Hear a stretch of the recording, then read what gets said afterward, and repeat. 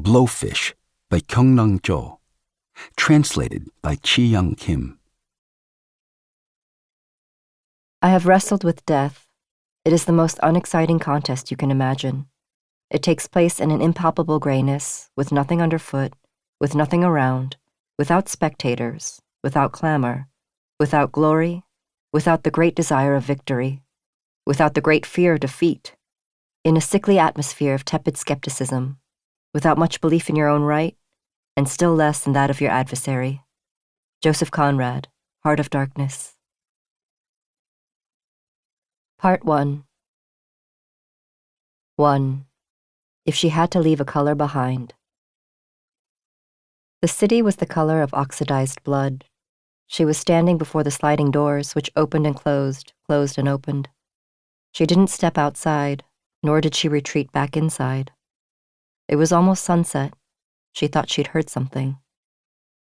A faint purple navy streak across the sky. A blackbird was flying by. Maybe that was what had drawn her outside. The bird was an especially vivid black, flapping its wings with majestic conviction. She looked up as it glided away. It was 4:30 in the afternoon, a Thursday. The breeze was coming from the west. In the high-rise across the way, lights turned on, one after another. The curved pale gray wall around Gyeongbokgung Palace darkened. The city would glow brighter as the night grew darker. That was what a city was, a place so blinding that nobody could see you cry. She knew more about these things than most. The gallery was so bright that her eyes burned. The light didn't shine down so much as it splintered coldly like radium. People in their finest gathered under those lights. She didn't like coming to galleries. Often a gallery was filled with exaggerations, with falsities. This time she was hoping for something different. She wanted to fill the space with objects that were closer to the truth, with things that were true but couldn't be readily seen or felt, like silence. For all she knew, this was a quality impossible to capture in sculpture. It was time to do something she'd never done before it was too late. The more challenging, the better. It was the opening of her exhibition. The gallery was a rectangle. On the table in the middle of the room were silicone peels reminiscent of cast-off snakeskin. She had made the peels, which were 79 by 28 by 24 inches, by molding silicone to different parts of her body. She'd laid the pieces in the form of a person in repose and stitched some of the parts together with thread. When the small, bright overhead light was turned on, shadows appeared where the silicone overlapped, accentuating the contours. Skin left behind after someone had wriggled out. A needle sparkled in a sharp sliver of a line between the torn knee and thigh. For a moment she recalled the times she'd spent in her cold studio, repeatedly pasting and removing silicone from her body. She had called this work So-Me. She had thought it would be more powerful to display the work on a regular table instead of in a display case. Some might see this table strewn with the remnants of a person and think it was a desk, while others could see it as a dining table. A display case would simply and inevitably bring a coffin to mind. She hadn't wanted it to be so obvious at first glance. At the press preview, she had been asked about her invitation to exhibit at Tokyo's Mori Art Museum. An art collector in Tokyo expressed interest in purchasing one of her works at the conclusion of this show. It would be her biggest sale since last year's biennial. During the press preview, she felt calmer than she had ever been. Some journalists might write that her career had taken off, or that she was becoming internationally known. It wouldn't matter if someone judged her exhibition a failure. Only I can judge this show, she thought. She had accomplished something difficult, something beyond her own expectations. When judging yourself, you are more accurate the more detached you are. She was unflappable, though she did feel a tad on edge all afternoon, worried that someone would ask her what she was working on next. She didn't have the courage now to step back into the gallery.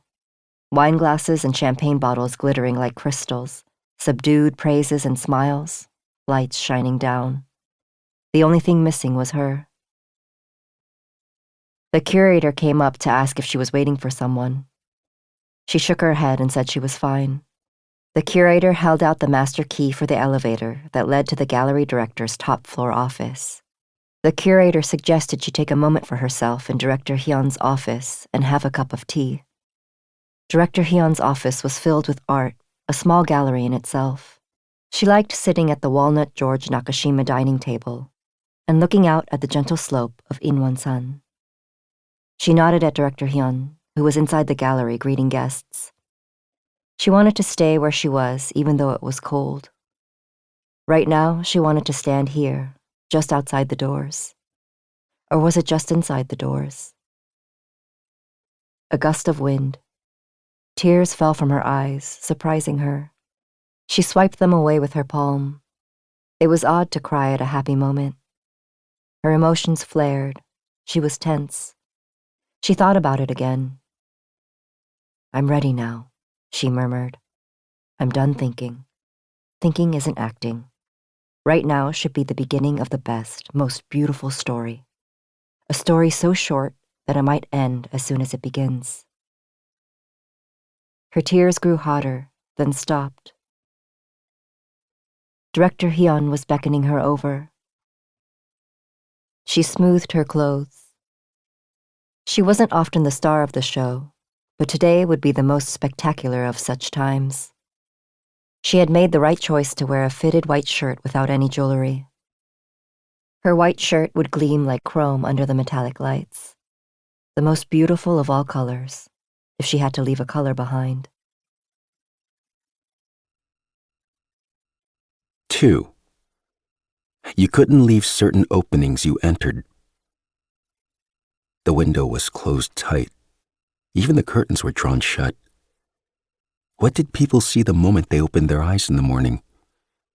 Was it good or bad that what he saw upon first waking was the window? Was it right or wrong? His mother knew that air came in through that window, and that heat went out through there.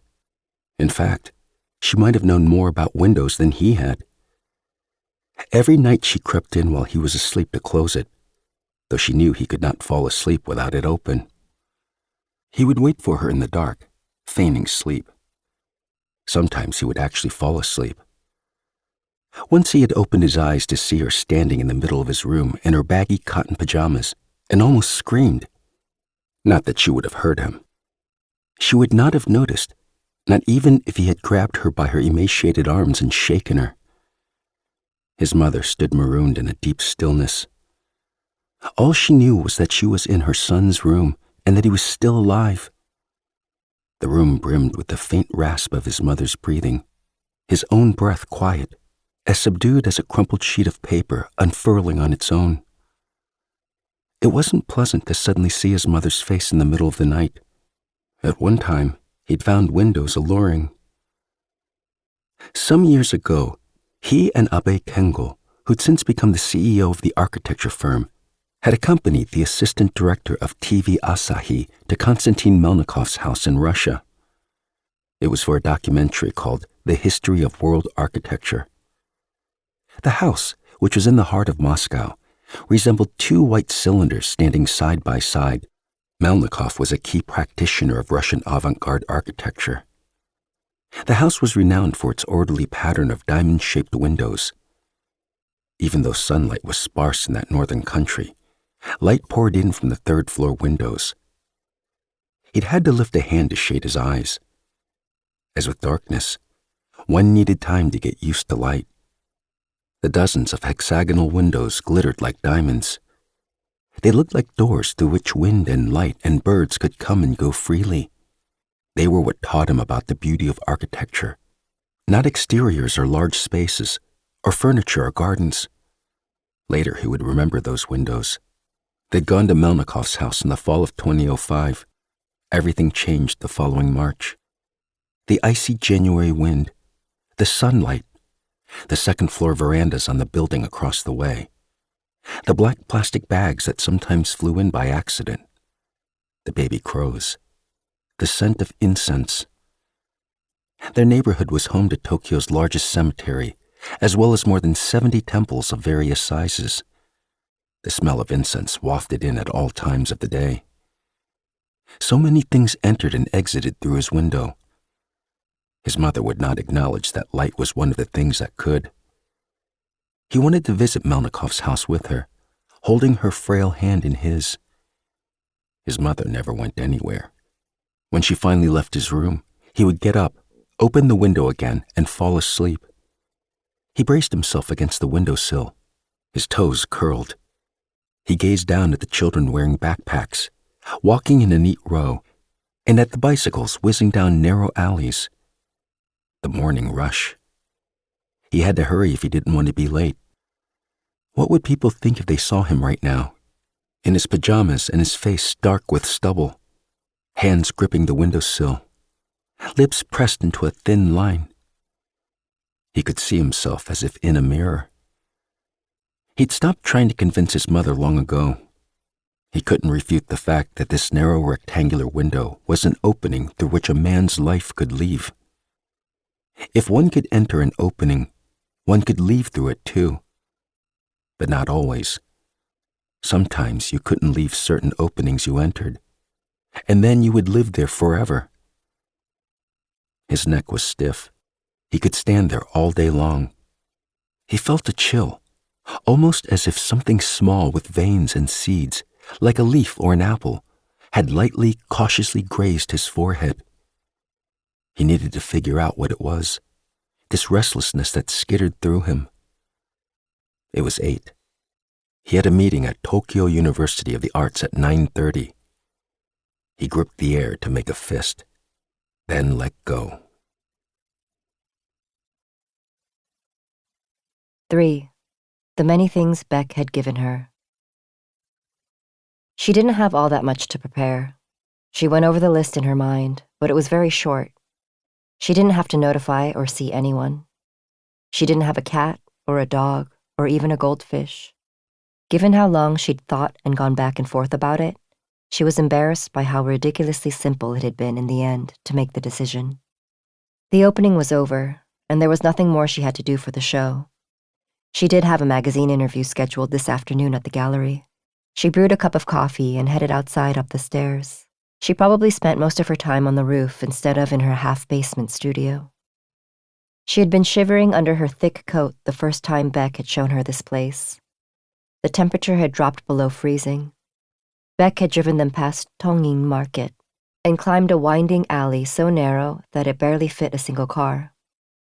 Looking out the window, she figured it would be hard to find her way up here again, even in daylight. They seemed to be going up a tall, never-ending mountain. They stopped in an empty lot. It looked like a puddle in the dark. Beck turned off the car. She hadn't wanted to get out. She hated the cold. Beck got out first. They weren't in an empty lot, actually, but a church parking lot at the top of the hill. Just down from the church was a house. They could see its roof covered in green waterproof paint. She spotted a wooden swing on the roof and thought maybe kids lived there. She watched Beck unlock the front gates of the house. Beck had shown her a lot of things. She figured this would be one of them. At the time, she didn't know the house would become hers, and until that night, she had never accepted anything Beck had wanted to give her. That was the only thing about their relationship she was proud of. His hands in his pockets, Beck had walked up to her. She could see the brightly lit Seoul Tower to the southwest and the high-rise in Nasudong where they just had dinner, and the logo on the newspaper headquarters in Gwawamun where Beck worked. She was looking out at Seoul's nightscape from the highest, most secluded spot. An inexplicable anticipation filled her heart. Her face burned. She shivered. There's a half-basement space that should be pretty useful, Beck had said, his breath visible. She had wondered what he had meant. Even though it was partially underground, the space received plenty of natural light, and it was at least twice the size of the Sansudong studio she had, up until then, been sharing with 2 painters. She had realized she'd already decided to live here when she found herself thinking that by taking this space, she'd have to end her relationship with Beck. Now her coffee was cold and bitter. She sat on the swing and pushed her heels against the ground. The rusted links squeaked as the swing swayed slowly back and forth. Coffee spilled on her thighs. In Nasudong, The alleys and houses were clustered together as if leaning on one another's shoulders. When work wasn't going well, she came on this roof and wondered about all the strangers living in these houses, stacked together like a beehive. When she felt lonely, too. From here, she could see all the way to Hongundong, where her father and her aunt ran their businesses. If she couldn't, maybe she would visit them more. This house was the most practical of the many things Beck had given her. This house, where Beck had grown up, where she now made things with clay and silicone, then destroyed and remade them. She shook her head. Emotions blurred judgment. She would inevitably leave traces of herself in this house, the most significant being her body. She might need to see Beck one last time. Should she tell him what she needed to do in this house? Did she want her words to sound like an apology? She remembered why her gaze had been drawn to him at their first meeting, this man who had been standing off by himself, apart from the crowd. A man who was more pessimistic than optimistic. A man who wouldn't be shocked even if something bad, something terrible happened. That had been her first impression of him. Her legs were damp. The coffee stains looked like footprints left hastily behind. The Seoul Art Foundation called as she arrived at the gallery. After hanging up, she realized that her plans may need to be delayed, which meant she might not need to apologize to Beck after all. She was standing still, suspended between the panels of the revolving doors. Is this sudden change of plans the right thing? She asked the air. Behind her, someone pushed the revolving doors, causing them to move. The glass panels turned, and she stepped out, as resolutely as she did whenever she made up her mind about something. 4. Meeting her for the first time. It was a snowless, windless January. The temperature rarely dipped below 0. Everything seemed suspended in a pale, achromatic color. At this time of year, expressionless faces looked even more rigid. With the dawn of the new year, he automatically began anticipating the advent of spring. Looking at flowers, even for a brief moment, brought him peace. In that moment, it felt entirely normal that people enjoyed the cherry blossoms in the cemetery in his neighborhood. When he was admiring the flowers, he could take in the sky and the trees all at once. That sliver of peace suggested the possibility of a freedom of sorts. That was why he liked to gaze at flowers, though he knew they wouldn't bring a lasting peace. He also knew these were feelings invisible to everyone else. Waiting for flowers to bloom after a brutal winter was better when it happened gradually, like so many things in this world. There were still 2 months to go before the beginning of spring. Nanai, on the lead design team, was molding a clay model, the sleeves of her tartan shirt rolled up. When the design for a building was completed, they would translate it into another model made of poster board, fiberglass reinforced plastic, styrofoam, and regular plastic in order to better understand the project. Nanai had majored in sculpture rather than architecture, and she approached the intricate clay models as if she were making art. Last year, she had given him a birthday present, quickly making a clay model of his face right in front of him and handing it over. It had been quite good. But Nanai had failed to consider one thing. That clay tended to dry out and crack as the day grew hotter. Now he watched the building's shape change under Nanai's hands. She seemed entirely different when she was focused, at odds with the way she was while yawning in meetings or sitting alone in the empty office at lunch, absent-mindedly eating onigiri. Now she looked as if it would be impossible to take the clay away from her. Some people couldn't properly express themselves without something in their hands. He remembered a woman like that. It had been around the first week of December. He'd attended a dinner hosted by Park, the CEO of Korea Architecture Company, which had offices in Tokyo and Seoul. KAC's Seoul office doubled as a branch of Abe Kengo's firm. Park was a talented man known for his long list of acquaintances. That evening, various people from all walks of life had gathered in Park's Shibuya living room. There had been several actors working in both Korea and Japan. Painters, sculptors, chefs, wine importers, and a few who hadn't revealed their occupations. The woman in question had been sitting at the end of the table, visibly at a remove. Someone had clearly dragged her there. It hadn't been her looks or her outfit that had caught his interest, but the way she had played with an eraser-sized ball of clay all night. Had he been sitting beside her, it would have annoyed him, like being stuck next to someone jiggling a leg or tapping a table with a pen. He had been sitting diagonally from her, his chair pushed away from the table. Her movements had been cautious and secretive, but persistent enough to draw his attention. He could tell she was the type to wear her feelings on her sleeve. He had watched as she had sculpted a giraffe before crushing it, then the head of the person next to her, then a beast resembling a fox or a leopard before twisting its neck and pressing it into a ball.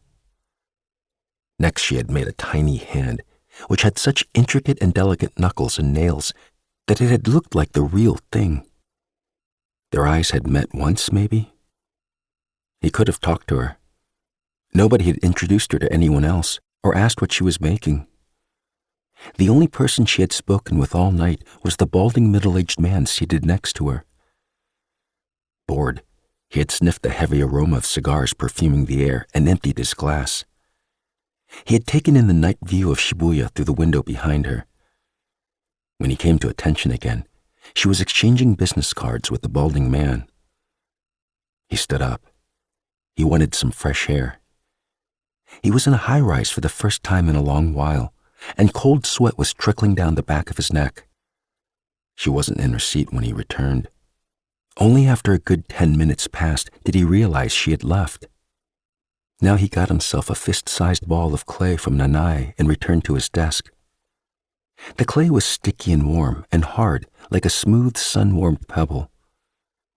He leaned against his desk. He couldn't believe he was still thinking about that stranger with a bell-shaped bob. When he encountered the woman again, he realized, to his surprise, that he remembered more about her than he'd expected to. Her clothing, her appearance, the glint in her eye, all of it. Perhaps this was the kind of thing he would remember for the rest of his life. 5. Are you even coming back? She thought about everything she knew about Beck. He didn't like to be questioned. He didn't like fuzzy fruit. He didn't like the opera. He could keep his anger in check for a long time, but when he did lose his temper, he was unable to conceal it, no matter where he was. Same with his sadness. He had lost his mother at a young age and had been raised by a much older sister. He had a discreet side to him, evident in the fact that his wife did not know he owned this house. He'd been 46 or 47 when she had first met him 3 years ago. Even if she didn't tally it all up, she knew this didn't amount to much. If Beck were a six-sided die, she might have only seen one side so far. She had never been unhappy about that, and she hadn't ever tried to see more. Could it just be the nature of their relationship? He was 50 years old. She felt deflated.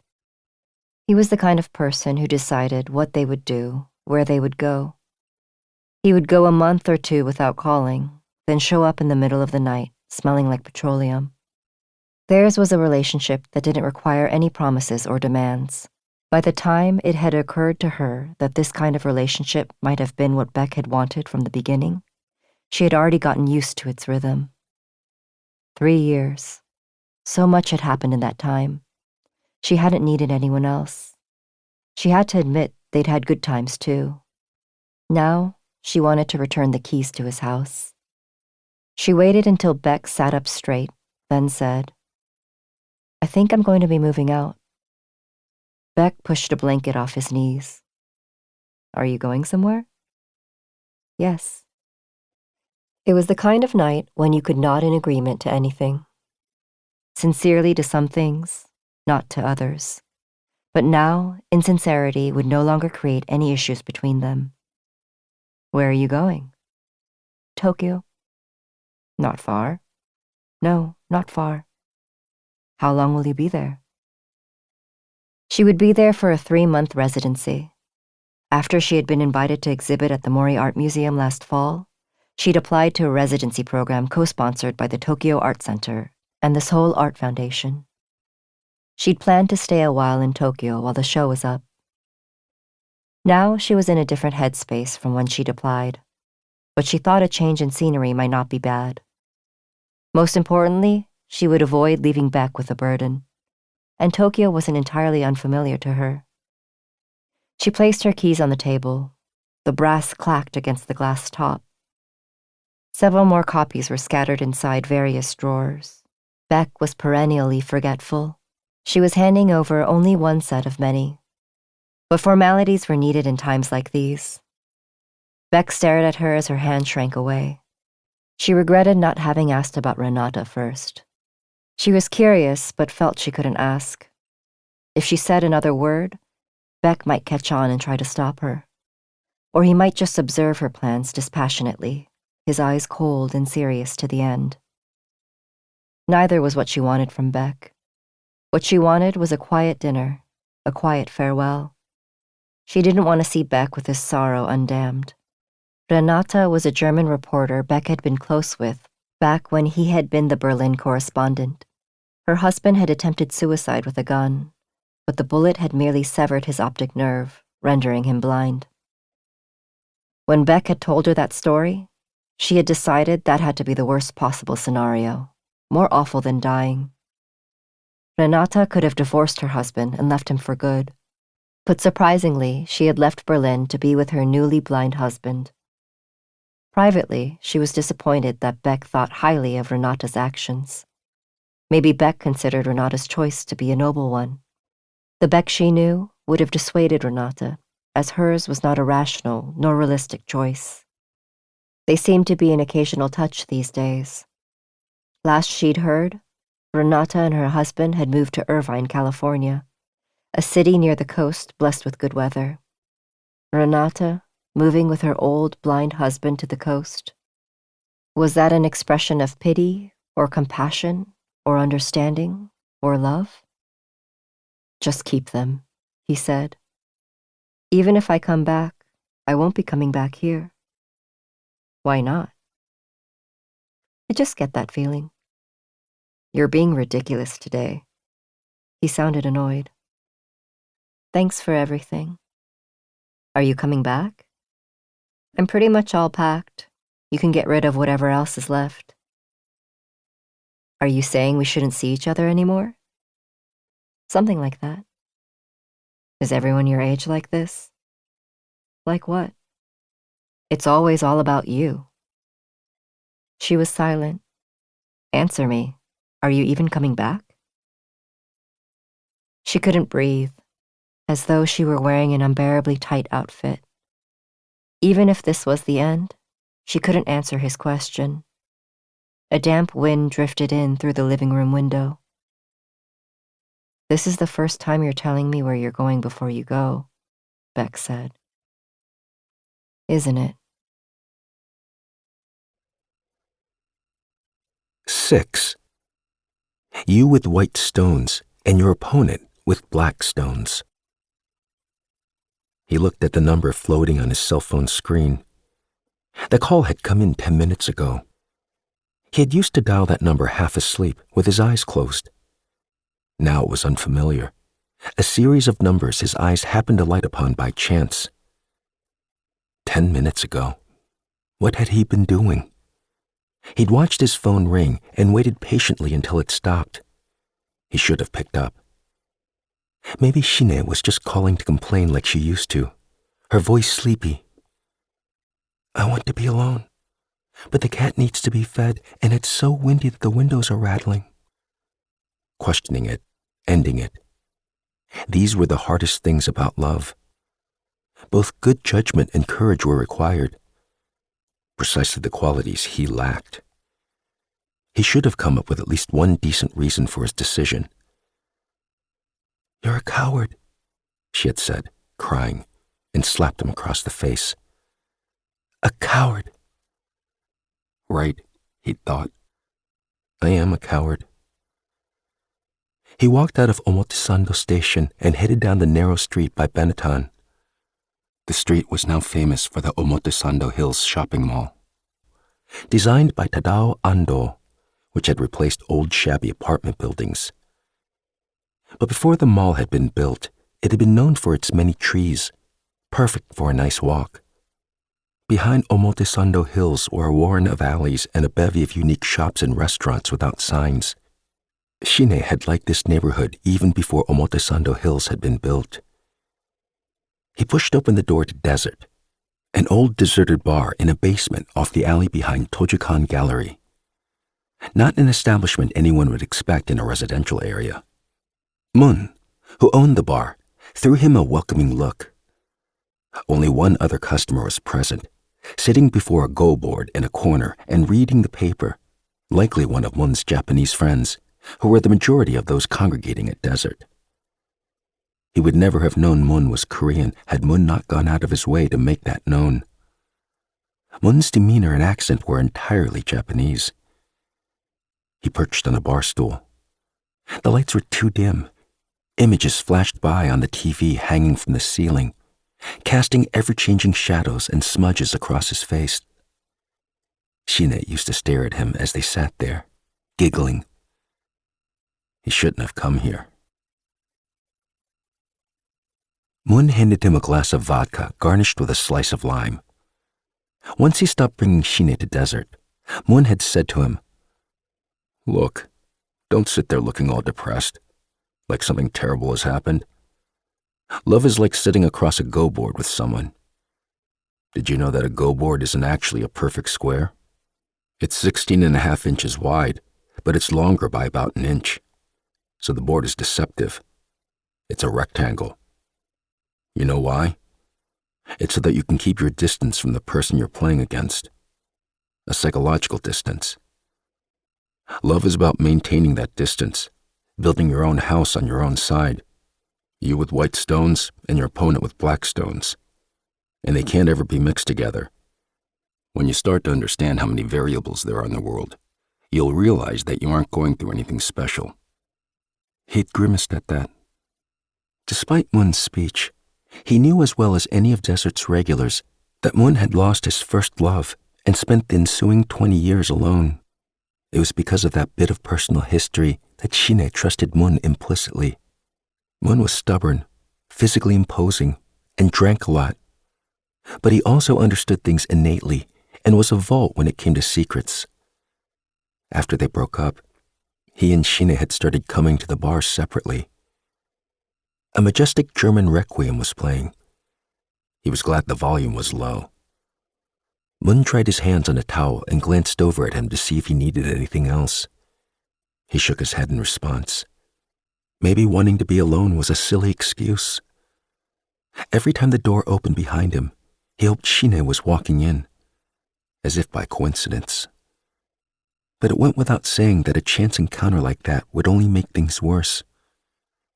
The ice in his glass was melting. He quickly downed his drink. His relationship with Shine had been left ambiguous. "What would you do, Hyung?" He silently addressed his brother, looking down into his empty glass. "How can I explain that you're the reason I can't see her anymore?"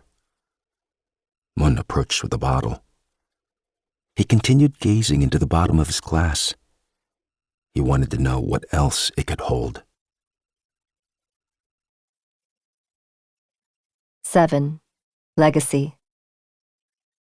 There were so many things to do before moving out. As she walked around the house, small but important tasks kept popping up. She had to make phone call after phone call. She dealt with utilities and canceled her newspaper and magazine subscriptions and stopped the deliveries of water and the yogurt that had soothed her sensitive stomach. She emptied the bins throughout the house and the studio and cleaned out the fridge and rice jar. She threw out or left on the street anything that might go bad or grow mold. She felt overwhelmed when she opened the closet. Clothes and bags didn't rot or get moldy. Neither did shoes. She left everything other than what she would take to Tokyo. Everyone left things behind when they died, even if they didn't want to. The best thing about self-immolation was the ability to burn everything you cherished, along with yourself. But that wasn't the way she wanted to go. She would choose a dispassionate death, and nothing that could be mistaken as an accident. She closed the closet doors. Clothes, bags, and shoes would not hold any significance for the people she would leave behind. There was one more thing to do, but it felt daunting to go see her father. If she saw him, their last time together could remain a huge, searing regret for him. It would be better to avoid what she could at this point. The best thing she could do for him was to avoid him.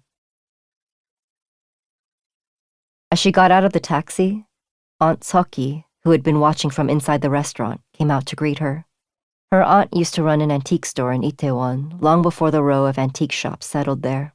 The store had smelled like burning dried mugwort, and ever since she was little, she had thought of that scent as her aunt's. After her youngest uncle vanished, however, her aunt closed the antique store and moved next to her father's woodworking shop to open this tofu restaurant. She watched Aunt Seoki boil water in an electric kettle. These days, her aunt didn't smell like anything. She had given up so much of her own life in order to be there for her father. Seoki was the second eldest of her 3 aunts, and now the youngest of all the siblings. Once her father had said about his little sister, "She's the kind of person who shrinks away before you even approach her." Even though the 2 siblings exchanged few words, drinking silently whenever they got together, they were the closest among all their siblings.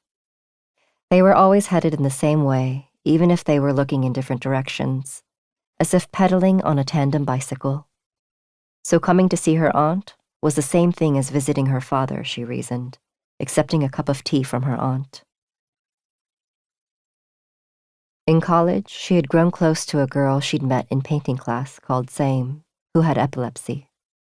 Saim would suddenly tumble to the ground like a branch breaking in half during lectures and in the studio, in the bathroom and in the cafeteria, anywhere on campus. "This is my family's legacy," Saim had told her with a smile, her voice bitter and self-mocking. She hadn't been able to bring herself to tell Saim that she knew of a family whose legacy was suicide. Would it be better if her own family legacy was characterized by collapsing on campus, or falling asleep in inappropriate places, or pathological drinking, or depression, or falling in love too easily, or not being able to eat fish, or running away from home?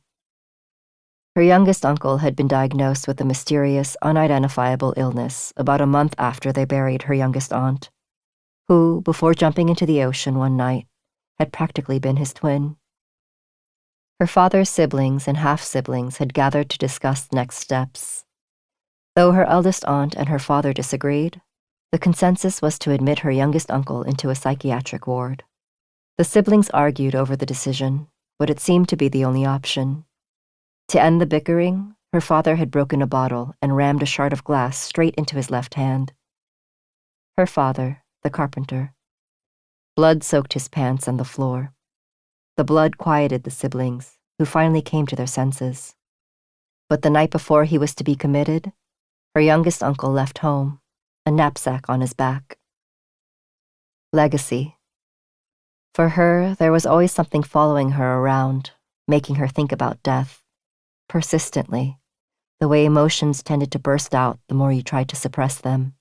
A wall that incrementally but insistently closed in on you, with the sole purpose of crushing you, obliterating you. She had been mixing plaster in her studio when she had first been made aware of its force. This was a few days after her youngest uncle had left home. As she worked, a single light beamed down onto her work table. She didn't want to get distracted.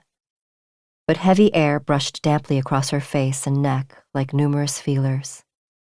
She whirled around. Someone was sitting in the red wooden chair placed against the wall. She forced her eyes wide open and straightened up. She had to keep some part of her body alert so she wouldn't lose touch with reality. She was tense, a heavy silence. That was when she saw with her own eyes the very thing she had been desperately avoiding. Who are you?" she asked silently. The presence, clad in a long, dark cloak, sat in the hard chair, watching her life tick by. She felt herself beginning to hyperventilate. Water that had begun lapping at her shoes was rising to her chest. If she opened her mouth, she would swallow water. She would be unable to do anything once the water reached her heart. She shuddered and flapped her hands wildly in the air. She was actually more terrified of plaster hardening on her hands than of the presence of something in the room. Death sat still for a long time, observing her actions. When she next encountered that presence, she wasn't taken aback. By then, she had realized that she, like her father and his siblings, had grown tired of plodding forward in an attempt to avoid death. Her decision had required a lot of effort, but in the end, it hadn't been a difficult one. All she had done was move herself from this side to that. She had merely chosen a different world. Seated across from Seoki, she told her aunt that she was headed to Tokyo. Her aunt didn't look at her at all, keeping her head bowed, watching the dried chrysanthemum bud blooming in her teacup. Aunt Seoki, who, among all her aunts and uncles, always had a soft spot for her, who had become a mother figure after the death of her own mother. If she were to summarize in one word the feeling she got when she thought of her aunt, it would be wonder. That her aunt was still alive. If their family legacy was what she thought it was, her aunt should have died a long time ago. One night, Seoki's husband, a sexual deviant, had gotten drunk and attacked his wife, biting off one of her nipples. Her aunt had climbed onto a window ledge in their 13th floor apartment, but had eventually descended, shaken, looking like she had seen something more terrible than death. Then her eldest uncle, who had been the one to help Aunt Seoki off the ledge, was suddenly diagnosed with terminal liver cancer and died 3 months later. Her aunt had sat still during the entirety of the mourning period, biting her lip, her face crumpled into a frown. Everyone in the family grew used to that expression of hers, like a part of her lip and one eye had been scrubbed away. No one else entered the restaurant. Dust and steam curled faintly up through the manhole cover out front. She couldn't hear anything from the kitchen. Silence flowed between them. Then Aunt Seoki said, "I have something for you." 8. How to select a home. It was Saturday afternoon. After a late lunch, he washed the dishes. His father went back up to his room, while his mother made a call to his father's close friend and psychiatrist, Dr. Suzuki. His mother refused to acknowledge that some types of anxiety and pain could be treated with medication. His father, on the other hand, believed otherwise. After all, his father was the one who insisted on continuing treatment. He placed his father's medication and water on a tray. His mother tied a wool scarf around her neck. He reflexively glanced at the clock. 3 in the afternoon. 3 in the afternoon was when his mother went out for her walk. Whether it was snowing or raining or freezing cold. For an hour, nobody could disturb her, not even his father, who couldn't so much as drink a glass of water without her assistance. His mother had developed her habit of taking afternoon walks when they had moved into this place 2 years ago. The apartment they had lived in before had been small but had a garden. The neighborhood also had a spacious park. While their new neighborhood did have green space, it was the front lawn of a cemetery, not a park.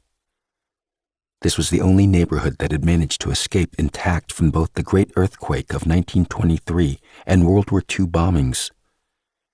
The snaking alleys still retained the character of old Tokyo before modernization. His father felt safe here, a quiet, idyllic place in the middle of the city. His father had wanted to move here because Dr. Suzuki lived nearby. But their small house had no natural beauty or soil, as his mother would say. Their front door was a few steps from the gate, the narrow, unused space in between barely a yard. They had hastily decided to move here without paying much attention to the details, and his father's illness had taken a turn for the worse before they could move again. "I'll come with you, Omoni," he offered. "Why? You're getting groceries, aren't you?" I can do it myself. Omoni, it's fine. I'll just walk behind you. You have to look after your father. He's about to take his medication. His mother looked back at him, peeved. After taking his medication, his father would sleep for a few hours. He knew she was seeking time alone, not necessarily exercise, but he pulled his sneakers on. Anxiety tailed him like a white string destined to be attached to him forever. Pulling her rickety bicycle along, his mother passed Yanaka Cemetery and went north toward Nippori Station. He had to walk briskly to keep up with his spry 60-year-old mother. Even at this age, he hadn't forgotten the things he'd learned as a child from her. How to fold a paper airplane, how to make a kite, how laundry had to be taken off the line before sunset, how to neatly fold his father's shirts. Perhaps she had considered her second son not a son, but a daughter. She hadn't taught her eldest son any of these things, but she had taught him, her second son, so much more. How to tie his shoelaces, what to do with his underwear after a wet dream, how to behave on a first date, how to select a home. In her youth, his mother had lived in Wogindong, in northern Seoul. It was a middle-class neighborhood populated by families that had worked in the palace during the Chosun dynasty. She hadn't strayed too far from the area, even after marriage. Only once had his parents not lived together. For 5 years, when his father was finishing his degree at Tokyo's Waseda University. Every day after his brother went off to elementary school, it would be just him and his mother. She would dress nicely, take him by the hand.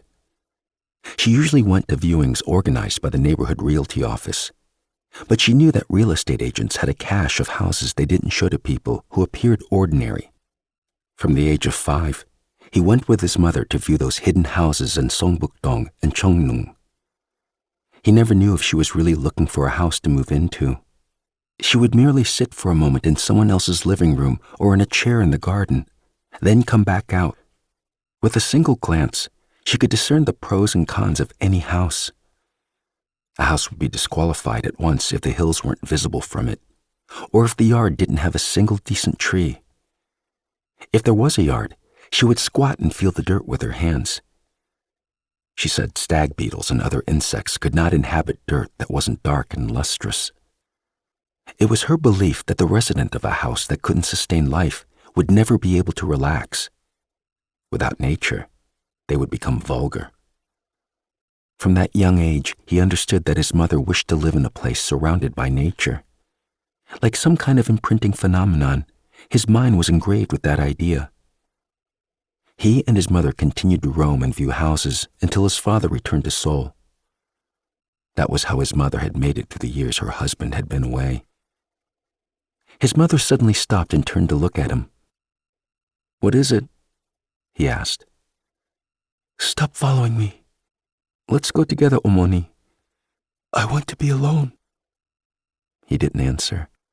"I said I want to be alone." "All right. I'll be home soon.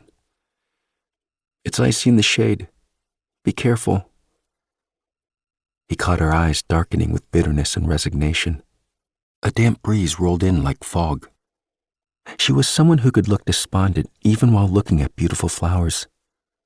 "Yabo, please smile, even if it's just once a day," she often pleaded with his father, who had stopped talking after what had happened to their eldest son. A smile was the one thing he wanted from his mother, too. Before all this had happened, his mother had crafted sentences with a few concise words and had been more sensitive than anyone to the changing seasons. It was excruciating to watch her day after day. Hers was a sorrow that made his blood run cold. He wanted to look away every time he encountered it. His mother walked up the old rickety footbridge in front of the tofu restaurant, Sasanoyuki. She didn't ask for his help carrying her bike up the stairs. He stood hesitantly behind her and looked across the street at Negishi Elementary School, which featured a wall relief of a pine tree and a flock of birds taking flight. His mother lifted the bicycle down but pitched forward, having missed a step. He rushed toward her and grabbed her by the elbow. He felt her flinch in resistance. Her wavy bob danced in the wind. A few strands of hair stuck to her cheek like lines drawn in error. Her eyes were panicked, as if she had been caught in the nude, clutching clothes she couldn't put on without assistance. Her light brown eyes sparkled faintly, turning wet. He avoided them. How would she make it through the years without his brother? There was one more thing his mother had taught him, that one's bedroom should be warm. What she needed wasn't a walk, but restful sleep in a warm room. A deep, peaceful sleep from which she could not be roused. 9. She departing to Tokyo. On the afternoon of Monday, January 5th, she was flying across the East Sea. Her hands with their black nail polish looked alien to her. After she had finished packing that morning, she'd had some time to spare. She'd strolled around the neighborhood, then gone into a nail salon near the Gyeongbokgung Palace Station. The shop had dozens of colors. When she departed this place for the new city, she would wear a thick black turtleneck sweater and black jeans. She wanted her polish to go with her outfit and so had chosen a hue that vacillated between jet black and dark gray, depending on the light. She'd watched as her cracked and bruised fingernails were painted black. She could never paint her nails while she was working on a sculpture, but she could do something new with hands like these. They felt like someone else's hands, hands she wanted to clasp together forcefully. Now her pearly black nails shined subtly every time they caught the light. They looked as sensual as the shade of a blooming tree. If she stared at her nails for a long time, everything around her might sway in a dreamy black. Black. Everything was converging into one. Stories popped into her head. Stories that were sad but beautiful. Stories that were neither sad nor beautiful but plainly tragic. Stories that ended in catastrophe. There were so many stories. She was glad every story had an ending. She stroked the back of her hand. It felt as if all along she had been struggling to write stories with her right hand, while her left hand had gripped it tightly, rendering the right hand immobile. She thought about Seneca, the philosopher. Seneca had said that people had the right to choose how they left the world, just as they had the right to choose the house they wanted to live in. He and his wife, Paulina, had slashed several veins in their arms, but he was so old that the blood did not leave his body quickly enough. Dismayed, Seneca had gone to another room and severed the veins in his calves and the backs of his knees. She followed the instructions relayed to her by the Tokyo Art Center employee and took the monorail from Haneda Airport to Hamamatsucho Station. She was to take the JR Yamanote line to Nippori Station. While Uguisudani Station was closer to where she was staying, that station didn't have an escalator, but she'd only brought a small suitcase. The apartment building was a plain 10-story structure. 2 trees were planted on the narrow sidewalk in front, looking like commemorative milestones. She would be staying on the 6th floor. She got off the elevator lined with gray noise reduction blankets and turned right. Number 605 was down the hall. The kitchen sink and counter faced the living room, and a toilet and shower were on either side of the hallway that led to the living room. She'd heard that her predecessor had been an Israeli artist invited by the Japanese government. When she sat on the toilet, a world map greeted her from the back of the door. The unit had 2 rooms and was furnished with all the basics, including a bed and a desk. The long apartment was much too small for her to work in, but the perfect size for one person to live in. "It's cold," she muttered. A chill encircled her, making it impossible to consider taking off her sweater, let alone wash up, even as the day grew late. Turning on all the lights and heating this unfamiliar apartment felt like the most important task ahead of her. She found an electric blanket in the closet, spread it out on the living room floor, and pressed the button on the wall to turn up the heat. The vent started to whir. Stale dust rose as a gentle breeze grazed the top of her head. She opened the sliding door and stepped onto the veranda. Across the way were more apartment buildings, topped with pointy roofs that looked like triangular straw huts from the Bronze Age. Faint shadows blurred past in the windows. Right across the street were a yogurt factory and a facility of some sort piled with old tires. A crow cawed loud and forceful. Here darkness would descend exactly 30 minutes before it did in Seoul. Seneca's story taught her that death did not come easy. If you wanted to end your life instantly, perfectly, you needed practice and preparation, what Renata's husband had lacked. It was essential for her to fully understand her surroundings. The environment around you could affect your death in important, decisive ways. People started falling to their deaths after 1969, once the construction of high-rise buildings became more prevalent. In places where you could obtain a firearm, like in California, more people killed themselves with guns.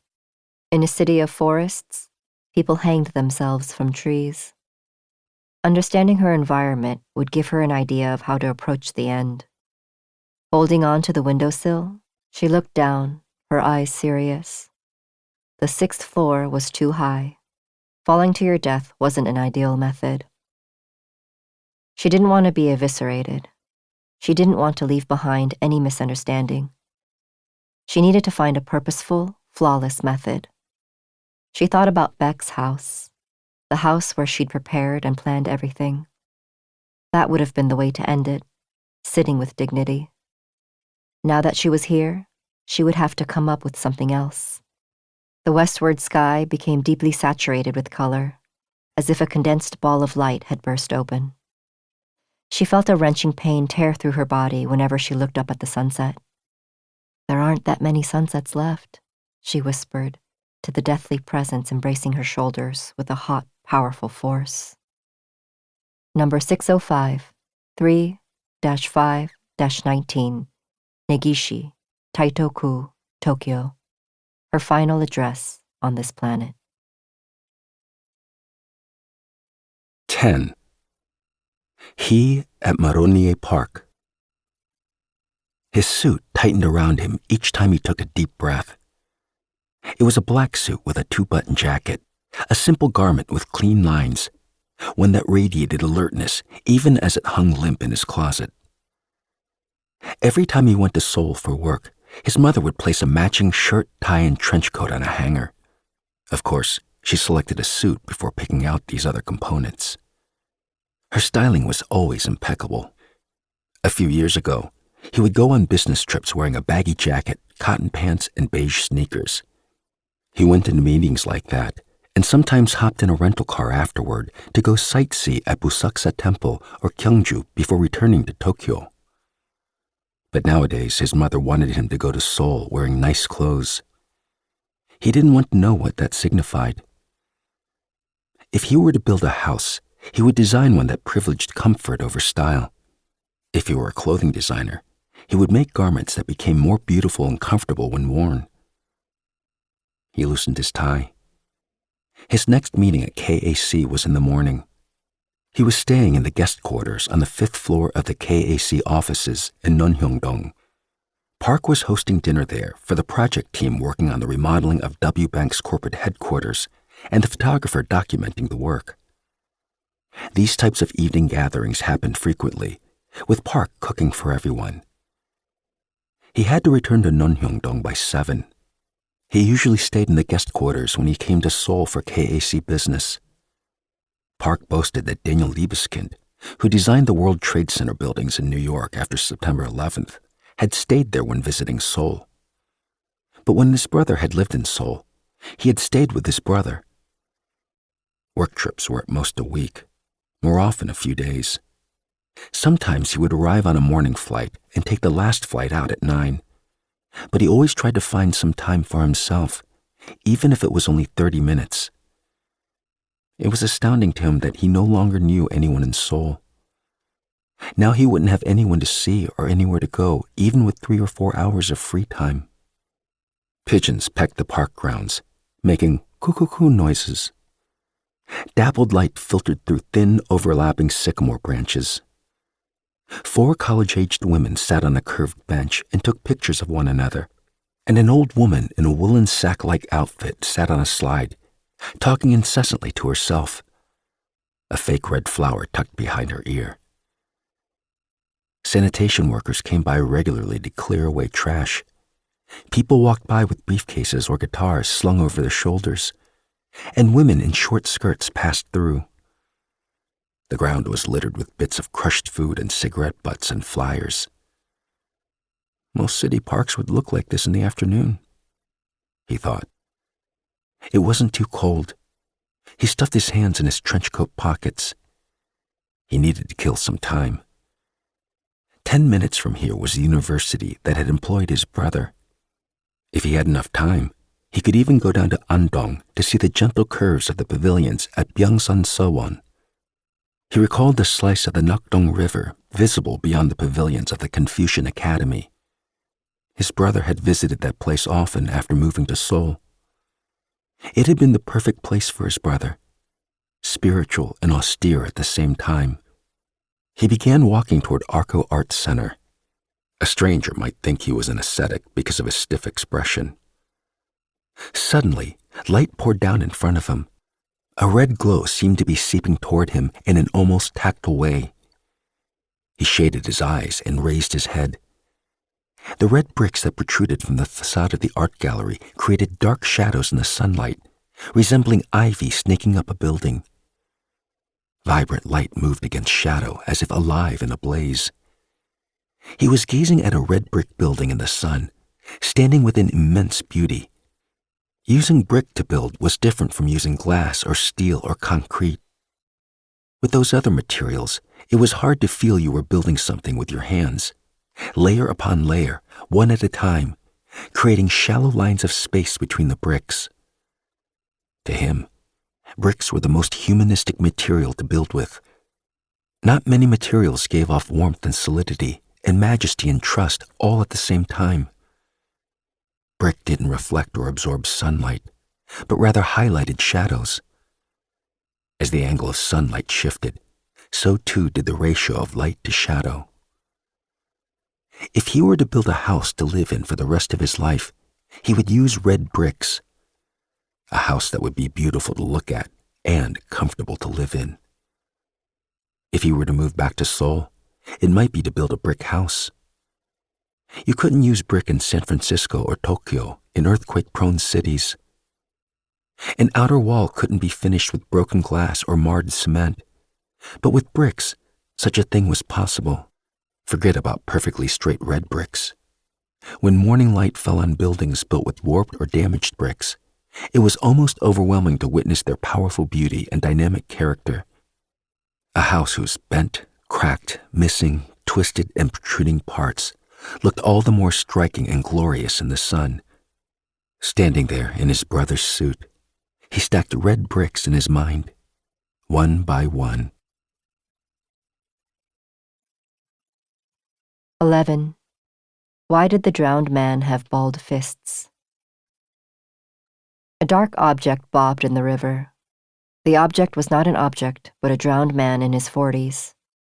The news anchor reported that the man had been found with his hands balled into fists. She changed the channel to something that wasn't the news. She managed to fall asleep, thinking all the while about the drowned man. She didn't want to know whether it was a suicide or a murder disguised as a suicide, or even a simple accident. After all, the result was the same regardless of how it had happened. A man was dead.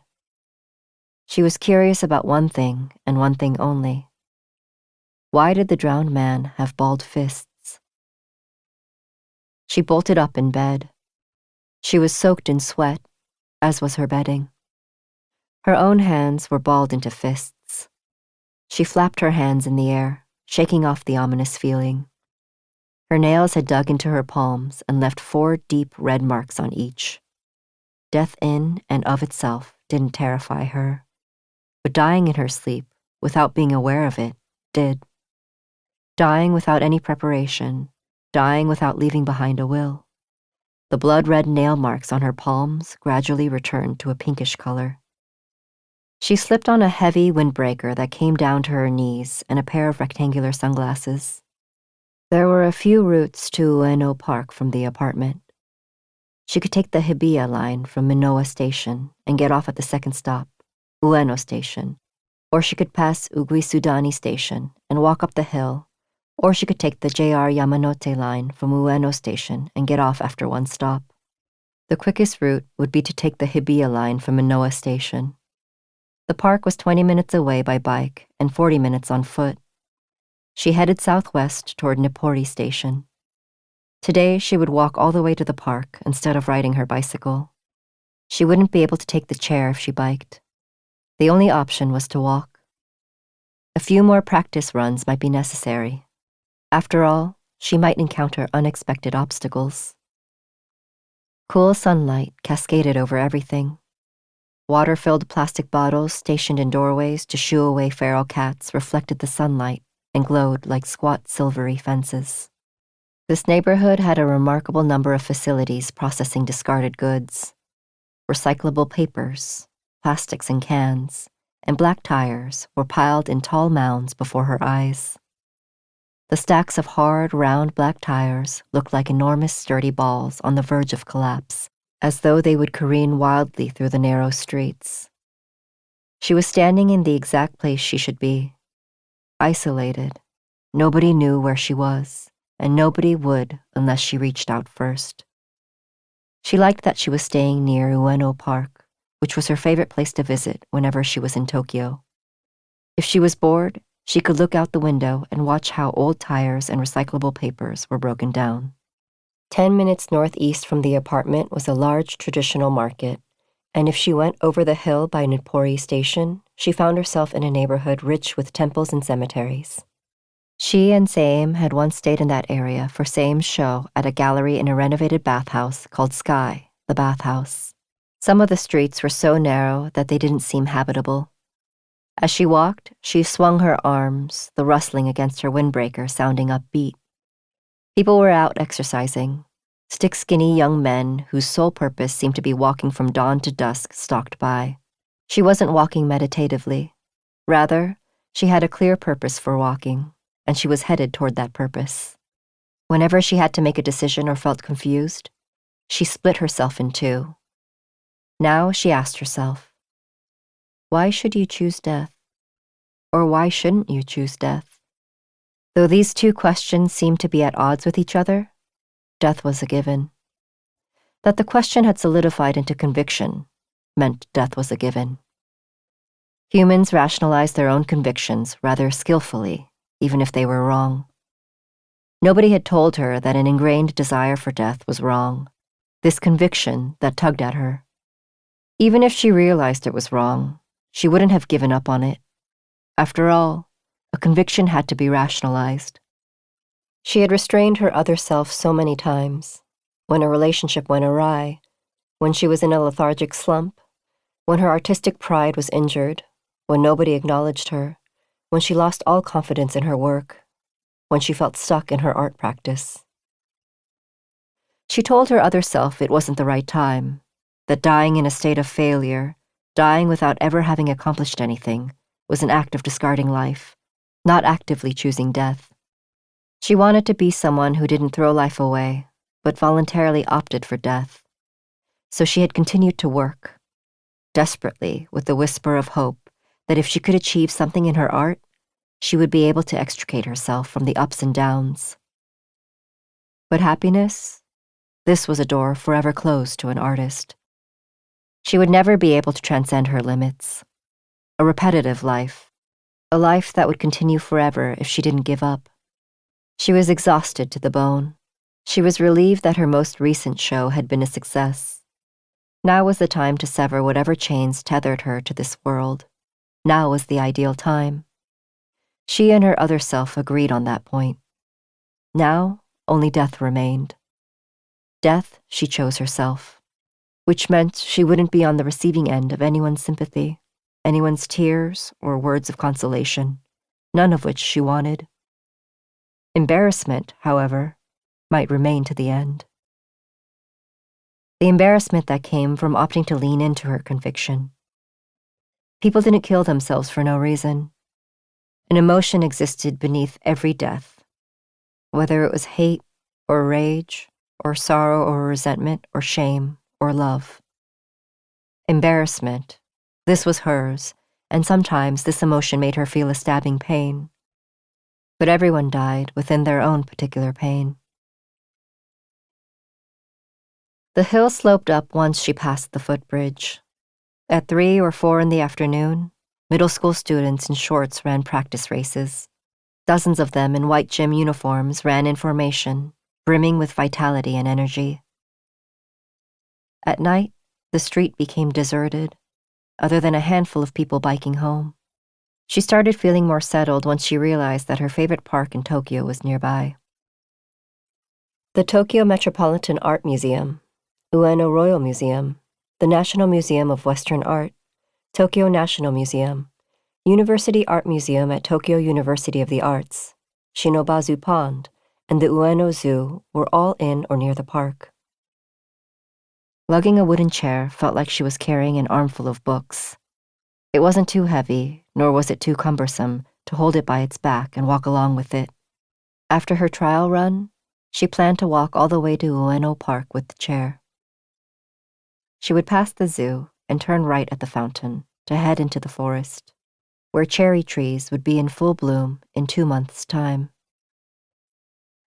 She spotted wide-open greenery. She was getting close to the park. She took a seat on the first floor of Café Pronto, below the Keisei Line overpass.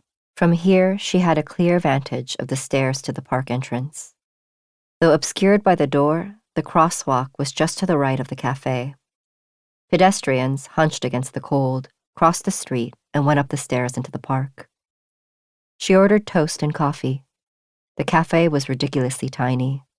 Upstairs was the smoking section. The tables and chairs vibrated every time the Keisei Line rumbled by. She took a pencil and piece of paper out of her pocket. She started drawing a map, then stopped. She had sketched straight lines and ovals, direct and curved, lines that were simple but purposeful and contained meaning. Lines that could convince and bring understanding. She remembered the many nighttime hours she had spent drawing lines like these. Times she could never return to. 12. All the things that could happen. He was walking along Kitajuken Street, by the canal. Earlier, he had gone straight from Haneda Airport to a restaurant in Asakusa. Over dinner, he'd filled Abe Kengo and Director Yoon in about the meeting with KAC. In Korea, his headache had persisted, and unpleasant smells had dogged him. Now he felt as though he were standing, hands and feet tied, in front of a huge arch whose headstone was starting to wobble. Am I nervous? He asked himself. Am I feeling unsafe? Why am I feeling this way? He needed to figure it out. Otherwise, he was liable to be pulled by some uncontrollable, mysterious force in a direction he didn't particularly want to go in. You have to stay alert, his mother always told him. But nothing was sounding alarm bells at the moment. Maybe he was being oversensitive. If he emptied his mind, he would be able to placidly walk along, feeling the not cold but slightly damp night breeze, familiar, like the breath of a woman he knew intimately. He strode along the narrow winding canal, which linked with Sumida River. Maybe he was asking himself the wrong questions. Am I sad? Construction netting blocked passage by the canal. He stopped in his tracks. A new transmission tower was being built. It was expected to be completed in 2011. A 2,080-foot tall tower. Once completed, it would be the tallest broadcasting tower in the world. The formwork for the new tower had risen about 30 feet off the ground. Like with most towers, the base was triangular for stability. Then, the higher it went, the more rectangular it became, before turning into a sphere near the top. Forming a sphere by shaving the edges off the rectangular shape would concentrate the load toward the core. The key would be ensuring an even load distribution while arriving at the golden ratio. In other words, cross-sections of the new tower would result in a triangle, a rectangle, and a circle at different junctures.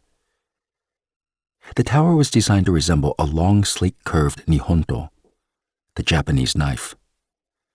It had taken some time to conceive a design that would be earthquake-resistant. He had been the one to come up with an idea borrowed from a 5-story stone pagoda. It had been well received. At its full height, the tower would appear to reach all the way up to where the crescent moon appeared to him presently. Of course, it wouldn't be that tall, but the tower suggested that possibility. The crescent moon hung in the night sky like someone had pressed their fingernail into it. His brother had been interested in the blueprints, so he had shown him the tower's elevation drawing and section drawing, along with an animated 3D rendering of the completed structure. At the time, he had been surprised by his brother's interest in his work. He'd felt both buoyed and flustered by his questions.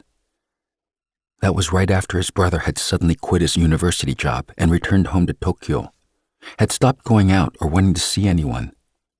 But his brother had seemed less intrigued by the design of the tower and more by the beauty of the illuminated tower at night. "What if someone fell off this tower?" his brother had asked. "What kind of question is that?" "Just curious," his brother had replied. "I'm just thinking of all the things that could happen at this tower." He could have continued working on the new tower. He could have also gone for a walk somewhere else. On the afternoon of Wednesday, March 29, 2006, his brother had jumped to his death from his apartment window on the 5th floor. When he ran over after receiving the call, his brother was lying in the street, one cheek pressed to the ground, limbs sprawled. It took some time to recognize that he was looking at his brother, at the body of a human being. His brother's neck and limbs twisted in strange angles. His brother's ruptured intestines spilled out, blood gushing from his temple. It had only been from the 5th floor. "If you really wanted to fall to your death, you could do it from the 3rd floor." He had said this to his brother carelessly. "You wouldn't have to go up that high." That was what he had said. 2011, the year the tower would be completed, felt far away, never to arrive. Tokyo Sky Tree. Will I be able to watch this tower's lights turn on? He wanted that to be the last question of the day. He was afraid of going home. The tower's steel frame looked like an enormous structure rushing toward dreams yet unaccomplished. He heard running water, faintly. He gripped the sides of his head, as though his ears were throbbing. 13. The time she spent eating desserts. She got off at Roppongi Station. She walked around the Japanese lacquer exhibition at the Suntory Museum of Art on the top floor of Tokyo Midtown. She took the elevator down one flight and poked around a shop selling kitchenwares and a store stocked exclusively with clothes made of pleated fabric. She didn't bother going into the shoe and bag stores. Looking in the windows was enough, especially if the displays were nicely designed. At a store selling essential oils, she weighed whether to buy a bottle of bergamot oil to squeeze a drop or two onto her pillow every night. Apparently, it helped you fall asleep. She wasn't used to feeling the need to buy something. It made her uncomfortable. A bamboo cutting board, a tea set, leather shoes and a bag, a dinosaur robot with sensors, a hefty notebook she picked up and put down several times, a feather pen. An object's initial power was in the way it drew out possessiveness, a feeling that began with ordinary desire. She had been thinking about the power inherent in objects, and a part of her thoughts had been devoted to the special objects at the center of her work. "Not now," she murmured, then realized that everything was hurtling toward the end, despite what she told herself. At this specific moment in her life, what she said to herself was more significant and meaningful than what she said to other people. "One day," she said to herself, "just one more day." There was still an hour to go before the sun would begin to set. She took the escalator down to B1. Dark navy, clear blue, bright yellow-green, fresh purple, greenish tan, pure yellow, pale neon green. Colorful macarons were displayed in a clear glass case like expensive accessories. Looking down at the display case, she pronounced each of the colors.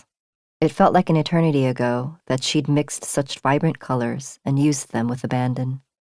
She spotted a hazy yellow macaron with the name Sakura.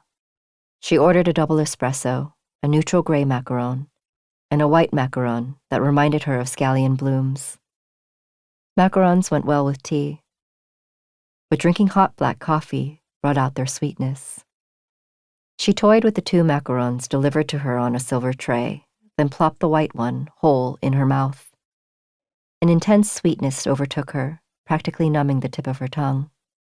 Sweetness spread in an instant, blasting her taste buds. It tasted of sorrow. Memories flashed by, of anxious nights, nights she had thought about the end, lonely nights, all of those countless nights eating sweets. Macarons, cream-smothered mille-feuilles, cakes, cream puffs, mousse, dark chocolate. Maybe what allowed her to keep her anxiety at bay wasn't the time she spent consumed by work. Maybe it was the time she spent eating desserts all alone, late at night, in despair. For a moment, the remaining gray macaron appeared to take on a metallic sheen. She marveled that she could detect this sheen, this achromatic color, through her tears. Even if it was an illusion, she wanted to remember that sparkle, because it lasted only a split second. She exited Tokyo Midtown and headed toward the intersection. She could see Roppongi Hills ahead of her. The Mori Art Museum was on the 53rd floor of the Roppongi Hills Mori Tower. Her work, Childhood, was on display. She had made it in 2002, when she had first been entranced by silicone as a medium. She had been younger, grappling with even more anxiety and inner conflict than now. If she closed her eyes, she could still remember making that sculpture, feeling as though she were being pushed to the edge of a cliff. And how she felt at peace only when she was working, everything suspended in place. Maybe she should go visit Childhood. But maybe that would make her feel like she was reading something about herself that had been written long ago. She turned instead toward the Hibiya line. The past could no longer be a source of strength. She took exit 1 out of Kamiyacho Station. She wanted to watch the sunset. From somewhere high up, somewhere so crowded that nobody would give her a second glance. She turned left across from the Russian embassy. Tokyo was a city with many corners. She had to pay attention so that she didn't get lost. Tokyo Tower appeared in front of her, glowing orange, like an enormous signpost. A tree holding up the sky, bathed in light. The lights on the tower were starting to turn on. She began walking quickly. Once it was completely dark, she would only be able to see her face reflected in the glass. She wanted to see the world before it was too late, to see the city turn gradually darker from the outer edges and the lights blink on, one by one. She wanted to see the harmony of light and shadow, something she had always wanted to express in her art, but had never succeeded in doing. 14. She was standing to the west. It was cold and overcast. Thick gray clouds had settled over everything. It wasn't ideal weather in which to look out at the city. In the high-speed elevator, hurtling up to the observation deck, he checked the time. 6:03 p.m. He was meeting Jun Lee at 6:30. They'd become friends when they'd studied architecture together at the University of Chicago. This time, Jun was on his way back to New York after attending the International Skyscraper Forum in Seoul.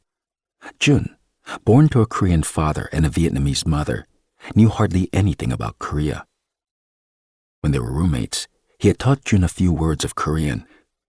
Jun stopped in Seoul on every business trip to Asia and always dropped by Tokyo to see him, even if only for a few hours.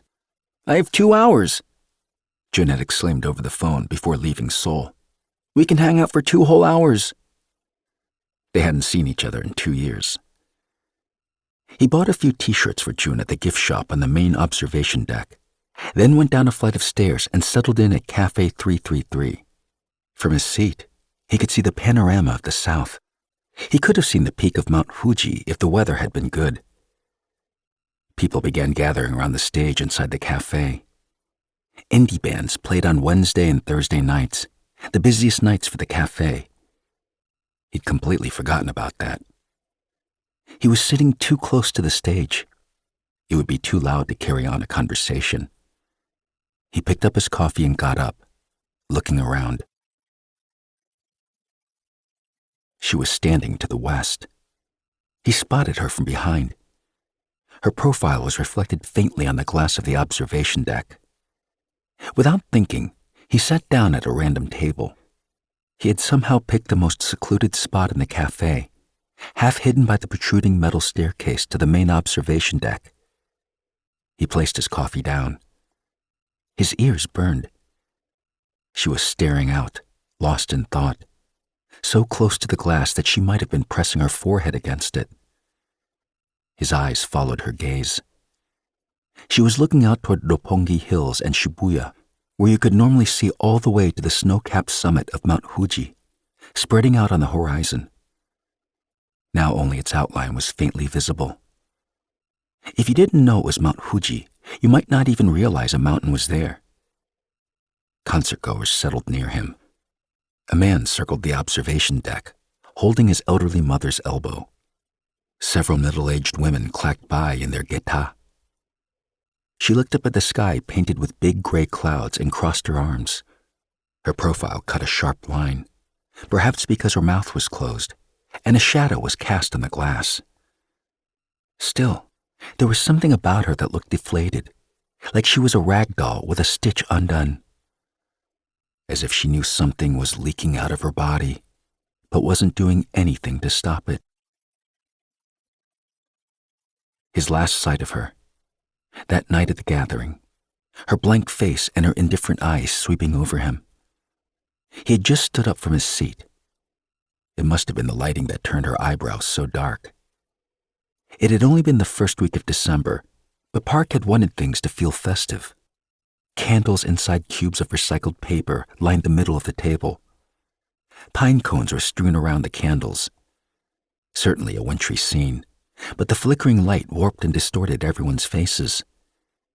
He pushed his chair back, away from the table, wanting to get some fresh air. The candlelight trembled every time someone laughed. She was sitting diagonally from him. Her face appeared mottled, as though streaked with long-dried tears.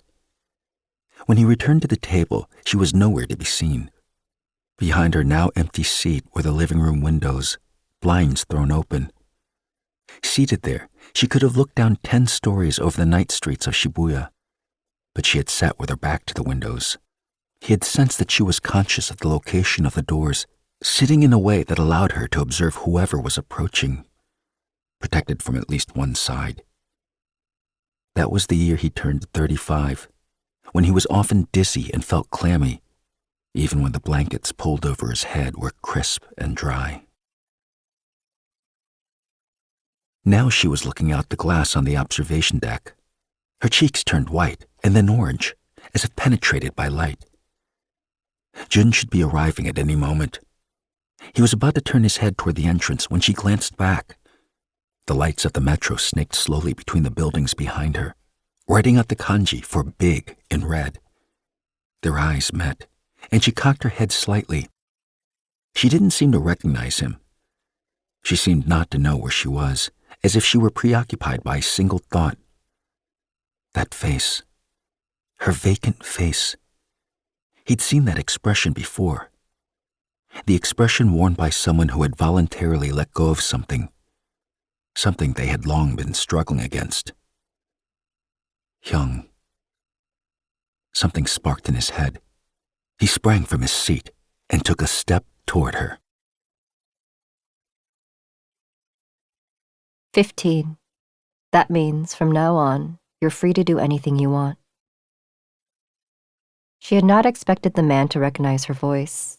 Only after she hung up did she realize that it wasn't surprise she was feeling. What she was feeling was the sensation of being locked in a predetermined course. Last winter, before her solo show, she had briefly visited Tokyo to take part in an exhibition at the Tokyo Metropolitan Art Museum.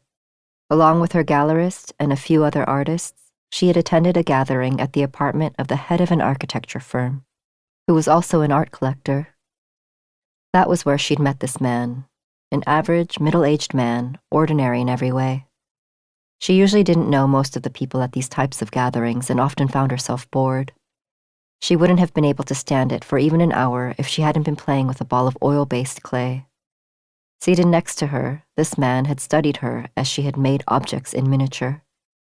She molded the man's unremarkable features, transforming the clay into a face with a balding head and a rounded nose and wearing oval glasses.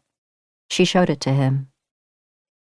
The man laughed lightly at the coin-sized birthmark on the clay cheek beneath the clay glasses, his expression natural and relaxed.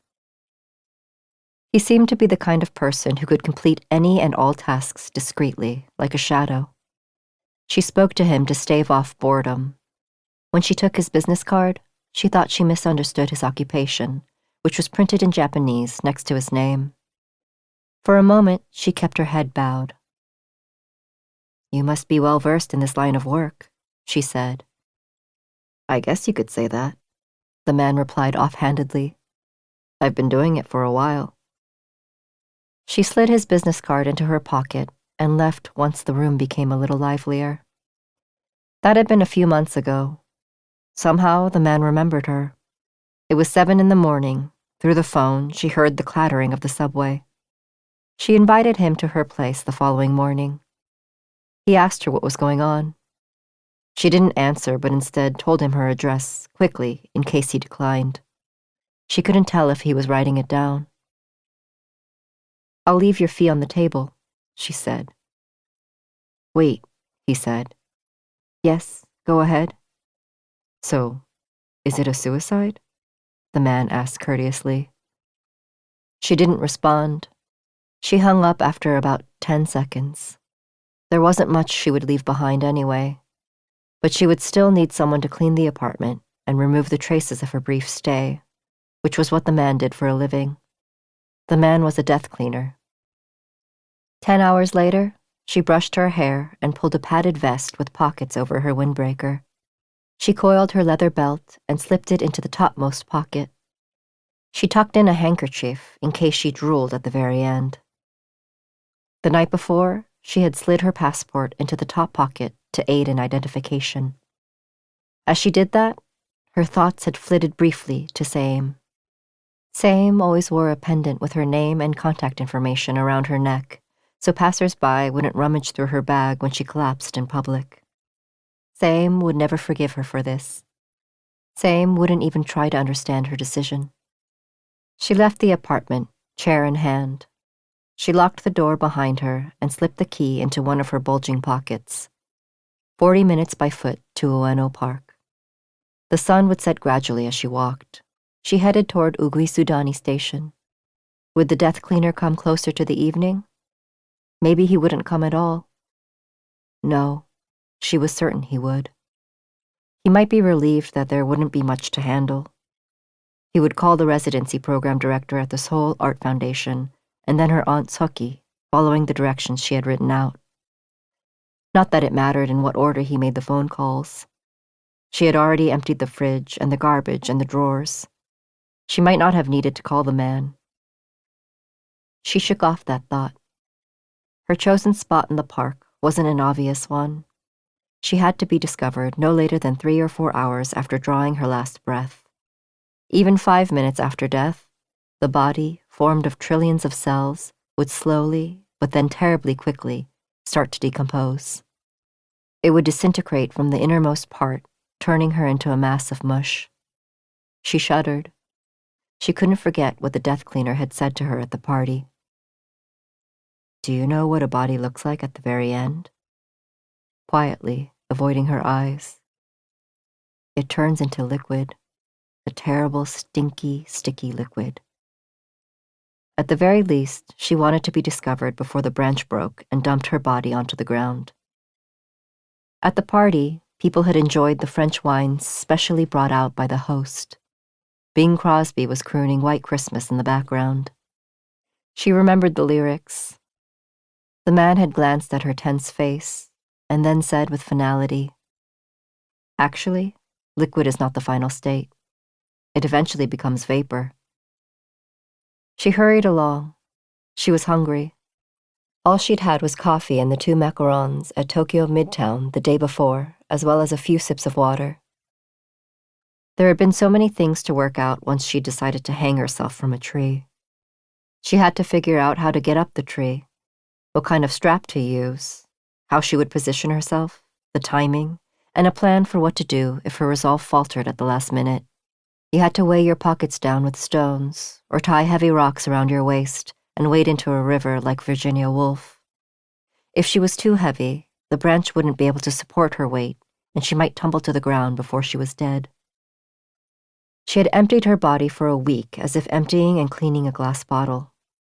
There were dozens of ways to position your body when hanging yourself, depending on the location and what you were using. Placing your feet on the ground, kneeling, lying down, sitting on a chair, squatting. But there was only one way if you hanged yourself from a tree: jumping to your death. The street rose uphill. She was out of breath. The chair legs banged against her shins. She could see the dark green clump of forest ahead. Goodbye to the nights she needed clay, quaking with suffocating anxiety and fear. Goodbye to tears, to erupting belly laughs, to love that made her feel like she was stabbing and being stabbed with sticks. Goodbye to nights spent trembling in the basement, burying her face in her arms as if attempting to avoid falling rocks. Goodbye to her father, to everything. It was time to bid farewell to everything that had ever caused her to feel unsettled.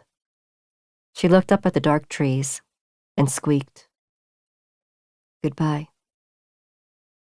She looked around. People were heading toward the exits, and she spotted a few unhoused people hauling sacks and boxes for shelter. She didn't want to piss herself. She left the chair in front of the women's restroom and headed in. There was a sheen of sweat coating her back. There was hardly any pee in her bladder. She scrubbed her hands clean. She kept her head bowed to avoid seeing her reflection. Water splashed the mirror. Outside, she found a little girl in a lacy hat sitting on the wooden chair, swinging her legs. Was she waiting for her mom to come out of the restroom?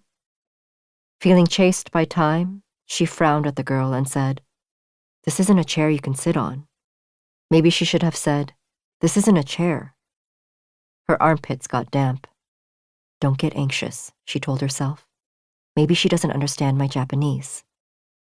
The girl was gazing silently up at her with innocent eyes, but she didn't get up.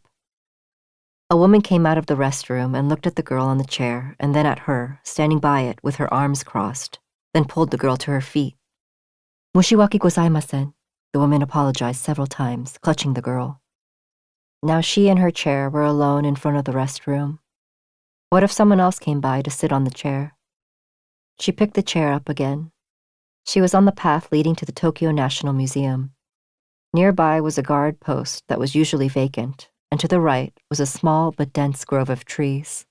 There was one particular tall, large tree, a Kwanzan cherry tree.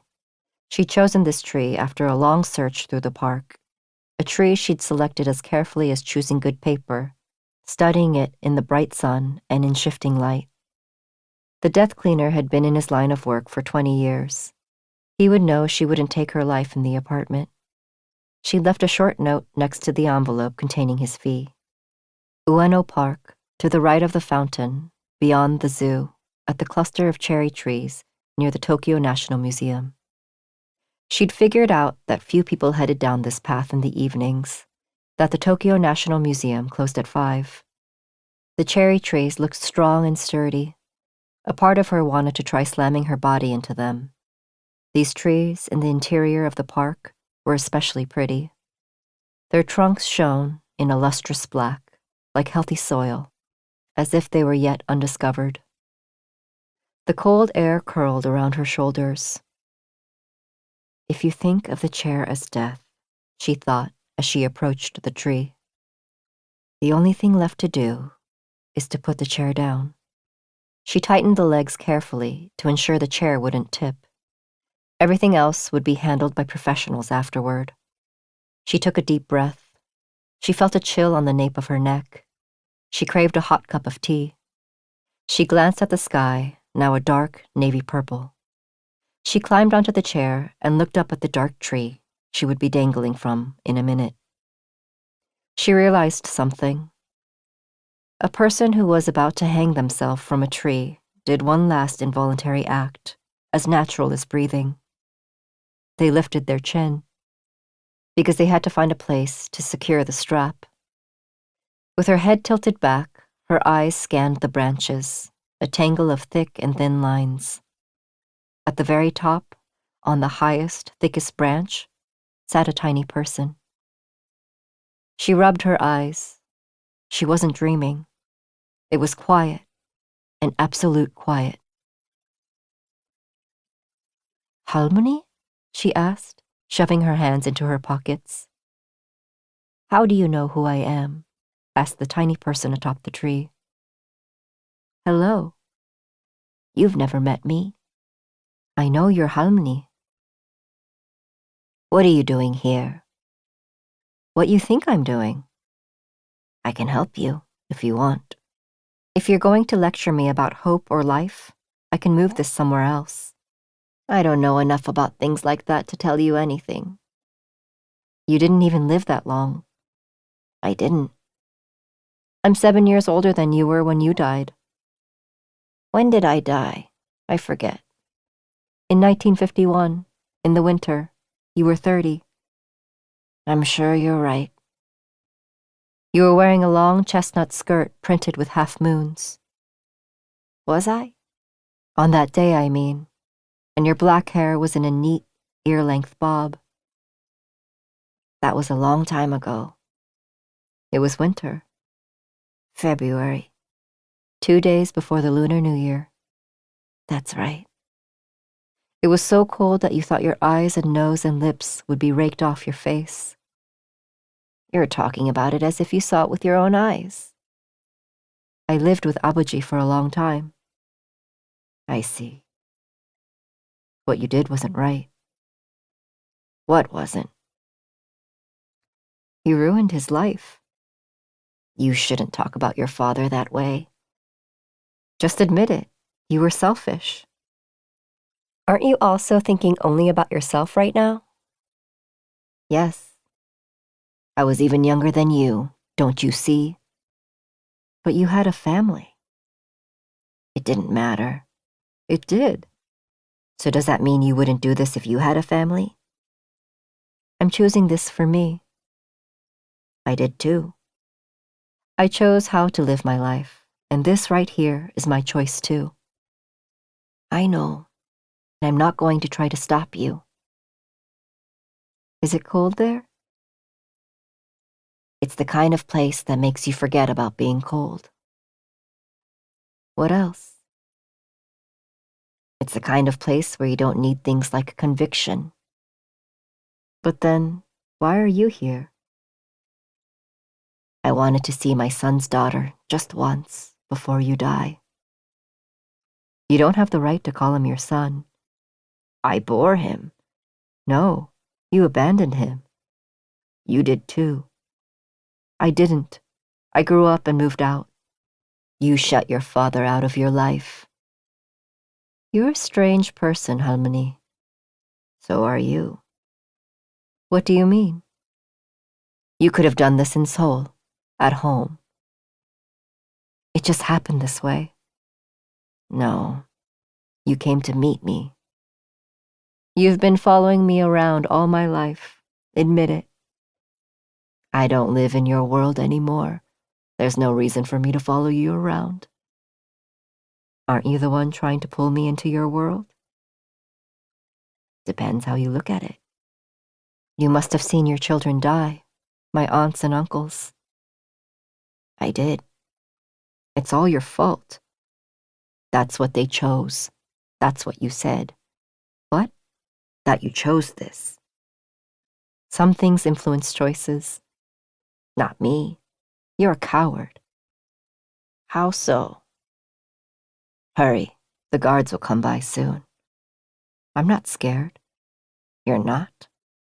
"I envy you." "Why?" You've conquered life's biggest fear, the fear of death. Yes, I have. That means, from now on, you're free to do anything you want. 16. 15 minutes by foot. He was standing at the entrance of Sensoji, which was mobbed, the oldest temple in Tokyo. People thronged before the huge lantern hanging from the Kaminarimon out front, taking pictures, forcing him to step aside each time. So many tourists, Chinese, German, Korean. The street leading to Nakamise Shopping Street and to Sensoji was about 300 yards long. On either side of the long street were shops that had thrived for over 100 years, generation after generation. Asakusa was a popular tourist destination in Tokyo, and the main attraction was this street, leading from the Kaminarimon through Nakamise. People were drawn to this area year-round. Soon, pale pink cherry blossoms would bloom, arching over Nakamise Shopping Street, and flutter down. Construction was underway at the entrance to the main hall, the structure held up by horizontal and vertical supports. Pigeons flew between the supports, pulling the air up behind them. Or were they plastic bags? The sun was brilliant behind the people walking toward him, haloing them. All the faces looked the same, their shadows jumbled together on the ground. He was worried, not that she would blow him off, but that he wouldn't recognize her. Shadows lengthened. Ignoring the tourists waiting for him to move out of the way, he stayed put in his spot right below the lantern. This was the most visible spot. She would walk up this path from the metro. She hadn't recognized him at Tokyo Tower. He had chatted with her at the dinner, but didn't even know her name. Maybe she had thought he was hitting on her. Thankfully, she did remember meeting him last December. He mentioned the host name, Park, the CEO. He referred to the candles on the table and the clay she had played with. If she hadn't recalled those details, he had planned to bring up the bald man who had sat next to her that evening.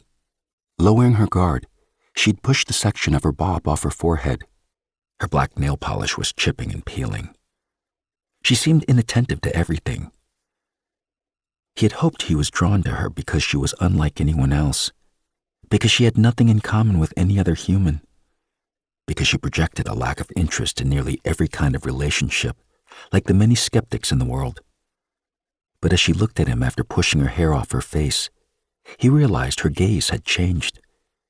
She appeared haughty, like most women who did their work with conviction. It was a brief moment, but he found himself disappointed that she might not be different from other women after all. Still, he was secure in his initial assumptions, in what he'd sensed before he had approached her. He had stared insistently into her dark eyes, gathering all his strength. She turned away first. That was when he knew for certain that he had been right, that she appeared haughty not to protect something within herself, but because she was fearlessly blank, having given up the most important thing in life. This subtle, resolute demeanor was why she stood out. He had spotted Jun striding toward them, a hand raised high in the air. She had been about to turn away from him. Negishi, like Yanaka, was in Taitoku. Her place was 15 minutes by foot from his. He had quickly thought of places that weren't far from where she was staying, someplace easy to find and open daily. Only later did he regret suggesting a tourist attraction instead of Ueno Park. They hadn't had time to exchange numbers. She hadn't seemed to be paying much attention to what he was saying.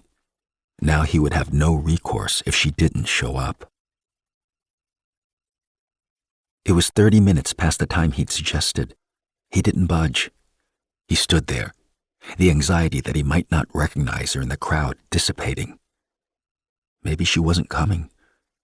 It wasn't for any particular reason that he wasn't dating. It was just that he had become accustomed to being with Shine. Not much had been lacking from it, and he had no responsibilities in their relationship. At least until his brother died. Until then, none of his problems had required deep thought. He hadn't felt the need to reflect on his life. There was nothing more he could possibly want from Shine. She was the kind of person who embraced all the positivity in the world. Her pleasant scent and laughter had pushed away the anxieties encroaching in on him. He hadn't seen any reason to be with anyone else. But now he was waiting for another woman, someone who wasn't Shine. His first impression of this woman had been that she seemed to be sinking into black water. Her hands were rough. He knew he should avoid her if he didn't want to get entangled in whatever she was going through. But he wanted to hear the stories that were submerged under that water. It was an unexpected desire. He didn't want to avoid her. It was hard for him to believe in love, but he believed in the power of attraction. He suspected he would be pulled along by these emotions. That was the other thing he knew for certain. 17. If I Live. Her father loved Tolstoy. From what she could gather, Tolstoy's books questioned the meaning of life, or in other words, the reason for living. Books that questioned crimes and sought forgiveness. The moment the author felt he had achieved all that he had desired, he had wanted to die. Happiness and success had made him feel that what he had been depending on had shattered. Was that why Tolstoy began thinking of suicide? A too ethical person wasn't able to choose death because their principles would not allow it. It was not due to a lack of courage. Tolstoy hid any rope from his sight in order to avoid impulsively hanging himself, and he refrained from hunting to ward off the temptation for guns. Tolstoy thought of death differently from Dostoevsky or Kafka. Tolstoy believed God would take him at the appropriate time. While fighting the urge to kill himself, Tolstoy began many of his journal entries this way. If I live. He lived as an ascetic, leaving everything behind and entering a monastery to spend his last years in peace and solitude. In the twilight of his life, Tolstoy caught pneumonia and died at the Ostapovo station master's residence. He stayed true to his belief in God's will to the very end. But maybe what he had been struggling against were less his own principles than the death drive. Maybe it was impossible to tease out a clear theory about those obsessed with self-destruction. Perhaps all artists worked in vain. Certain things could never be fully explained. You merely attempted to pull those unexplainable things, that urge to destroy, into your work. Her father's own urge for destruction must have been the source of his appreciation for Tolstoy's writings, though it could be said that writers tended to write about their own experiences, and all experiences could be summarized into two things, life and death. When she first attempted to incorporate silicone and air into her sculptural practice, critics described her work as embodying deterioration and recovery. She had thought she was expressing life and death. Her father's reading habits were anemic. He didn't read widely or creatively. His diary attested to his habits. When she happened to look through his diary, she discovered that each entry began with, "If I live." A mystic or a rationalist couldn't have written that. She had moved out, leaving her father behind. Jumping once you climbed up a roof, looping a rope around your neck, and falling once you scaled a tree, that was how you completed the act. She silently traced her steps back to the apartment with the chair. She said to herself, "If I live, there are things I want to confirm. I might need someone else to help me." Breathing in the curling smoke, she stood in the crowd by the incense burner at Sensoji. She was standing between the main hall and the entrance to the temple. He was below the red lantern hanging in the middle of the Kaminarimon. The huge lantern looked like it weighed more than 200 pounds. He was looking down Nakamise shopping street, which led to the Ginza line. As she'd walked up, she'd seen white cherry blossoms stretching overhead from either side of the street, creating a tunnel. But it was only January. She'd stopped and looked up. They turned out to be artificial flowers, tied flag-like to rooftops. She ducked her head and walked on. The shadows of the tiny cherry blossoms looked just like the real thing. She had been here a few times on prior visits to Tokyo. It had been tranquil on weekday mornings. Today, it was swarming with so many people that she'd wanted to turn around and leave. If he had been serious about meeting up, He wouldn't have chosen this tourist trap, but an art gallery or a cafe. He arrived 20 minutes before their agreed-upon time. She had already visited the Canon figure in the main structure and the 5-story pagoda on the temple grounds. She was placing incense in the incense burner when he stopped under the lantern. She stood among the people around the incense burner as they scooped the smoke toward themselves. It was supposed to chase away bad spirits. She stared at the bundle of incense burning down in the sand and then glanced back at him. They were so close. If he just turned to look toward the temple, he would spot her. He was wearing a knee-length khaki trench coat, beige cotton pants, and yellowish sneakers. Though he had good taste, his choice of clothing and his facial expression revealed his desire to blend in. She had gotten this same impression when they had first met. At that party, he had been seated diagonally from her, not too far, not too close. She could have struck up a conversation with him. That she hadn't was entirely because of his demeanor. She had thought when she met him again at Tokyo Tower. What she remembered about him from that evening was how he pulled his turtleneck sweater up over his chin and lips. He had looked timid and cowardly, but also stubborn. She'd glanced at him as she molded a lamb out of clay, a docile, sensitive animal unable to take charge. Even though it was now long past the time they were to meet, he didn't look around or glance behind him.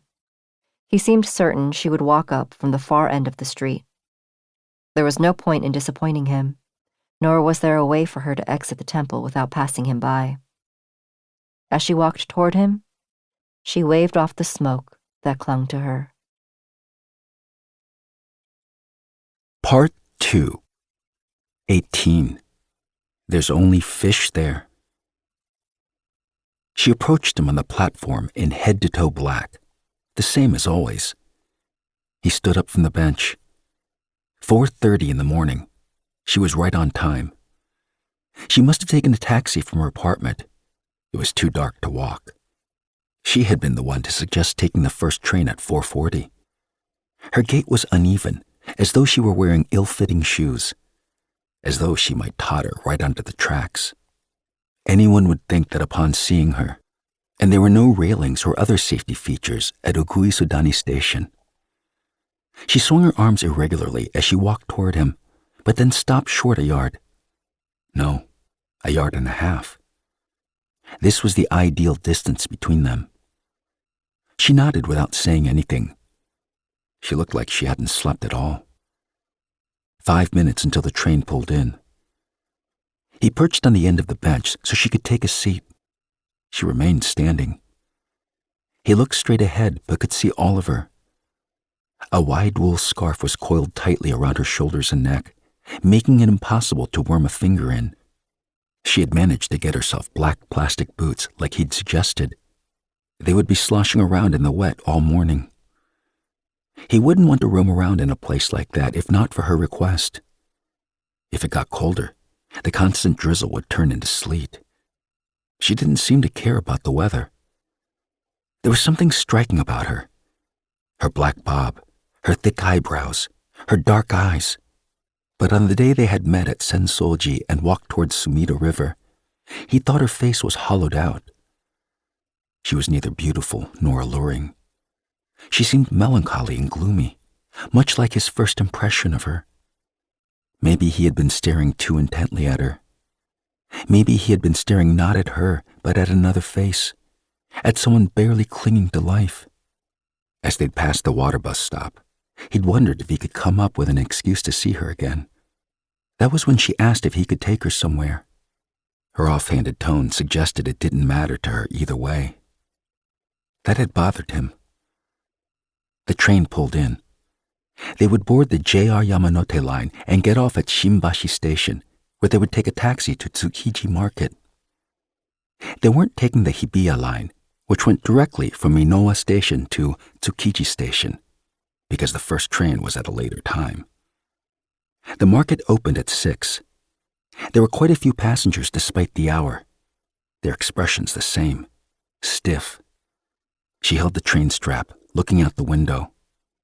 He glanced at the map and counted the number of stations. Their stop was the 7th. "There's something I have to see there," she said to him. He didn't think he had asked her anything. There's only fish there. That's fine. I don't know if we'll be able to find our way around. You've been there before, you said? A few times, when friends came to town. I'm sorry. For what?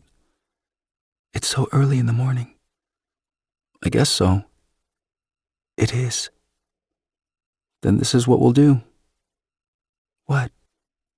Next time, can you come with me somewhere? Sure. There are so many better places in Tokyo.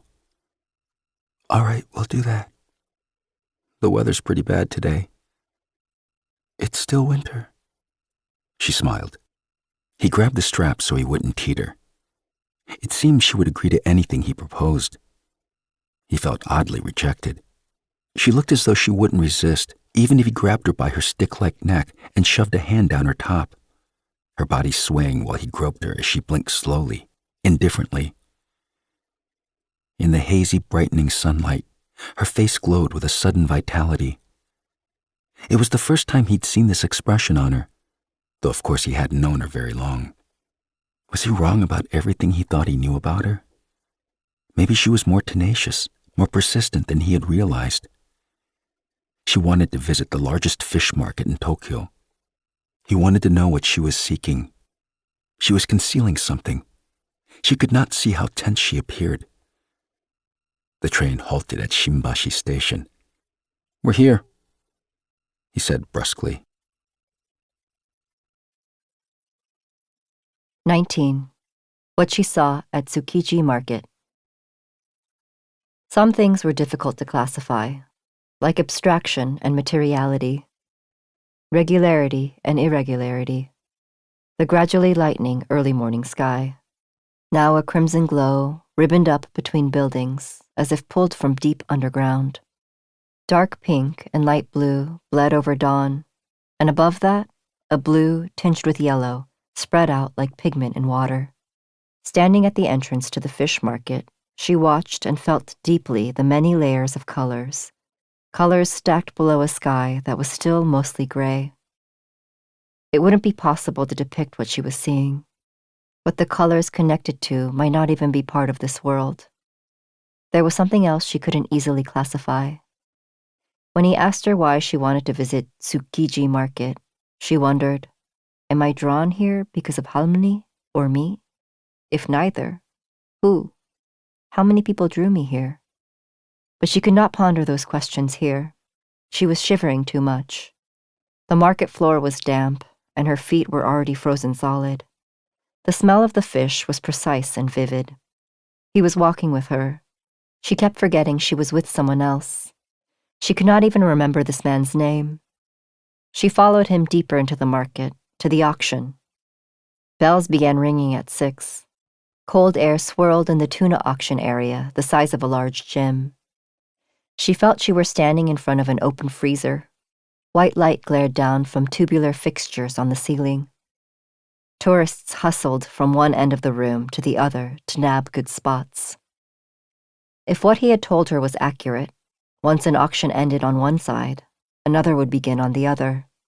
Massive quantities of huge frozen tuna were lined up on the ground, bellies gaping open. Their bodies were scribbled with red numbers, 11, 31. Buyers beamed their flashlights on the cross-sections near the tails and speared morsels out with hooks to feel the red flesh with the tips of their fingers, then popped it in their mouths and chewed. Their movements were efficient and constrained, not one part unnecessary, possible only for those who had long served in one line of work. She recalled how her father would plane wood. She studied the movements of the buyers handling the fish. Could they sort out the minute differences in taste and freshness? Handled by the buyer's expert hands, the fish were more like houses or valuable furniture waiting to be sold. Knee-high black boots, sharp hooks worn on the waist, white towels wrapped around foreheads, the sweat, the sharp tang. Only men, if you disregarded tourists. Only men worked in the auction area, like on fishing boats. The smell of fish, the smell of men. She felt ill. Sweat beaded on her forehead.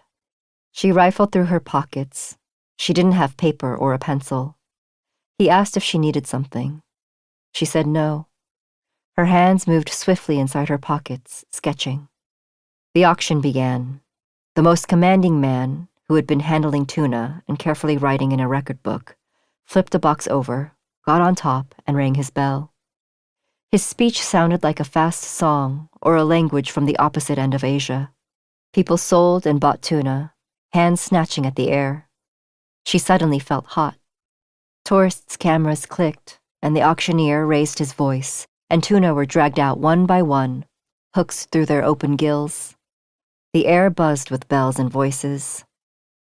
Time was being violently sucked away. She picked up a foot and bent her knee, like a bird. I'm not overheated. I'm not dizzy. I'm just freezing. She switched feet. Her breath came out white. They left before the auction drew to a close. The market was evidently several hundred square miles. She wouldn't see everything even if she poked around all day, even if she got lost and wandered. They followed a path to the inner market. The ground was slick and slimy with water and blood and discarded guts. The smell of fish crushed her temples. Tuna, yellowtail, snapper, mackerel, Japanese half-beak, squid, octopus, stingray, shellfish, greenling, salmon roe, and herring roe, all displayed in wooden pallets and styrofoam boxes. Narrow paths visible between the stacks of fish and merchants speeding through in electric carts. Merchants who had bought tuna at the auction were carving up the fish with short, sturdy knives. Red and vivid, the flesh gleamed. They headed into a cafe she'd noticed from the taxi on their way to the market. She committed their path through the market to her memory so she could return alone later. She would no longer need his help. This cafe would be her signpost. He hastily slurped his coffee. He must have been freezing too. A blue cast to his chin. The rain had stopped and the sky had cleared up. She was in a strange place. Tokyo, the fish market, this cramped cafe where she had to sit shoulder to shoulder with strangers, her bag and coat stored in a plastic basket under the table, surrounded by Japanese people who seemed never to laugh or raise their voices above whispers. Her hair, even the hair in her nose, thoroughly marinated in the smell of fish. She thought about that man, the death cleaner, who had told her, "The smell of death is frightening because it never goes away. No matter how much you wash up, in the end, the only thing you can do is clip your nose hairs because the smell gets stuck there." That man had not seemed to be a good party guest. Her coffee was still hot. Was it good or bad that she had met that man? He was gazing quietly out the window, his thoughts seemingly elsewhere. She looked out too. "If we cross the street and walk down that way," he said, "we could take the Hibiya line straight home." He suggested they head out. He told her about Honganji, an ancient Indian-style building they would pass. He'd thought it was a temple and popped in. He seemed to be setting up a joke. Though she didn't really care, she asked him what it was, if not a temple. "A funeral home," he said, "and a market sets up there some weekends." Her thoughts returned to the fish. In the future, if she were to recall the fish she'd seen today, she would picture an enormous, hard lump, frozen solid, the body white and frosted, but the gills and cut-off tail a vivid red, powerful and stolid despite being dead. "Were you able to see what you wanted to see?" "No," she said, denying that last thought. "What do you mean?" "What I saw today." "Tuna?" "Yes." "What do you mean, no?" "I didn't see what I was looking for." "And what's that?" "Just fish." She smiled. He didn't smile back. She said to herself, "I didn't see any blowfish today." 20. Why only now? He buried his face in his cold sheets. The floorboards creaked as his mother walked around the house in slippered feet. Their house was old, wood-framed. They tiptoed up and down the stairs so his father wouldn't hear them. His mother double-checked the lock on the front door, turned off the downstairs lights, then stood by the calla lilies in the living room before going into the downstairs bedroom. An hour later, she would get up, disheveled, and come into his room to close his window. He wanted to be asleep when she did. He tossed and turned. What was she waiting for? He wanted to ask her if she was satisfied with his father smiling at her only once a day. She had to know his father wasn't getting better, that there was nothing to do other than to keep a close eye on him. His father had retired after his brother killed himself. Everyone had disagreed with that decision. His father's friend, the psychiatrist Dr. Suzuki, close colleagues, people who knew about his father's latent depression. Dr. Suzuki had insisted that maintaining one's daily schedule, not changing it up, was the best way to fight the shock. But his father would not be persuaded. Perhaps his father thought his eldest son's death was his fault. His father had gone into medicine because depression ran on the paternal side of his family. His father promised Dr. Suzuki that he would enter treatment again upon retirement, and that he would follow the regimen faithfully. He never understood what undergoing faithful psychiatric treatment entailed. His father never left his room. Even when former colleagues came by, taking turns at his mother's request, his father would bow silently and go back up the creaky stairs. The only promise his father kept was going to the clinic twice a week, taking medication prescribed to him. Otherwise, his father sat in his old rocking chair, staring out the window. Dr. Suzuki would stop by on his way home from work, but his father never cracked a smile, while his mother kept waiting for something to change. He turned over, tucking his arm behind his head.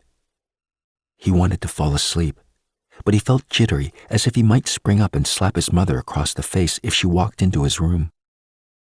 He wanted to see her with her eyes opened confidently, her eyes twinkling with rationality. It was past time to accept everything as it was. He rubbed his face with his hands. His mother might be able to suffer through another day as she watched his father, took a walk, locked his window. But how would she be able to live a year like that?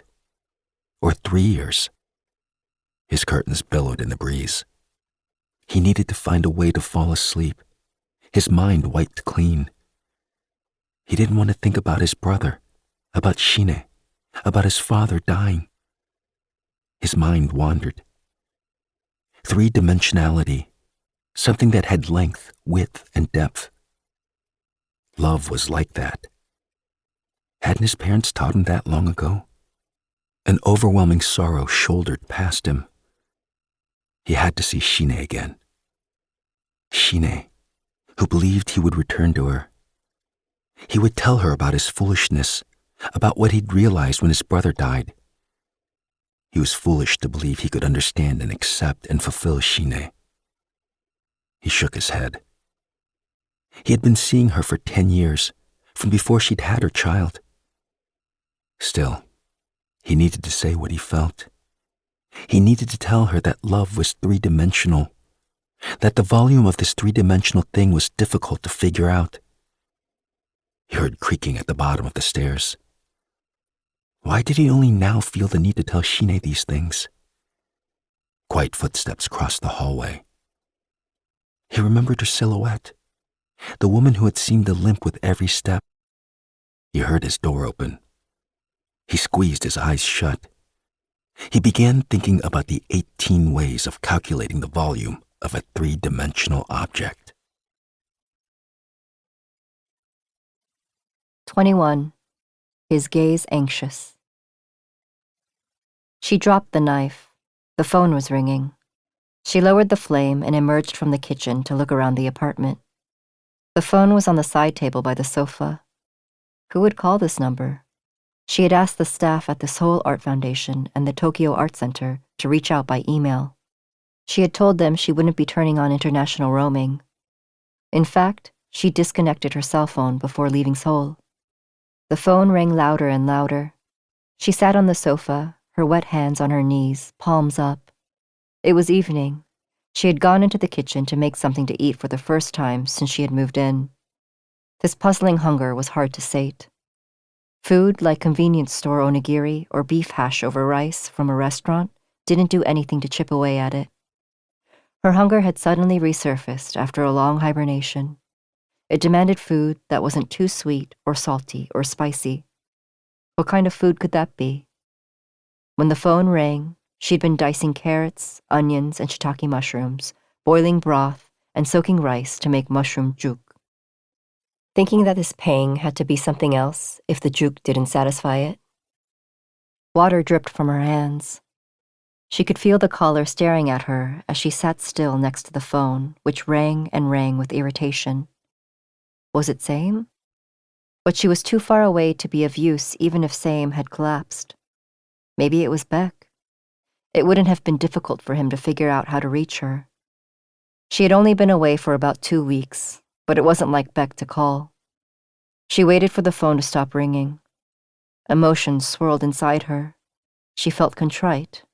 She wanted to argue. She felt longing. She wanted to avoid it all. She watched the water drops land on the carpet. It wasn't like watching the vertical movement of a knife hurtling to the floor. She didn't have to worry that they would land on her foot, drawing blood. She felt she had moved into a different dimension, like she was hallucinating, like she was staring at a flame. The ash-colored carpet became wet, and those amorphous wet spots resembled small, faraway countries on the world map hanging in the bathroom. "I'm here," she murmured. "I'm still here, alive. Beck." Her palms were now bone dry. The spots on the carpet faded. The living room was devoid of humidity or the smell of food. She couldn't hear the phone ringing anymore, the phone she never used and never thought she'd use. No, that wasn't true. She remembered she'd called that man that day, the day she'd gone to Ueno Park with the chair. She picked up the phone.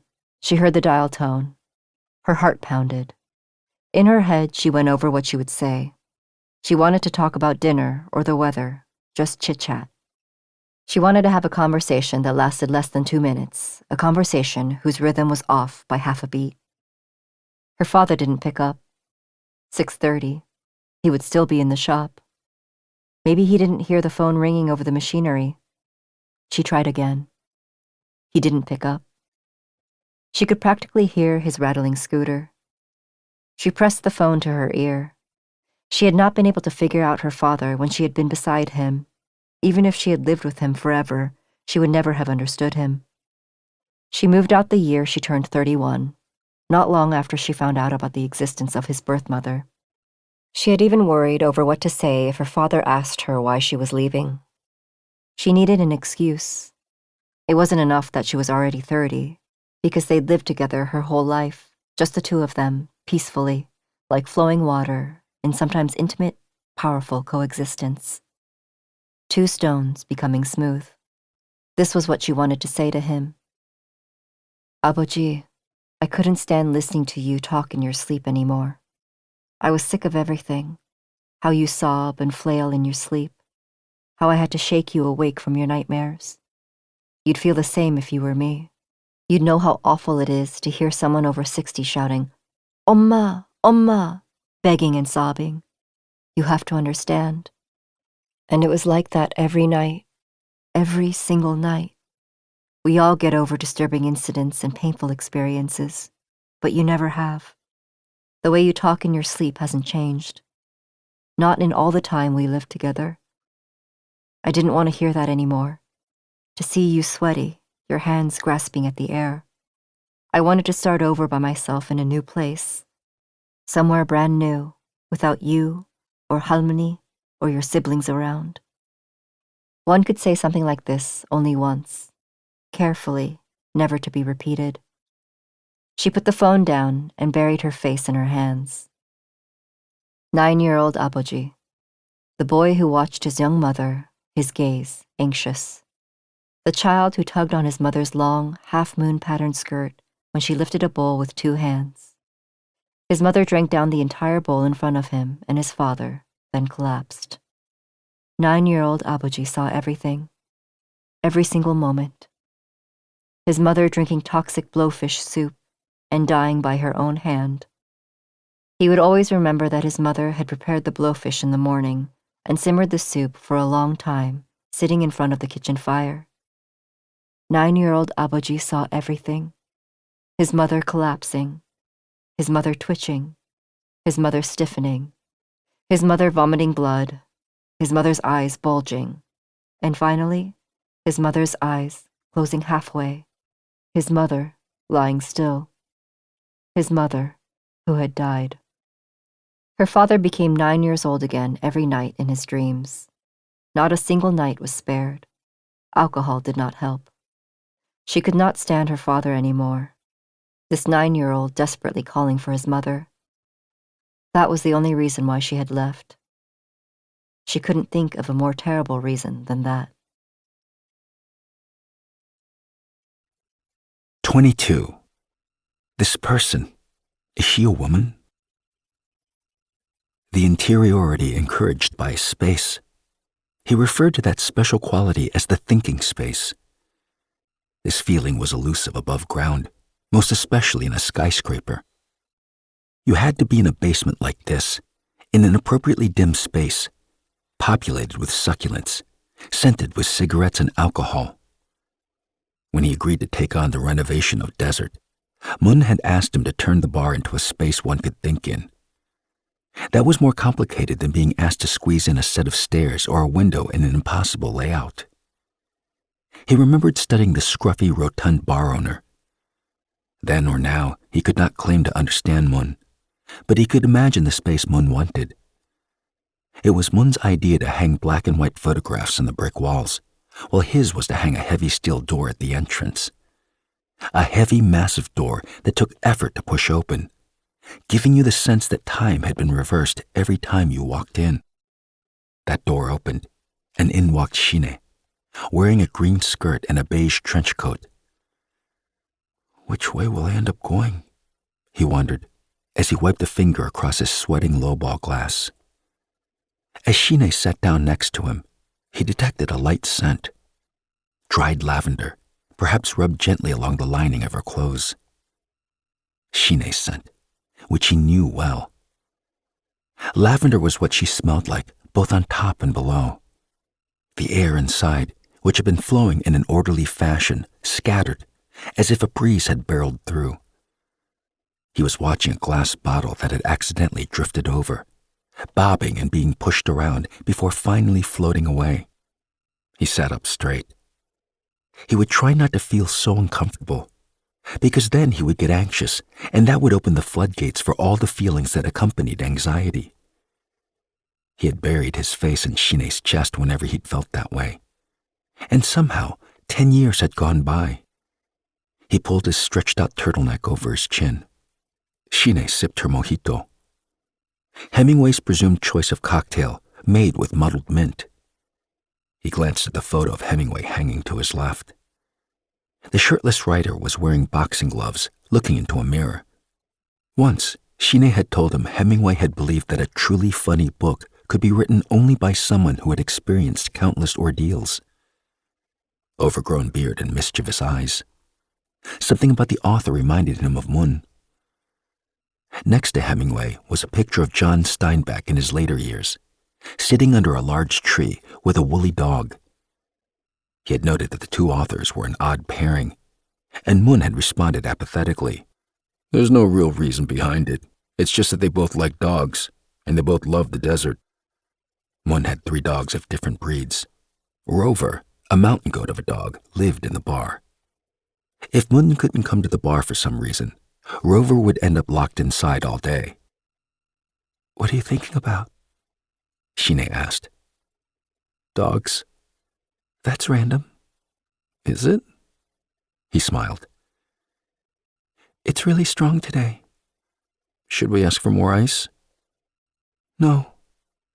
Shine stared at him. It feels more humid this year, he mumbled. Shine finished her cocktail and ordered another. What do you think would be a hilarious book? He asked. A book about eating and fighting and sleeping, and then repeating all of that the next day. That's a sad story, Same thing, Shine said flatly. He had never seen her like this. Had Shine changed too? She had been someone who considered eating and fighting and sleeping to be acts of beauty. The Shine he knew would think that even death was something of value. If someone were to ask him why he'd been with Shine all this time, he would have to say it was because she made a whole world of anxiety and suspicion vanish. When he was with her, he felt an intense electric sense of relief, a momentary peace. Shine knew how to make him feel that way. This quality of hers was why he had not been able to end things. He had not been sure what to make of the situation, even after she had married another man and had a baby. The one thing his brother's death had given him was the ability to reflect on himself, but that had unexpectedly dredged up big emotions. What am I doing right now? This question only brought up sorrow. What was there to do if what he believed was love was actually nothing of the sort? For 2 years after his brother died, he pondered this question as he continued to see Shine. What he had ignited with her had turned out to be a small fire made of straw. The kind of fire that snuffed itself out if you didn't tend to it, feeding it with more straw. That couldn't possibly be love. He didn't yet know what to say to Shine. I met someone like my brother, he said. Lots of people resemble other people. I'm telling you, I met someone just like my brother. Your brother's dead. I just don't want the same thing to happen to this person. What are you talking about? I could have saved him. You're not the reason he died. I'm the last person he called.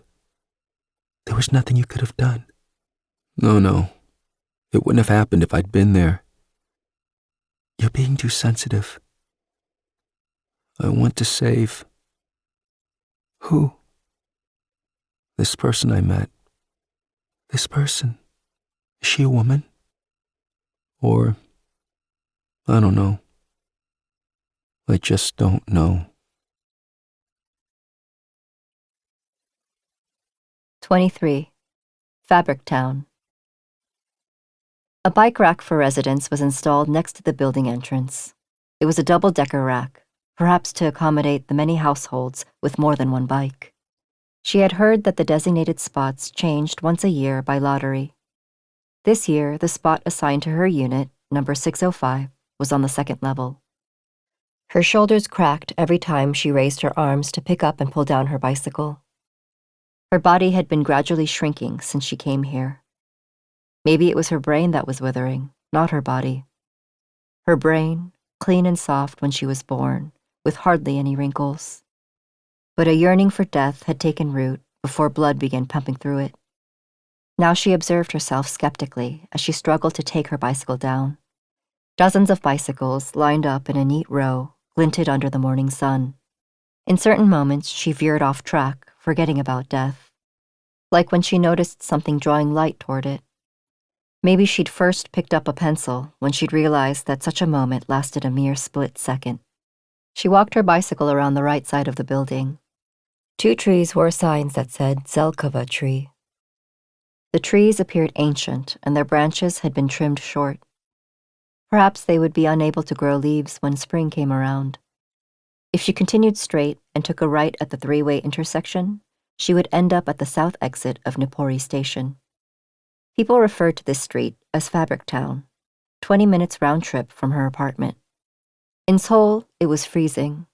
February in Tokyo, with its cool breeze, felt like late fall. It did make sense, since Tokyo had a more humid, subtropical climate.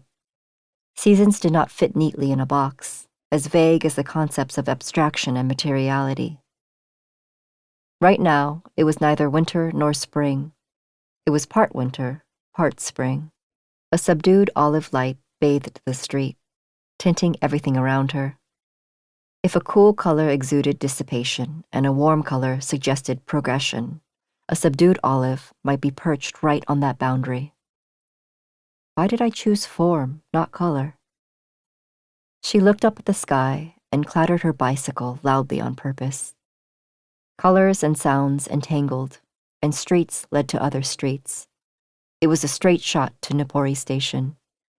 This street was in a neighborhood, and this neighborhood was in a city. He had said he planned and designed such things for work. He got to know streets and built homes and decorated them with perfectly well-suited chairs. She had nodded, half listening, but she was troubled by the words he'd used. Streets and homes and chairs. All the things she was planning to relinquish. Everything he had said might have landed differently if she hadn't already made her decision. Sculpture was a transformation of materials. In this line of work, the artist constantly sought out mediums that were perfectly, specifically suited. It was an adaptive art practice. She found herself thinking about the scissors and the tape measure. The box her aunt had given her contained scissors, a tape measure, and a handheld mirror. Her grandmother's box. Her aunt had kept it all that time. Both the scissors and the tape measure were worn as could be, liable to crumble into dust at the gentlest touch. But those simple objects transformed into living organisms the moment she opened the box, as though a blue pail drawn on a blank sheet suddenly burst off the page, water sloshing over the rim, soaking her feet. She couldn't bring herself to close the lid. She needed to think about what the box was telling her, about the force that had made her bring it all the way here to Tokyo. She was standing in Fabric Town. She stood in the center of the district, in the flashiest, most bustling part. Of all the many neighborhoods of Tokyo, this area in particular got busy on early Saturday mornings. Stores flanked the road, selling leather, traditional fabrics, buttons, and specialized flame-retardant material. She would cross the street and head down an alley. The stores themselves were exotic and unusual, but so too were the shoppers, designers hailing from all over the world, folks in the fashion industry. It wasn't all that easy to cross the street. Taxis and cars were jammed together.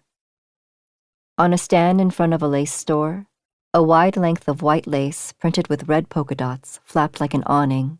It reminded her of Yayoi Kusama.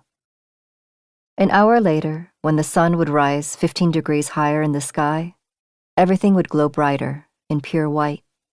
She looked down at her clothes, baggy, ash-colored pants and a thick travel coat made of shiny nylon twill.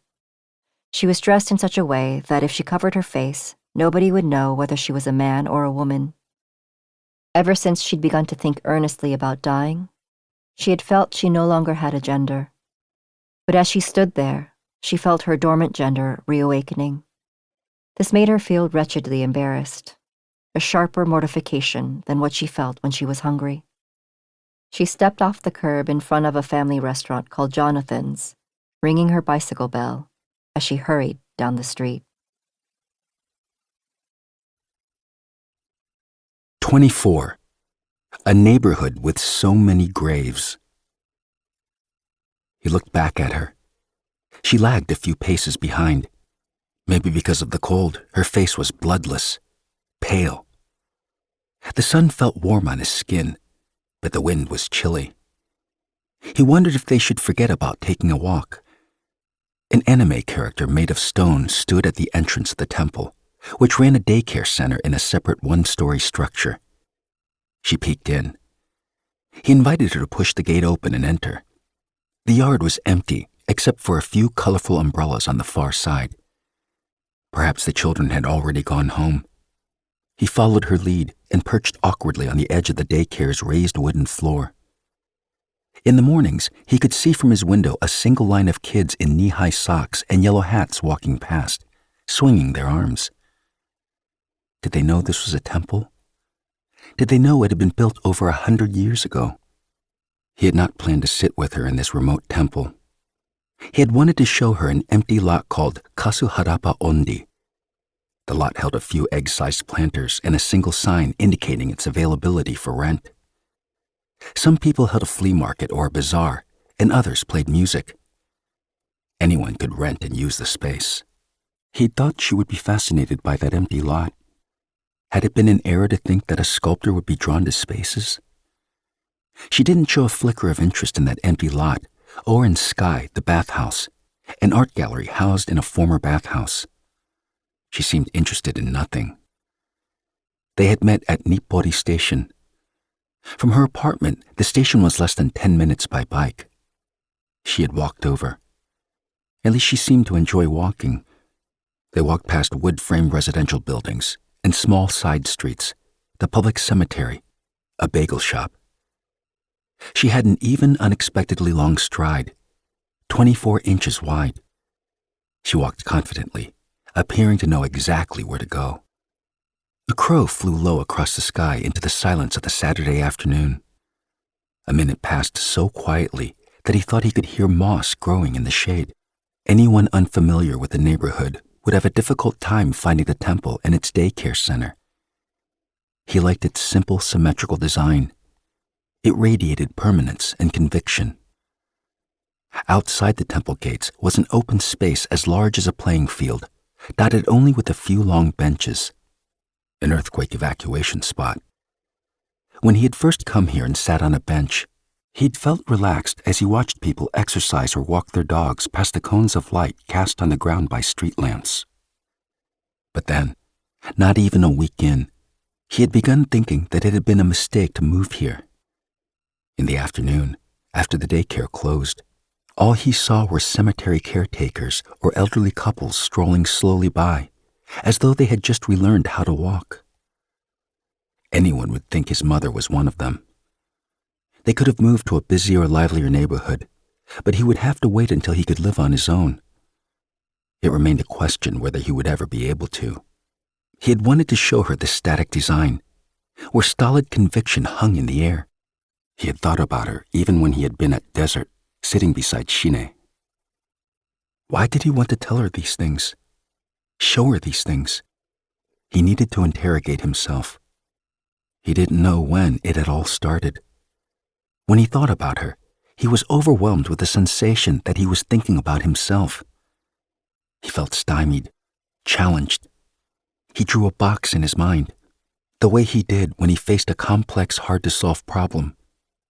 The basics of design resided in the idea that every object could be put into a box. Homes and cars and trees and furniture. He drew her inside a simple box. Whenever he drew a line, things that were fuzzy snapped into focus, almost as if he could reach out and grab them. Slowly, a form took shape. If she were a house, her form would be incomplete. A house with broken windows. "Have you been living around here a long time?" she asked. "About 2 years. Where did you live before?" "Somewhere a bit busier." "Something about this neighborhood makes me feel like someone's following us." "Maybe because there are so many graves?" "It's quiet here. Tourists don't come to places like this." "You forget you're in the city as soon as you turn down the alley." "Yes, it's a nice place to think. And to walk." "Have you been to Kyoto?" he asked. "The philosopher's path, right?" "Yes, it's really nice when it's cherry blossom season." "I've walked it, all alone." "Actually, you're right. It does often feel like someone's following me." "Who could that be?" "Someone dead, I'm sure." "I get the feeling they're watching too." "Yes, always." "Even now?" "Yes, even now." In his mind, he erased her form. He wanted to draw her all over again. In the shade, her eyes were dark as night. 25. Her eyes landed on the Blowfish. Walking the entirety of Tsukiji Market would be an impossible feat, not necessarily because of its size, but because the wet, winding alleys resembled fish innards. She could go down an alley assuming it would lead to a dead end, but a new path would open up, dumping her out into yet another curved, hidden alley. She sketched a fish in her notebook, a few quick lines, glinting clear and blue. A single blue herring, or a blowfish, though she couldn't fully grasp the shape of a blowfish yet. Her fish drawing wasn't bad. Her father's favorite writer once said something to the effect of, "Write what you know, but not too much." It was one thing to describe something you understood, another to overdo it. It was an old habit of hers to write and draw constantly, memorializing things as if taking a photograph. Some things vanished instantly, while others did so gradually. Making a record of that vanishing informed her next work. She could not begin to understand something she had never seen. Only one shop in the fish market sold blowfish. This shop was nestled in a side street in the Tsukiji outer market, flanked by stands specializing in beans or dried seafood. She studied the shop from across the street. A plastic model of a round-bellied, fedora-wearing blowfish dangled at the end of the sign. It was only 11:30 in the morning, but it already felt like the end of the day. She had been wandering the market since 7. Early in the morning, she'd had a slice of toast and headed off to Ueno Park. She would sit in Pronto and watch people walk into the park if it turned out to be too cold. Suddenly, she'd felt dizzy. She'd leaned against a tree. It felt like someone had blindfolded her and was now tugging her along by the hand. She surrendered herself to this force, headed to wherever it was taking her. It was something like the February wind, lights that randomly appeared, then disappeared, the dizziness she felt before starting a new piece, or when she was focused on a single thing for too long. When she opened her eyes, she was standing in a wet alley in Tsukiji Market. She plowed out of the alley and uttered, "Blowfish." The name of a fish she had only heard about, the first articulation of what the blowfish was to her. Now she went down the 3 low steps and crossed the street. Market workers in head-to-toe black protective gear sped by in electric carts. The blowfish shop was deserted. The proprietor was in the dark, dreary store, talking on the phone, his back to her. Something smelled fishy and bloody and cold. It hung in the air like old cigarette smoke. She hovered outside, feeling sick to her stomach. Worried the proprietor would hear her gag and look behind him, she clapped a hand to her mouth and bent toward the display window. Her eyes landed on the blowfish. A blowfish was laid out on a square stainless steel dish lined with white muslin. Its body was patterned in black and white. Its tail and fins were spread open like small fans. She would have to venture inside to take a look at the gills and the eyes and the mouth. It was fat and stout, ridiculous looking. She couldn't believe this one fish contained enough toxin to kill 32 people. The display window also included a bristly white bundle of blowfish skin and slimy yellowish blobs that appeared to be innards or roe, each on their own stainless steel plates. That was all there was to it. Feeling less queasy, she straightened up. The proprietor strode out, a cigarette in one hand and a knife aimed toward the ground in the other. The knife looked heavy. He had wild, tangled wavy hair and a bushy beard. He wore a plastic apron and knee-high boots, his eyes big and sharp, and his physique beefy and imposing. He seemed to read her mind.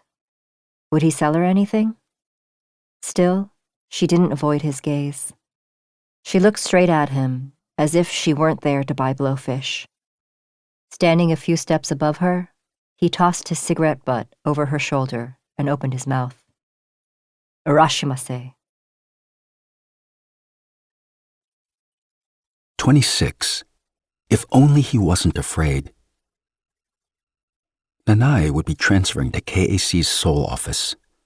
In exchange, a KAC employee would move to their Tokyo office. Last fall, the CEO of P&O, the multinational real estate company, had visited Tokyo to check out the Asian market. P&O had then entered into a 7-year cooperative partnership with P, a company betting on huge growth in the Asian real estate market. 7 years was a long stretch of time, during which they could build or buy or sell huge buildings in Tokyo or Seoul. The partnership was grounded in the expectation that the Asian real estate market, particularly in Seoul and Tokyo, would continue to boom. Even amid rumors of an economic downturn, Korea's vacancy rate was a mere 4%, and its market was acknowledged to be the most competitive in the world. Although it was unlikely that the Tokyo market would become more competitive overnight, P&O also pursued a partnership with Abe Kengo's firm, which of course had a branch within KAC. That a huge multinational like P was predicting Asian sales to increase to 40 to 50% of market share the following year was certainly a positive development. But many of his colleagues seemed skeptical about collaborating with a real estate company. There were no guarantees that the partnership would be profitable for either party. His boss, Abe Kengo, had worked at P&O's Seoul office, consulting for and overseeing commercial real estate deals involving office buildings and warehouses.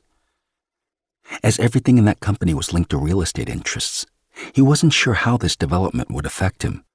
He merely noted to himself that Nanae was going to KAC and that she would continue doing her work in Seoul.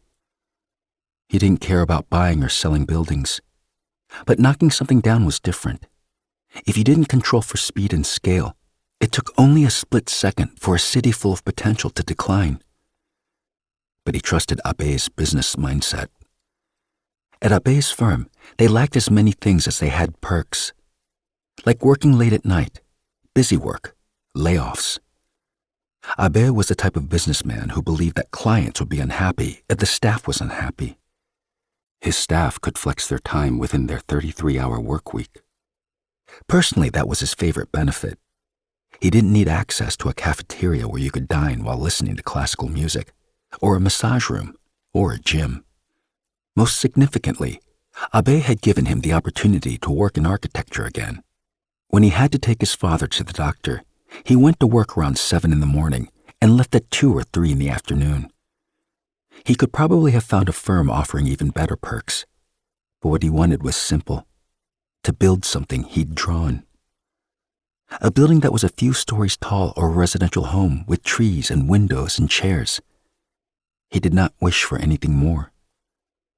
He led a peaceful life.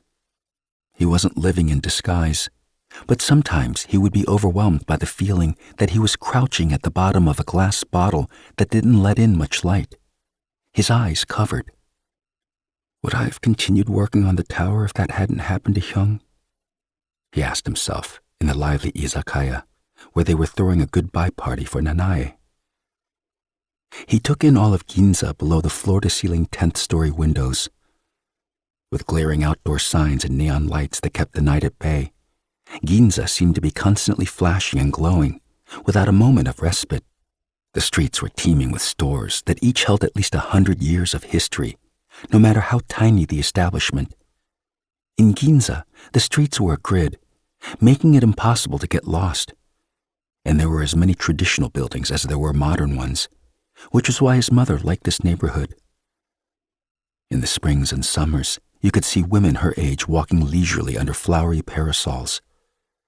Her favorite shop in Ginza was an Anpan bakery on 4 Chome.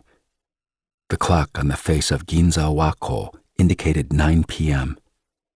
If he went to the karaoke after party, he wouldn't have time to stop by the bakery before it closed. The rush of pure delight you got when looking out at the night view from up high, he would be able to feel that if only he wasn't afraid. Something that wasn't grand could sometimes seem bitter and pitiful, whether it was a person or a work of architecture. For nearly a year after his brother died, he hadn't been able to go anywhere high up. Or until recently, in elevators. Xanax and Prozac and Serental didn't help. He wouldn't have been able to come out the other side without the compulsion to reject becoming his brother, without that powerful rage. For the first time since last winter, he was sitting way up above the ground, arms crossed, looking down at the world through a window. At one point, he had thought he held that vista captive in his hand. Now he didn't think he would ever again be able to work on a tower. Soyo, the construction manager, turned to him and topped off his not yet empty glass. There were more Korean staff than Japanese. Company dinners brought out a rowdiness in his co-workers. He loosened his tie and picked up a nicely browned shishamo. Nanae was sitting far away from him. Now, whenever he went to Seoul for work, he could have lunch with Nanae. What would it feel like to work in Seoul? He reached out and grabbed a bottle of beer. 27. One Woman and Toxin. She was thinking about the proprietor of the Blowfish shop. She would have to explain herself and confide in him. It would be difficult and awkward. She would have to make impersonal the problem she had been thinking about for a long time and take him through it step by step. She planned to say, "The question of how to die is just as challenging as the question of how to live. Choosing death means entering another world, a different world from this one, a world without hope or despair or disgrace or rage or forgiveness or love. A world of darkness and loneliness that nobody else can understand. One needs to make this choice with as much passion as it takes to believe in love. None of this is easy to explain, especially a death chosen voluntarily. It's just that some people are fated to be sucked into death. I need to learn about Blowfish to learn about my grandmother. I want to know where this fish will lead me. No, maybe this would be better. I want to learn about Blowfish. Please help me." In the end, she did not say a thing. The first day she bought Blowfish skin displayed in the window. 1,000 yen, the proprietor said curtly, looking irritated. The second time she bought roe, packaged like white pollock roe. It was twice as expensive as the skin. The proprietor put it in a black plastic bag without a word and held it rudely out with one hand. She could feel his suspicious, mistrusting gaze on the nape of her neck until she exited the alley. Back at the apartment, she placed the skin and roe. Later, she would learn it was actually shirako, blowfish sperm, on a tray on the table. None of it smelled like anything. The skin was so rough that it didn't seem like it could be part of a fish. It looked like leather from some exotic animal. The shirako looked like thick marble fingers. She could not believe these could be cooked and consumed. She'd never had blowfish before. Nobody in her family ate it, certainly not her father. She'd never even heard him utter the word blowfish. This taboo had weighed on the entire family. She put the blowfish skin and shirako back in the black plastic bag and cinched it tight. She went down to the first floor and put it in the trash. Should she put it in the food waste bin? Which part of the blowfish held the toxin? Only after she got back in the elevator did it occur to her that the proprietor would have removed the toxic parts. She was ignorant about blowfish. This lack of knowledge felt different from not knowing anything about constellations or the history of rail.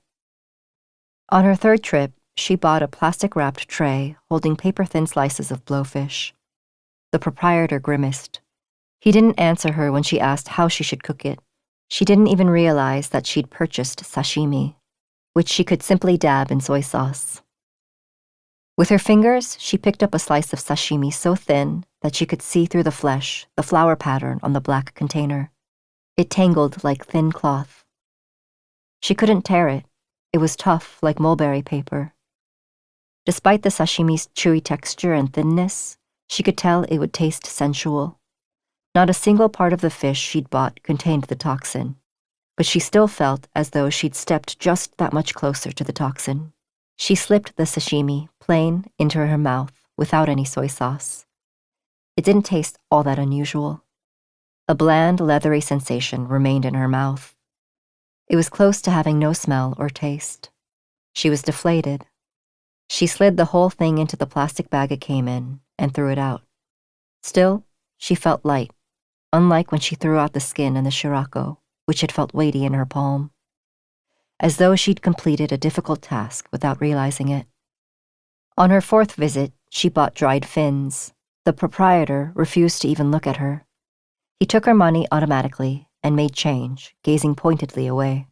She bought a bottle of sake at the large supermarket near her apartment. She warmed the sake and dropped the dried fins, crispy like squid skin, into the sturdy kettle. She waited for the fins to steep, then took a sip of the lukewarm sake. Ever since she had heard the story, she hadn't been able to wrap her mind around how her grandmother had killed herself. The moment someone decided to die, they began agonizing over the various ways they could take their life. The reason for all this fretting was because they wanted to leave in the cleanest manner possible, and because suicide could give rise to misunderstandings.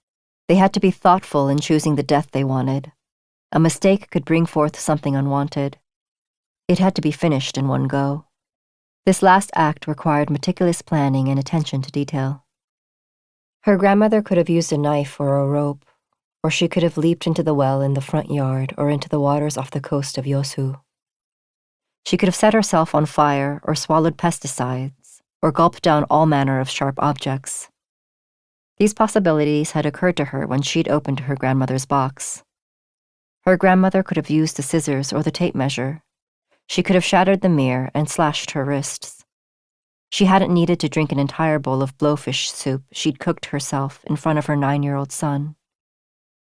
Her grandmother's death was entirely too self-centered, she thought, a death that didn't deserve sympathy or compassion.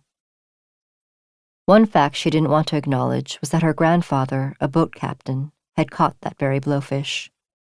After she had overheard her aunts Jae-hui and Seok-ki talking one night, she began sensing that someone was tugging at her, following her. She had been preparing for her first solo show. Until then, she had believed her grandmother had been an unlucky woman who married into a poor family and was swept away by waves at a young age. When her aunts first mentioned that story to her, they had said her grandmother had been swept away like foam. That sounded so lonesome. She could see a young, urbane woman falling like a flower, then accidentally carried off by waves. She remembered how everyone had turned silent right at that moment. She realized then that silence could be synonymous with sorrow, even in response to a story that was untrue. That night, she had pretended to be deeply asleep in the corner of the room.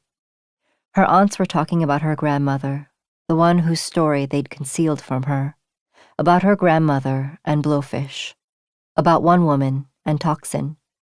Lying on her side, she feigned sleep, as though she would stay sleeping forever. Their voices carried, careless.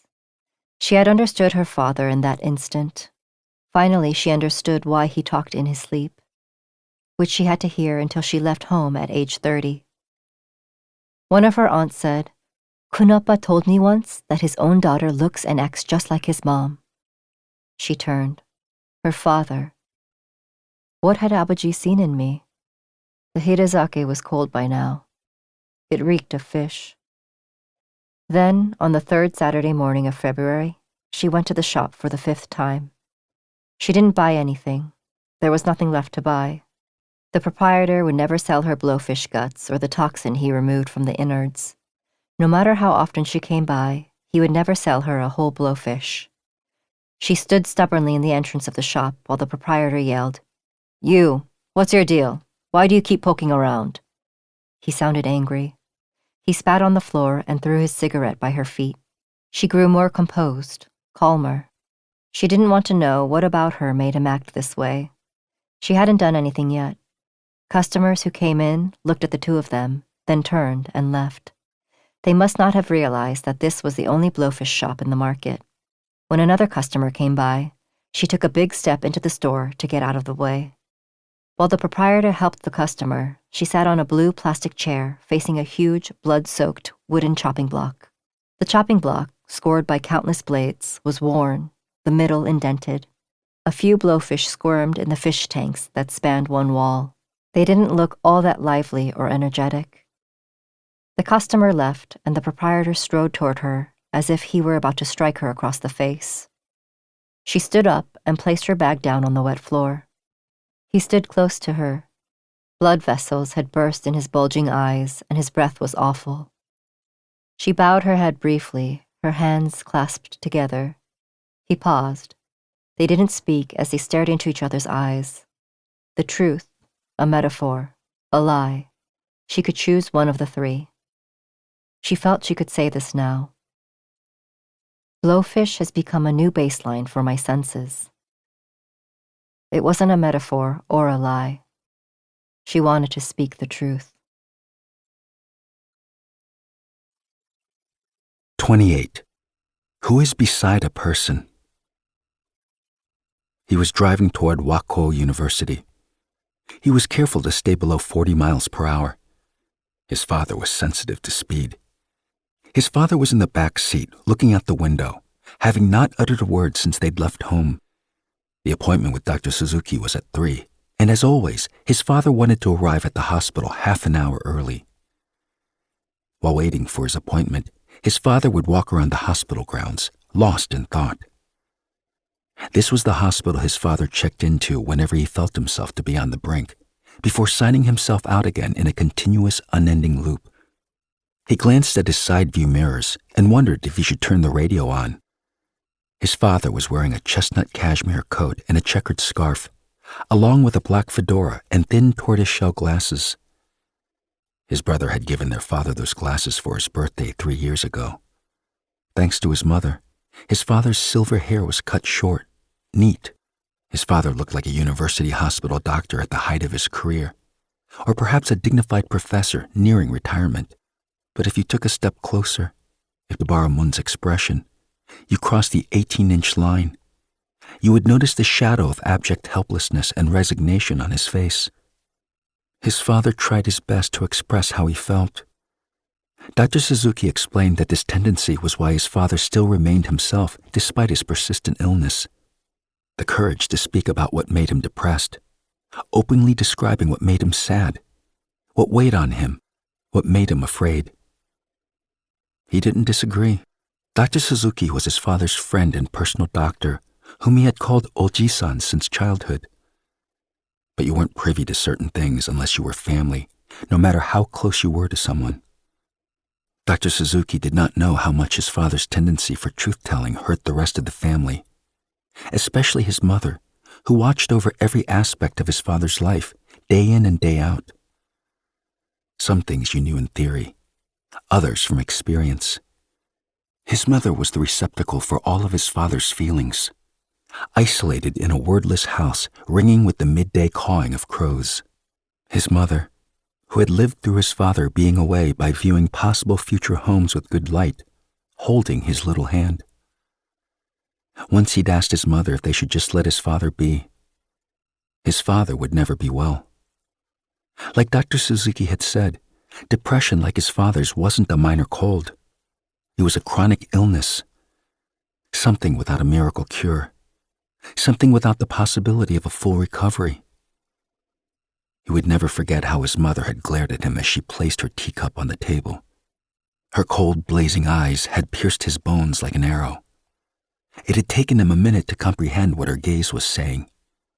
Nobody had ever looked at him like that, with eyes brimming with contempt and rage. At that moment, she wasn't his mother. She was a woman who'd loved only one man. She was making her contempt known. A person who knew what love was, judging someone who did not. It lasted no longer than a split second.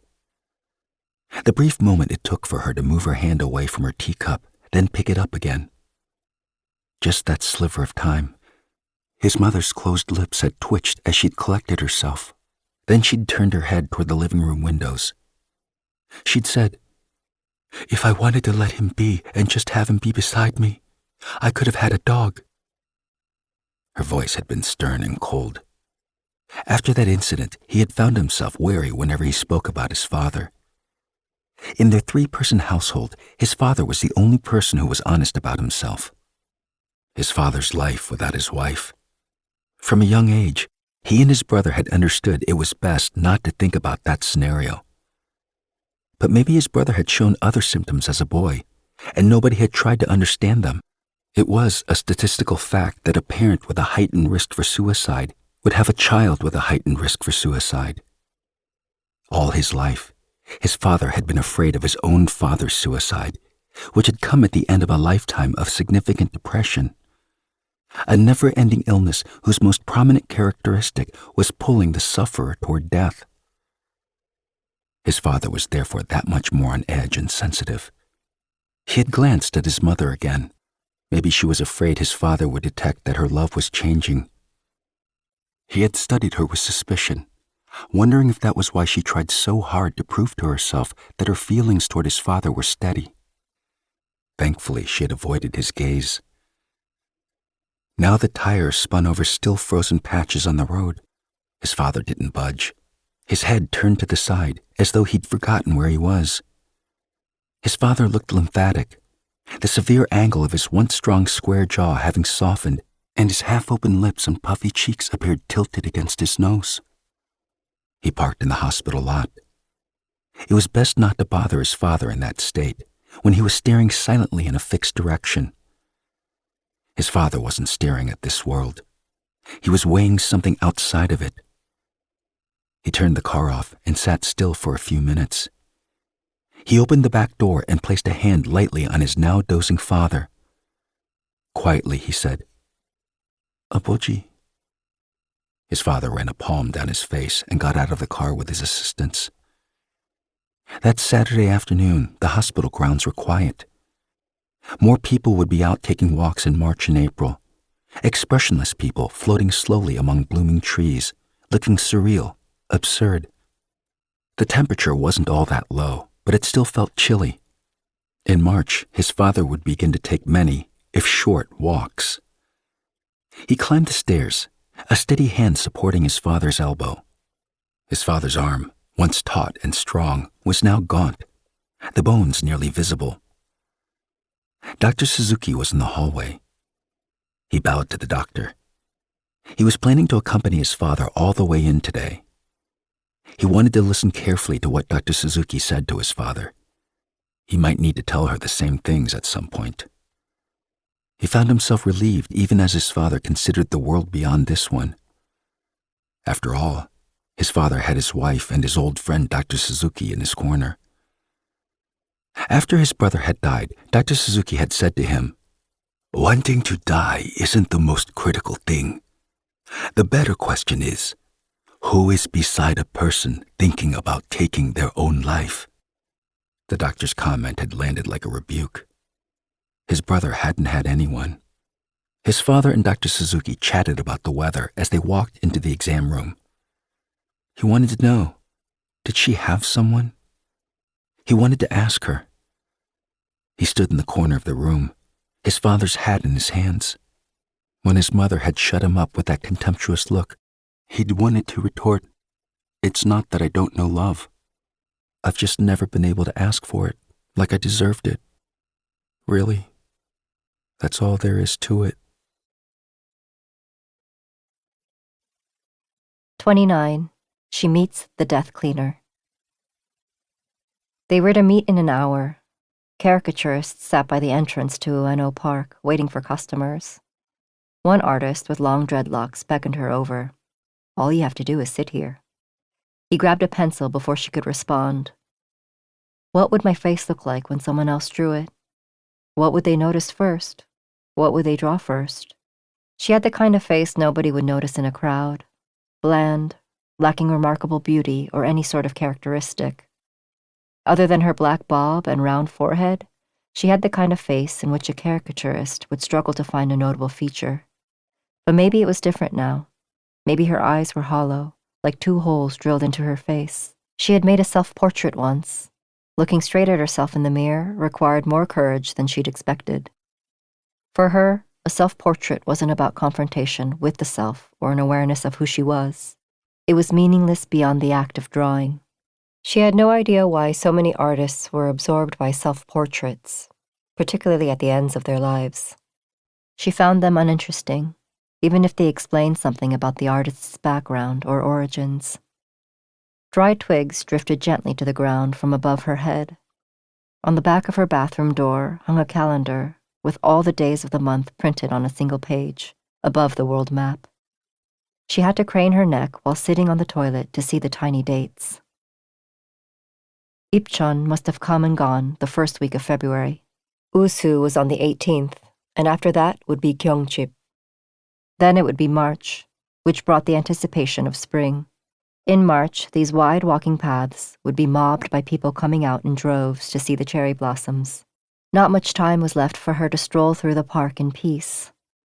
She was by the path that led to the fountain and the Tokyo National Museum. She stopped short. As the evening grew darker by the minute, nothing was visible, not the chilly breeze, nor the chair, nor the woman who had walked here holding it. She looked up at a cherry tree, its trunk a glossy black. The tiny person on top of the tree wasn't visible either. All of it felt real, but as faint as a dream, as though she'd meandered down a hazy path in the pitch-black darkness before quickly returning to the beginning. She felt dizzy.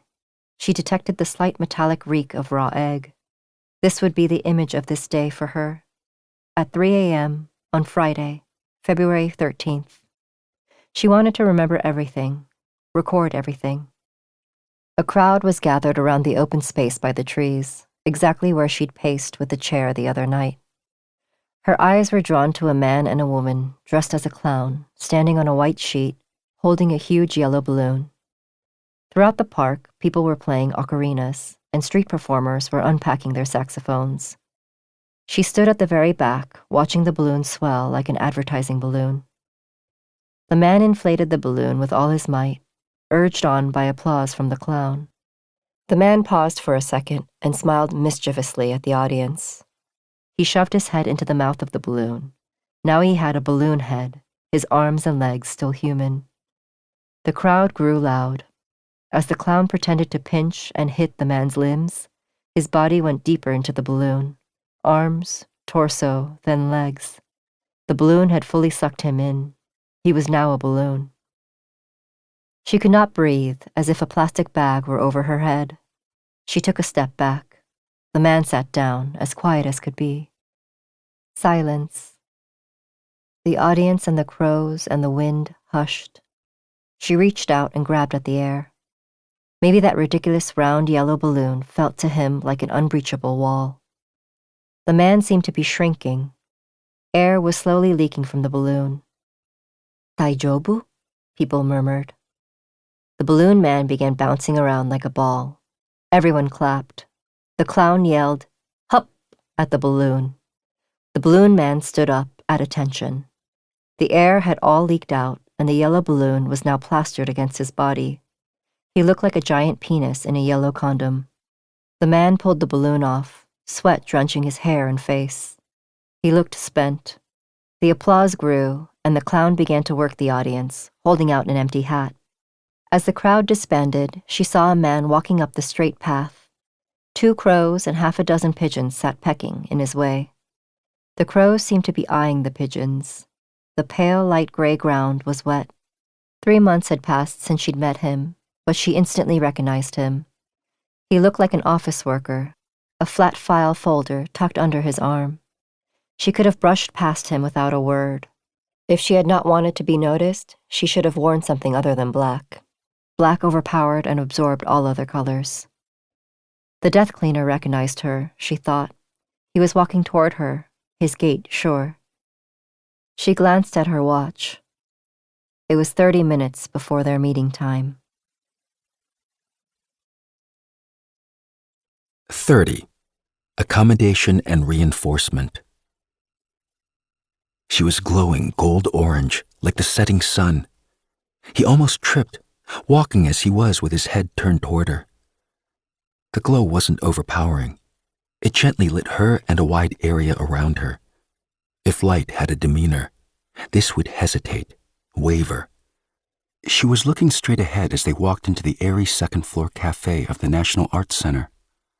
At first, she'd seemed unapproachable, like a dark, ominous shadow, which was precisely why she'd stayed rooted in his mind.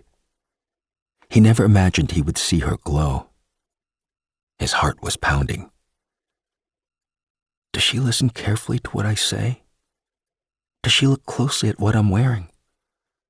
Does she study my expressions, the way I'm attuned to her? She turned her gaze toward him. Every time he came to this Kurokawa Kisho-designed National Arts Center, he was reminded of the Guggenheim in New York. Frank Lloyd Wright had puzzled over creating a space that could accommodate specific intentions and experiences in a form that was not an ordinary cube. In Wright's design, each space was separate but still contributed to an overall open concept. There was no clear beginning or end, and you could see both the lobby and the ceiling from anywhere in the building. The National Arts Center was quite a different design from the Guggenheim, but because of the tempered glass-clad exterior and steel support structure, it felt open to the outdoors. In both buildings, he found himself contemplating accommodation as a concept. The power inherent in a curved line. Accommodation and reinforcement, characteristics that needed to be carefully considered when designing a new space, especially one that transcended pre-existing forms. He watched her. He thought about her. All along, ever since that evening in Tokyo Tower when he had seen her again. He was glad this was only their third encounter. They could share more, confide more deeply in each other. But she was a mystery. She rarely talked about herself. He realized this only after they went their separate ways. He didn't notice it when they were together. She didn't seem to be a woman. She didn't even seem alive. She seemed uninterested in everything. He wanted to delve a little deeper into her history. "Have you had a chance to see Park again in Seoul?" he asked as he dropped a sugar cube into his coffee. "Who?" "The CEO of KAC. "Yes, I saw him at an auction, and I've been to his Nonhyungdong place for a dinner celebrating an artist opening." He wanted to ask if she'd seen the picture hanging on the 4th floor of that office. He'd brought Park up because he was the only person they both knew. At that point, he didn't know he would be meeting up with the death cleaner who'd sat next to her at the Shibuya party. "How long will you be here in Tokyo?" She didn't answer. She merely looked down at the museum lobby, her head tilted, gazing at the round tables dotting the ground floor. The light changed and moved as time passed. The orange glow bathing her had retreated to her left, now tinged a light gray. At this time of day, shadow overtook light. February afternoons were short. It suddenly felt easy, like they were sitting in a garden, not in a sealed space filled with strangers and unfamiliar objects. Things felt just right, not too tight, not too loose. Maybe the discombobulation her glow had caused was the reason why he felt so relaxed. Out of the blue, he blurted that the anniversary of his brother's death was approaching. She asked him how his brother had died. "It wasn't long after I got to work when he called me," he said. "He called you?" "Yes. He was sending you a sign?" "And that was the end." "He must have depended on you." "I thought we were close." "What did he say on the phone?" "He just laughed, so I thought he was joking." "Anyone would think so during a call like that." "But I felt a chill down the back of my neck." "Why?" "He'd never called me at work before." "This was in the morning?" "Later, when I thought about it, I realized it wasn't the best way." "What wasn't?" "The call." "What did he say?" "Hurry up." "Hurry up?" "Yes." Then he laughed. He wanted me to hurry home. And weirdly, I got it. "I think I understand." I knew it would be too late even if I immediately ran out. I knew it was the last time I was hearing his voice. "You must have known that instinctively." Or maybe I expected that things would end like that. "Maybe you were afraid." I might have wanted to ignore that possibility. "What was your brother like?" He tended to believe that he didn't really need to live. "Someone from the Epicurus school of thought, I see," she said, flashing a lonely, crooked smile. "You know how some people don't think it's joyful to be alive? People always thinking about ways to escape the pain they're feeling, yes." "It sounds like you understand my brother." "There's a sculptor I love." "A sculptor?" "Yes. She once confessed that she'd wanted to die all her life. You can't put yearning like that into words. It's a shocking, unusual energy that could conversely feel invigorating. Once she turned 70, she said she couldn't remember how she was able to escape that urge. Each time she felt like that, she made art, and then she found herself to be 70. It's a little sad, isn't it?" "What is?" "That she couldn't remember." "So what happened to that sculptor?" "Well, not killing yourself doesn't make you famous, right? As she got older, her work became larger in scope, but simpler in concept. I have to wonder if her art practice was what prevented her from acting on her urges. She made very original work. In the end, she wanted to live in a more beautiful, peaceful world. So she was a mystic. Or maybe paranoid. What do you mean? To endure that kind of urge, you have to hold on to something, whatever it may be. Maybe my brother didn't have anything like that to hold on to. Even if he did, he might have let go, just for a moment. Or maybe it crashed over him suddenly, like a wave. By the time I grabbed a taxi and got home, it was too late. Even though it took me only 15 minutes. He jumped from the window. Our parents had gone to the doctor, so his call had been more serious than ever. He was telling me to hurry home and take care of the aftermath before our parents came home. Was your brother a good person? In the usual sense, yes. What about in the unusual sense? There was something about him that was hard to understand. Everyone has a side like that. Not everyone. You can't expect people to be something they're not. Is that sculptor still alive? No. She's dead. 31. Underdrawing. On her 7th visit to the Blowfish shop, the proprietor beckoned her over. She was across the street, standing on the stairs. The temperature had dropped suddenly over the past several days. Icy wind razored in from all directions. She was frozen solid, but her every sense was alert and open to the world. If she were a fish, tens of thousands of her minute scales would have been bristling like feelers, reacting a split second before encountering cold air, warm wind, and water. It seemed her entire body had transformed into an enormous sucker. She couldn't tell where the sensation had come from. It was unexpected and vivid and persistent, unpleasant and hot and sudden. She burst into abrupt tears while eating soup and rice. Her body itched, and she couldn't shake off the feeling that some kind of root was slowly, but with furtive strength, crawling up from the soles of her feet along her spine. As soon as she had woken up in the morning, she had run over to the fish market and prowled near the Blowfish shop.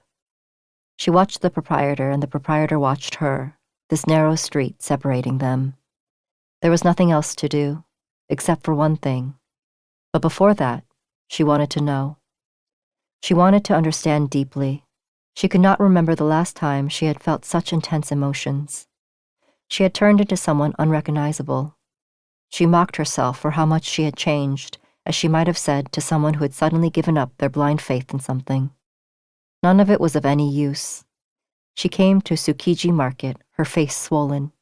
Her soles felt as though they were cracking wide open. White frost bloomed like salt flowers on every window in sight. She bit her lip, wanting to quiet the thing writhing inside her, and wished she could freeze, stuck flat on glass. That was when she saw the proprietor, who had been smoking in front of his shop, beckon, his face a grimace. 12 steps between them. She wiped off the surprise that might have remained on her face and headed toward the shop, yanking her frozen feet off the ground, one step at a time. She spoke. He ignored her. She spoke again. He seemed to listen, a little bit. He was silent, not for long. She stood there, rooted in place. His name was Abe. He pointed at the fish tanks. 2 light purple blowfish with fat bellies and 1 agile blowfish with a dark blue stripy back waved their fins lazily. 2 long, roomy fish tanks were stacked one on top of the other, taking up an entire wall inside the small shop. She knew blowfish got stressed and perished if the tanks were too small. "Look at this," Abe-san said without speaking. From that very first day, he conveyed everything he wanted to despite speaking only rarely. Abe-san pressed a finger into her shoulder. It was so painful that she nearly screamed. That jab was telling her, "You can't understand something you haven't observed for years." She nodded.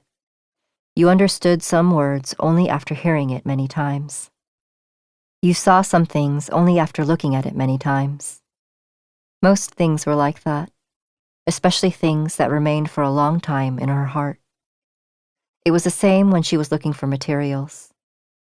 Blowfish were alien to her, something she'd never handled. Observing something for a long time was the first step toward comprehension. She'd learned that at the beginning of her art career. The 20-watt fluorescent light gave the blowfish a gloomy, rusty green tinge. That's Karasu. That's Shimafugu. She committed those names to memory. Was it when they had been walking along Sumida River? She remembered what he'd said. He had talked about the fear that overcame him when he drew the first line on a fresh sheet of paper. She knew this feeling intimately. She felt it before mapping out a work, before sketching an idea for the first time. He told her he didn't erase the underdrawing even after completing the shape he was going for. He believed those preparatory lines had a vital, inherent force. She stared stubbornly into the fish tanks, trying to remember the first line she ever drew.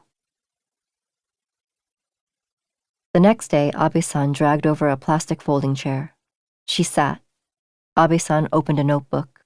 On an empty page, he drew a straight line and connected the ends with a curve below. On one end, he drew a small rectangle, a knife. In his staccato way, he stabbed each part of the drawing with his pencil. The spine, the flat, the cutting edge, the heel, and the tip. Okay, she said. He must have believed she could not handle blowfish without understanding how to use a knife. She knew a little about blades, but fish knives looked entirely different from sculpting tools. They looked more real and more specific and crueler. She looked not at the notebook, but at the knife placed on the thick wooden chopping block behind Abe-san. A middle-aged man peeked in from the entrance, then left.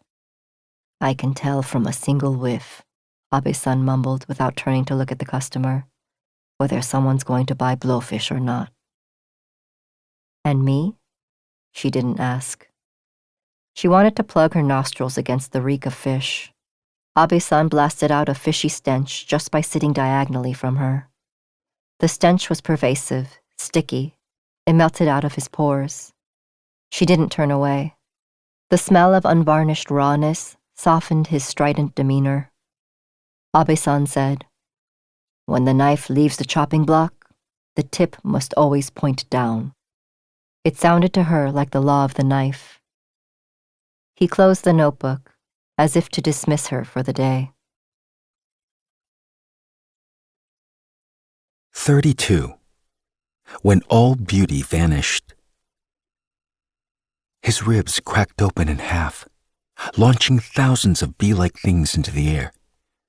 Tiny white butterflies as small as fingernails. They fluttered an arm's length away, unable to fly far, having lost their sense of direction, as though they had sprung out after being sealed in a box for far too long. How could butterflies be so tiny? He lay back down. He wasn't feeling any pain.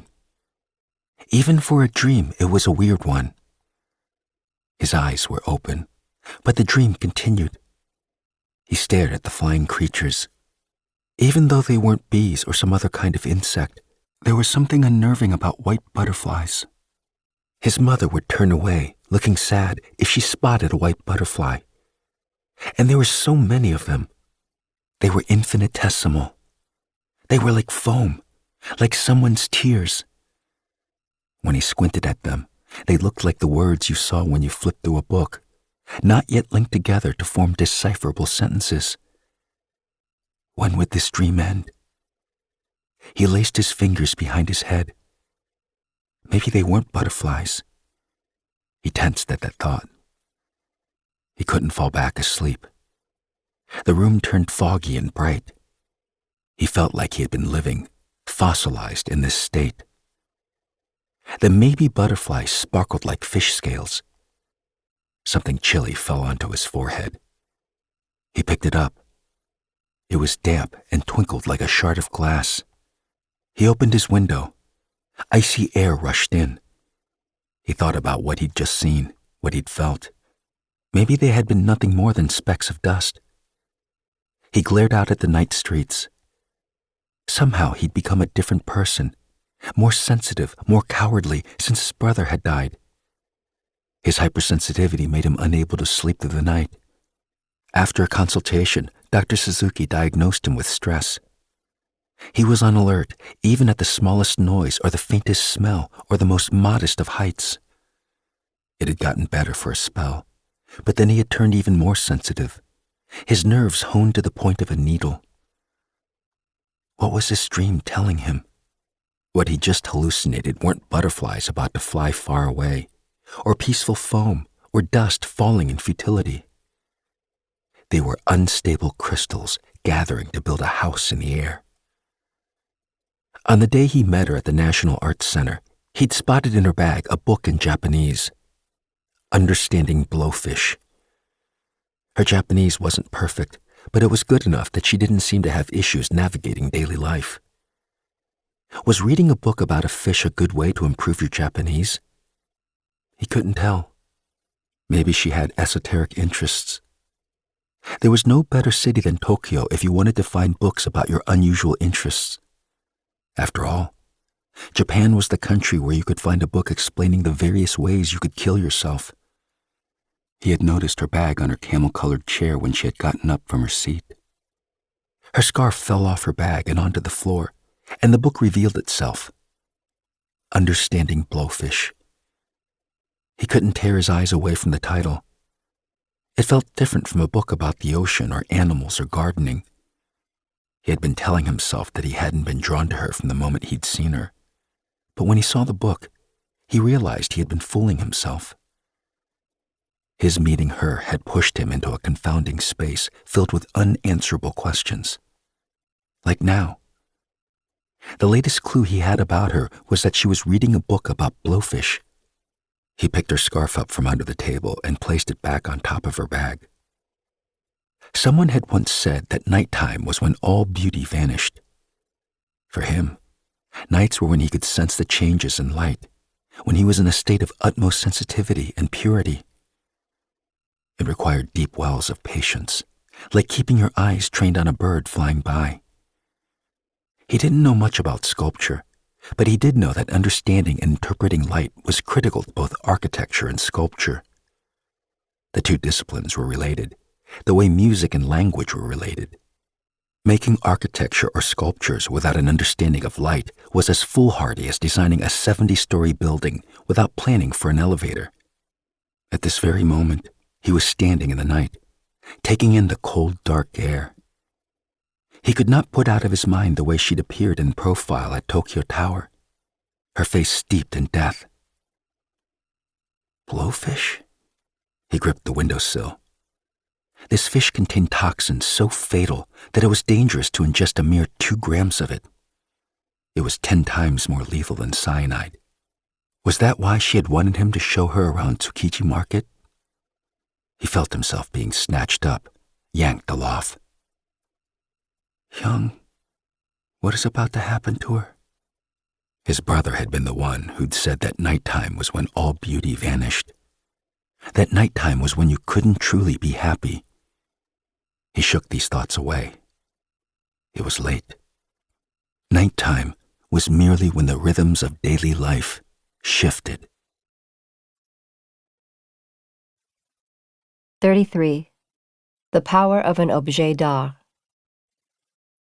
He seemed different that day.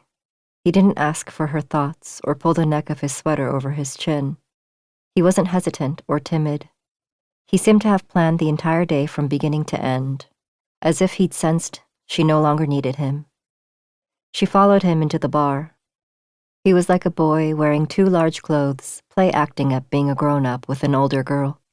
The kind of kid who was always hiding in a hard-to-find spot in the house. She hadn't given him much thought. Still, when she was with him, images popped freely into her mind.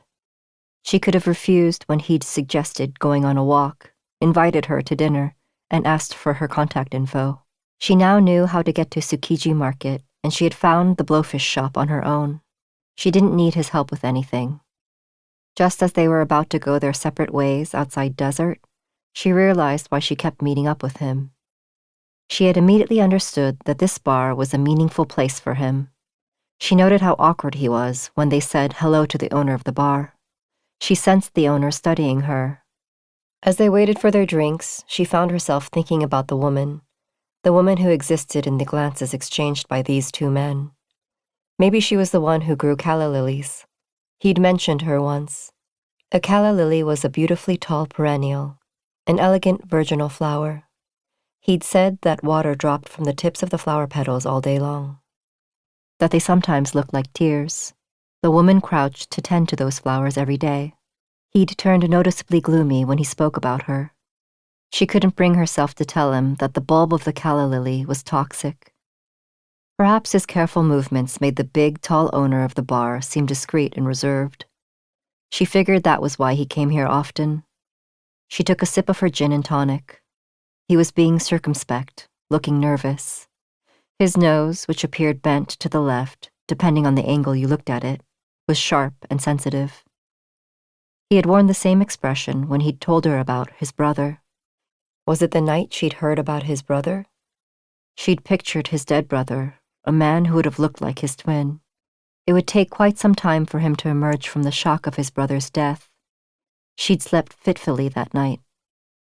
Though she'd never met his brother, he seemed familiar to her. His brother might have made the right choice, assuming he wanted to live in a more beautiful world. But when he'd said, "My brother should have been in this world longer," his voice tamping down his rage and sorrow, she'd found herself nodding. Why had he told her about his brother, about someone who'd killed himself? She'd felt uncomfortable, as if someone she didn't know had shown her a great kindness. Like she'd picked up a test filled out with all the wrong answers. The way someone approached you said a lot about that person, though you wouldn't realize this until after you got to know them. If he were a composer, he would have written a contemplative song, not a romantic one, a song containing the poignancy of a tragedy. One that concealed sadness and kept turning away from those emotions, hitting all the elements of a song. There was something systematic about him. When she mentioned that, he let out a weak laugh. I haven't heard that before. I think of myself as offbeat and disorganized. It seems like you have your own framework, your own structure. Is that a compliment? Yes and no. And what's that structure made of? Wood, maybe? He laughed. I think it would be something more artificial than wood. Maybe glass? Yes and no. So I was partly right. He turned earnest. You can't build something with just glass. She turned her attention to the music. She watched as the bar owner carefully selected an album after handing them their drinks. Thomas Quasthoff began to sing Franz Schubert's Winterreise. It started with Gute Nacht. What an overplayed song. She was disappointed. He was staring at the bottom of his cocktail glass. She could not believe this bar had been in the very same spot for 20 years with so few customers. The music spread deep and wide. It walked boldly inside her. Emotion welled from within, the way it did when she listened to Jan Dismas Zelenka's The Lamentations of Jeremiah, or a German requiem. It pierced her heart like a burning arrow. She wanted to ask the owner to change the album. She gripped her hands together so she wouldn't be moved. Wer sagt mir dann von ihr? Quasthoff sounded listless. Then came a resonant melody, meandering slowly like a river. She looked around, bewildered, as if awoken from a deep reverie. The owner was standing in the corner of the bar with a beer bottle before him, reading the paper. Next to her, he was tapping on his sweating glass, and on the wall were black and white photographs. He might have been a great artist, but he had very bad luck, she blurted out. Who do you mean? She pointed at the picture of Hemingway. Because of how he died? For Christmas, his mother sent him the gun his father shot himself with. That can't be. It's true. He didn't have an easy relationship with his mother. So was that the same gun he killed himself with? No, he used a rifle. You sure know a lot about Hemingway. He looked at her. Sine would talk about the author's favorite drink, how the mojito was refreshing and sweet, and how the crunchy ice clinked lightly in the tall glass. This woman knew all about the depression and defeat and fear of failure that had dogged Hemingway, as well as how he had killed himself and what weapon he'd used. She looked at him quizzically, as if to ask, "What?" He erased Sine from her face. Her face remained its own, independent of anything else. Pale, boldly peaked lips. Those lips parted and said, "I'm learning about blowfish." Blowfish. Yes, the fish, she laughed, but it sounded like leaking air. Why blowfish? I want to know more about them. About blowfish? Why, is that weird? No, he shook his head. What made you interested in blowfish?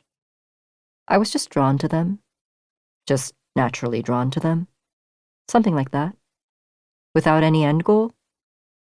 Like the way my right hand leads my left. So the blowfish is an objet d'art for you.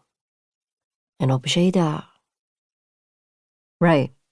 Something that draws you in and moves you. Isn't that how artists choose what to make? You mean in their art?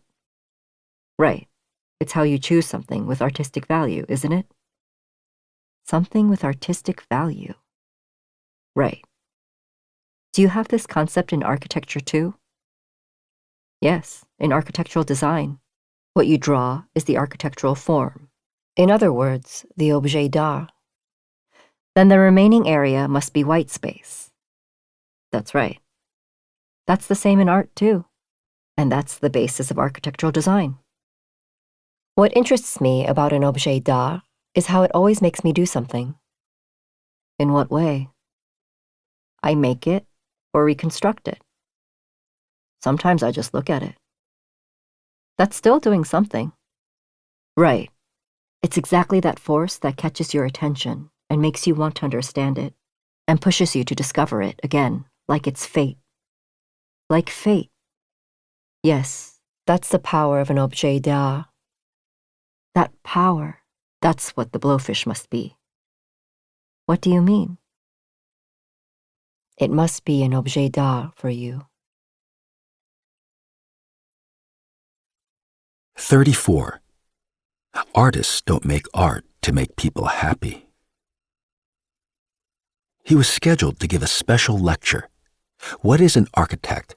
To architecture students graduating from Musashino Art University. An architect is like a carpenter in that utility is the goal, he would say. An architect is like a conductor in that both create things of value. And an architect is like a politician in that they hope their work is well received. An architect is like a philosopher in their pursuit of interactivity and in the way they value process over result. An architect and an artist both seek beauty. The fundamental purpose of architecture is to make people happy, but that quality is what sets architects and artists apart. Artists don't make art to make people happy. Artists consider themselves more important than anyone else. You need both intention and desire, passion in architecture and in art. Would these proclamations be helpful to graduates? Japan's unemployment rate, which had plummeted to an all-time low, was still hovering around 4%. What he'd sensed at the lectures he'd done so far was that students were interested in gleaning tips that might help them land jobs. Each time he saw his reflection in the metro window, he asked himself, what is an architect? Am I a carpenter or a conductor or a philosopher or an artist? He didn't know. He'd lost certain things. Intention and desire, now too faint to see. That passion. It was hard to admit he no longer had any of them. Pain and sadness and despair and happiness were everywhere. But passion was the kind of thing that darted away if you weren't paying close attention.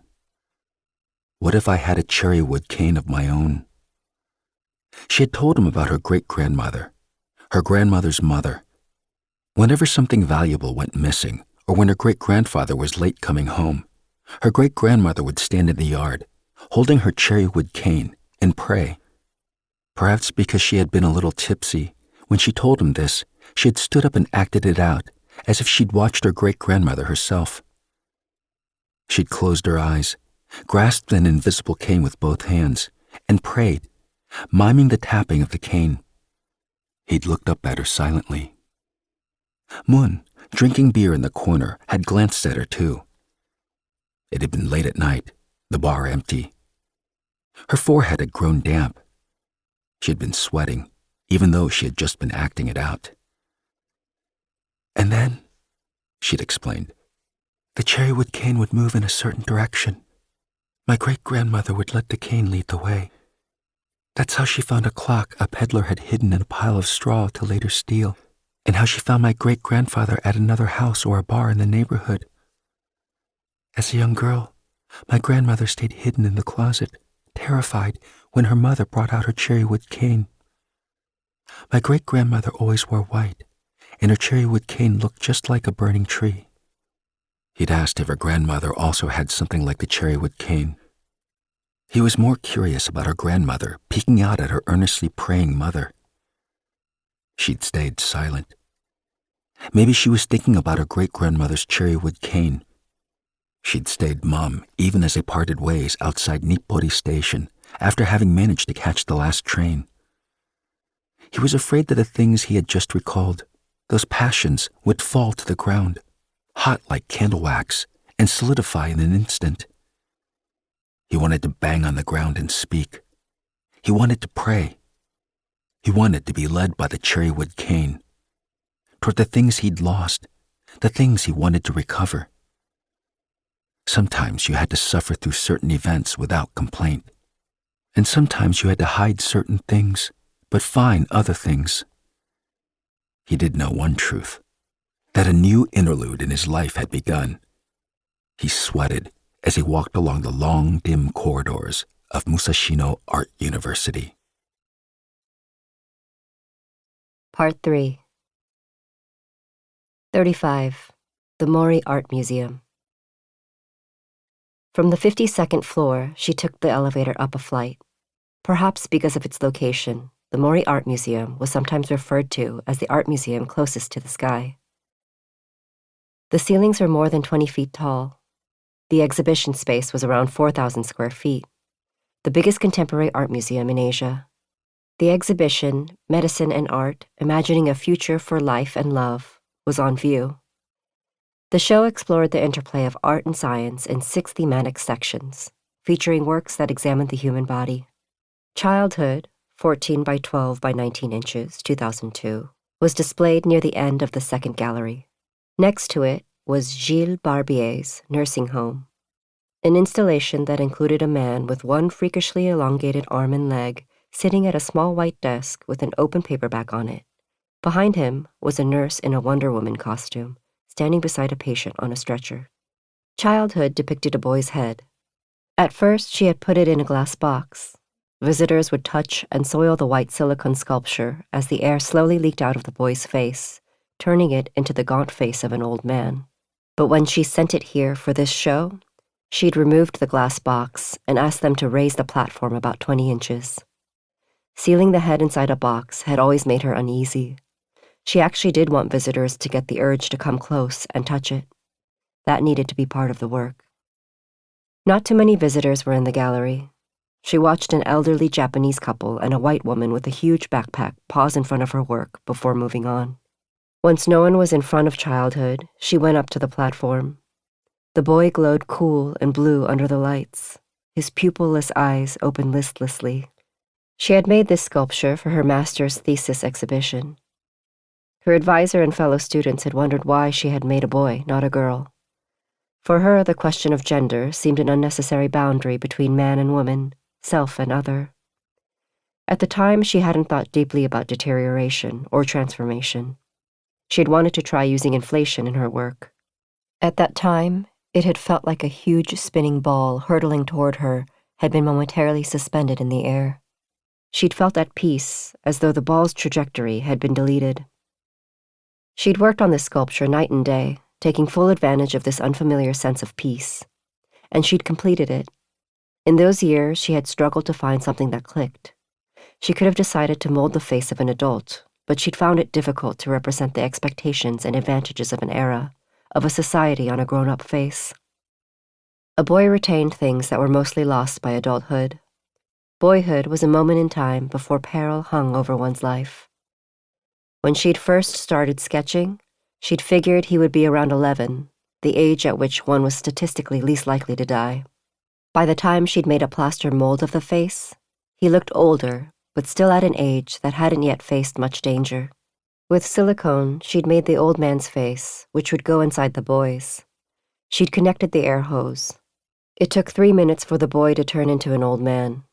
She'd stroked the boy's head as he slowly turned into an old man, whispering, "Everyone dies, kid." The dormant adult, the boy who hadn't yet hit puberty, had stayed silent. The boy looked the same even though quite some time had passed. She had worked on this piece in a tiny, barely 11-pyong basement studio in Sansudong. When Beck had first visited that place, he hadn't even taken his shoes off as he towered in the entrance. Late at night, after their second date, his expression had contorted, betraying a rebuke.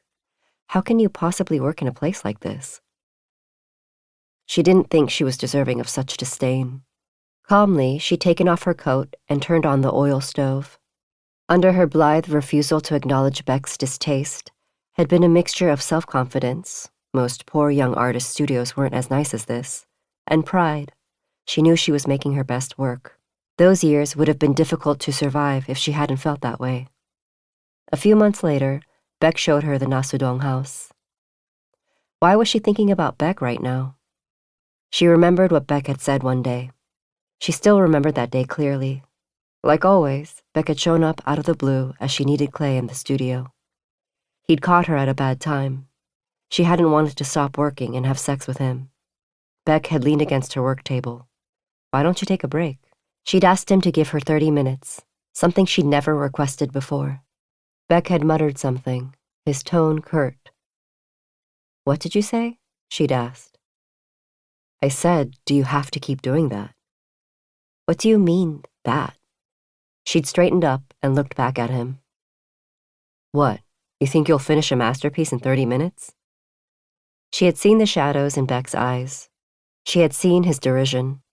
His simmering derision, bottled up for a long time without a chance of release. "What do you mean, that?" She couldn't help but ask again. "Isn't sculpture just making dust?" Beck had said. The way he said it had been clear. It had been neither criticism nor an attempt to get under her skin. "Can't you do it any old time?" She had not taken her eyes off Beck. Her face had felt raked by a blistering wind. She'd gritted her teeth to stop herself from blinking or curling her lip, tasting salt in her mouth. In that brief moment, she'd made the decision she had been struggling with. Beck had been probably in the dark, even to this day, that this was why she'd broken up with him. She'd felt insulted. That was the one emotion that would linger for an artist, even if all others disappeared. She had been deeply relieved that the feeling hadn't been love. The museum was quiet. It was a Tuesday morning. A vast silence flowed, as if she were in a dense forest from which you couldn't see even a sliver of the sky, let alone a skyscraper. In a 3-minute loop, untethered to anything else in the world. Childhood deflated, turning a boy into an old man, then inflated, changing an old man into a boy. That consistency almost made her embrace the boy. She was now so removed from when her sole wish had been to become an artist, one who believed in herself and in what she made. She wanted to cover her eyes. Then she heard a voice from behind. "It's a breathing sculpture." A woman was standing behind her, speaking to her in Korean, her voice ringing out clearly. "Isn't it?" asked the woman. She was at a loss for words. It had taken her some time to move on from Beck. She could have disagreed vehemently when he'd said those things to her, but she knew exactly why she hadn't. He had highlighted her anxiety that she might end up only making dust. Beck would never know how painful it had been to hear those words. She took a cautious step back. Childhood was breathing. It was moving. Proof that she had lived through that time in her life. It stood witness to that time in her life. "Yes, that's right," she said to the visitor. She wasn't sure what she was answering. The woman held up the thick exhibition catalog and pamphlet and said, "I know you're the artist who made the sculpture." The woman invited her for a cup of tea. She finally took a closer look at the woman. The woman had long dark hair pulled up in a ponytail and was wearing red lipstick and a classic white tweed Chanel suit, holding a hard clutch. If she measured this woman's face with calipers, it would be in perfect symmetry. Her ears also seemed to be evenly placed. It wasn't all that common to encounter such a symmetrical face. The woman smelled like lavender. "All right," she said, taking a step back, away from the scent. "There's a cafe downstairs," the woman said, her eyes sparkling. 36. Two Kinds of Lives. He had just returned to his desk after a meeting with the general managers and the interiors team. The fax machine spat out several pages with a groan. He knew without turning around that they were from his friend, Jun Lee. It was early morning in New York. On the last page would be silly sketches that Jun always included. When Jun had a girlfriend, he would send a doodle of her, and when he bought a manual typewriter at a flea market, he would draw a typewriter. Jun was the only person he thought of as the perfect friend. The years during which they'd vowed, full of ambition, to design a tower together in a global city somewhere had scattered into air. The fax machine cranked out the message. 5 pages. He took all the pages and stapled them together. He looked down at Jun's large, lively scrawl in black marker. The message was simple, despite the many pages. It was about Jun's uncle, who headed an architecture firm in New York. The three of them had enjoyed a few meals together in Tokyo and Chicago. The redevelopment of New York City's meatpacking district was underway, and Jun's uncle's firm had won a major bid. Jun had recommended him, his old friend, for a spot on the planning team. Interest in the revitalization of cities was growing all over the world. The goal was to balance the built environment within the space of an entire area, keeping in mind functional and design needs, with being environmentally conscious. That was the kind of project he wanted to challenge himself with. And New York was far away from home. It would give him a good reason to leave Tokyo and his parents. There had been many opportunities, but he hadn't jumped at any of them. He hadn't wanted to flee this city. He'd needed a real reason. Was now his time? He hunched over his desk and imagined moving to New York and taking on a new project. Redesigning a part of a city, a specific space, would be like transforming an ordinary rectangular eraser with 12 edges into the plastic kadokeshi eraser on his desk. After a few uses, the 12 edges of an eraser became rounded. It was hard to use it for intricate work, but a kadokeshi eraser, made of 10 cubes, had 28 tiny edges. In addition to its superior design, it was firmer than a regular eraser and easier to use, which boosted your productivity. Jun would tell him that redesigning a city wasn't like creating a new eraser, but was work that was inspirational, closer to achieving their youthful dreams of building a significant architectural marvel. Jun would tell him it would be the manly thing to do. Maybe Jun was right. He couldn't keep sitting at a desk, playing with an eraser, thinking about erasers. How long could he live like this? He pictured the possibility of leaving and the possibility of not leaving. If he left for New York, he'd think about why he'd left, what he was doing there. He imagined the other possibility. If he didn't leave, he would keep asking himself why he'd stayed. The former was intuitive, and the latter was inductive, and neither was the best way to figure things out. All he could do was make an educated guess, but he knew he didn't have the heart to leave. In fact, more than ever, he thought he should stay. But it would be hard for him to turn Jun down. Would he regret his decision? There were two kinds of lives, a life you were born into and a life you built. It was all a question of choice. He turned to the last page of the fax. Jun had drawn a beer mug and a slice of pizza, along with the 22-story Flatiron building on Fifth Avenue. As large-scale city planning projects boomed in the early 20th century, the pointy building had been built on a triangular plot just off a street that had remained from its Native American days.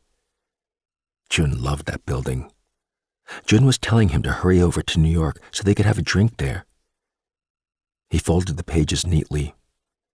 The question of whether to leave or stay was entirely different from, say, searching for a lost bag. He stood up. The sky was starting to clear. He needed light, and for that he had to swivel the blinds. The right answer wouldn't require deduction or an intentional choice. He decided to trust that the correct decision would walk out on its own, from his subconscious. 37. Names. Abe-san slammed the side of his knife against the head of the blowfish. The creature leaped into the air and landed on the chopping block before ricocheting back up. Water sprayed everywhere. She recoiled and took a step back. Moments earlier, Abe-san had scooped a 3-pound blowfish out of the tank, placed it onto the chopping block, and wiped it dry with a rag. The movement of his knife had been swift and sudden. She wasn't sure she'd even noticed Abe-san holding the knife. The dark purple blowfish writhed, its tail and body flailing. Veins popped in Abe-san's left arm as he held the fish down. He was knocking it unconscious, not killing it. This fish didn't die easily. In her book, the blowfish was described as having a strong instinct for life. Abe-san slid the fish hook out of the gills and tapped the resisting blowfish's head with his knife. Time to cut out the tongue. He slammed his knife down. With the tip, he removed the bean-sized brain. He sliced the fins off either side of the body and the belly and shoved the blade deep into the head. He yanked the knife toward the tail and began to peel off the skin, as if dissecting it. The blowfish stopped moving. Abe-san used 2 knives, one after the other. A thick, heavy knife around the bones, a long, sharp knife to remove the skin. Abe-san had a special philosophy about knives, though not necessarily about blowfish. Of the 3 ways of using a knife, gripping it, pressing it, using it like a finger, he was handling the knife as though it were an extension of himself, allowing for the greatest flexibility. But even for him, it didn't look easy to skin a blowfish. He gripped the thick skin with one hand, and with the other he scored the flesh to remove it. He didn't discard the skin. He scraped it clean and pushed the bones against the grain to detach them. The skin looked rough, even when wet. She wanted to touch it, to feel that sensation with her fingers, but she'd promised Abe-san that she would only observe.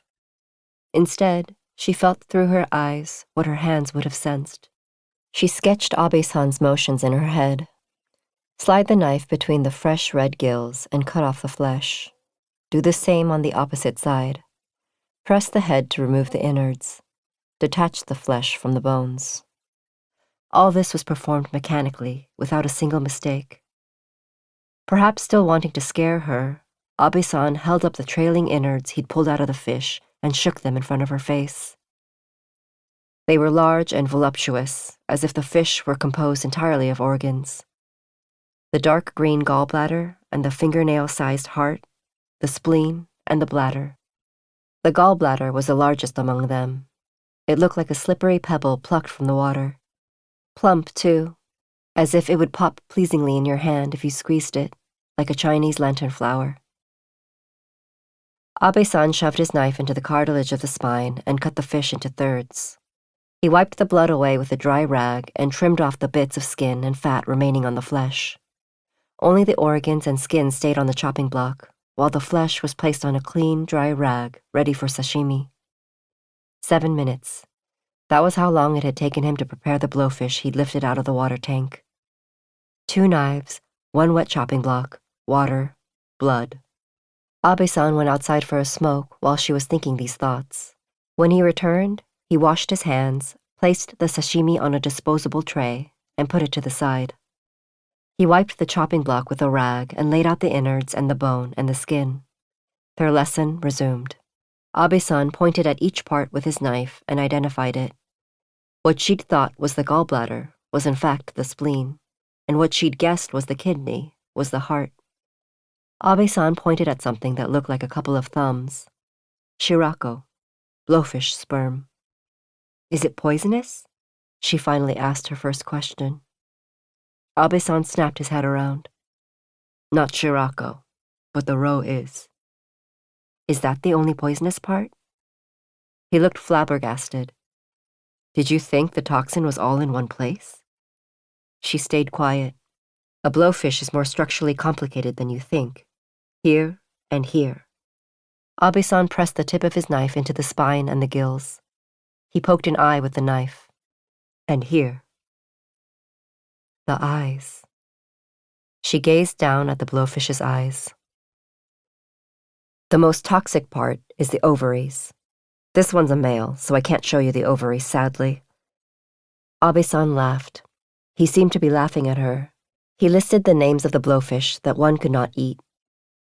Ohara fugu, moyo fugu, shippo fugu, hotsu fugu, mushi fugu, futashibo shifugu, komondamashi, senin fugu, taki fugu, shimikuma fugu, kumasaka fugu, fukitsu fugu. She asked Abe-san to tell her which types of blowfish were edible. He laughed. He stopped, then started to laugh again. Bastard. She suddenly felt unwell. The shop pulsed with the smells of wet metal and fish. They hadn't bothered her before, but now she was suddenly repulsed. What you have to remember is this, Abe-san said, and paused. He seemed to be pausing to ensure that she would understand him. She looked at him.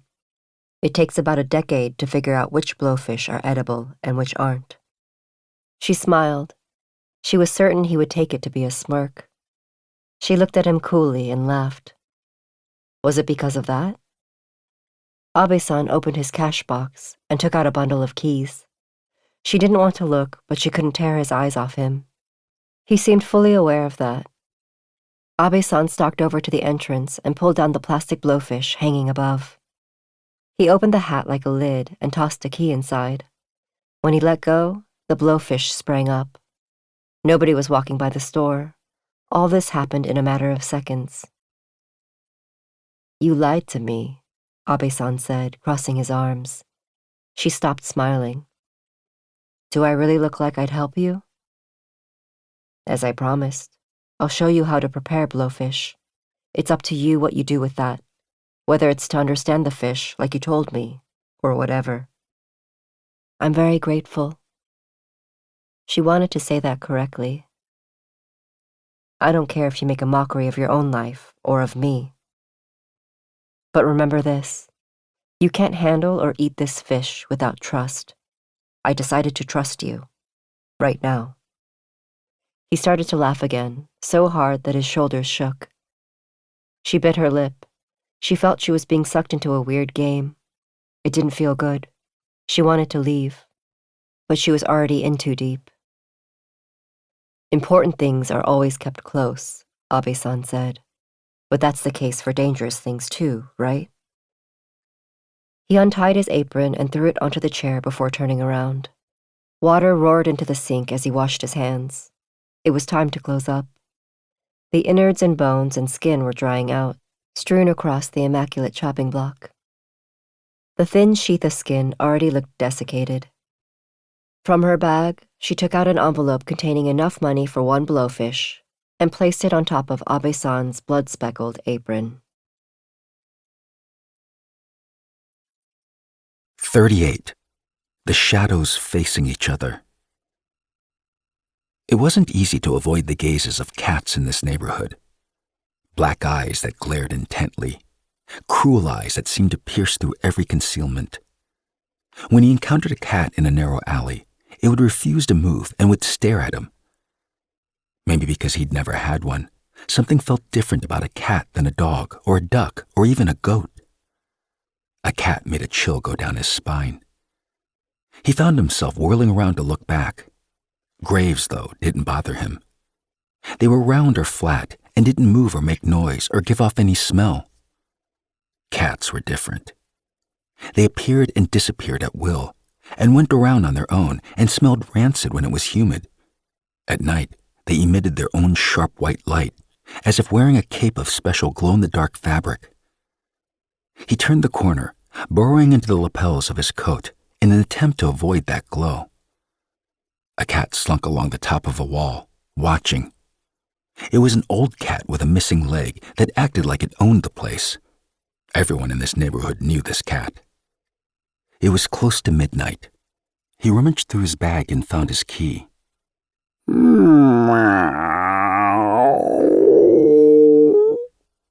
The cat wailed long and low, like it was trying to tell him something. He stepped inside the house. Mottled silhouettes were reflected on the sliding doors. He heard faint murmurs. He realized the shadows facing each other were those of his parents. The shadows of his old, dying parents. It wasn't sad or depressing or tragic. This was something spluttering to an end. They must not have heard the front door open. They drew close enough for their foreheads to touch, then backed away. He stood there in the entry, unable to take his shoes off.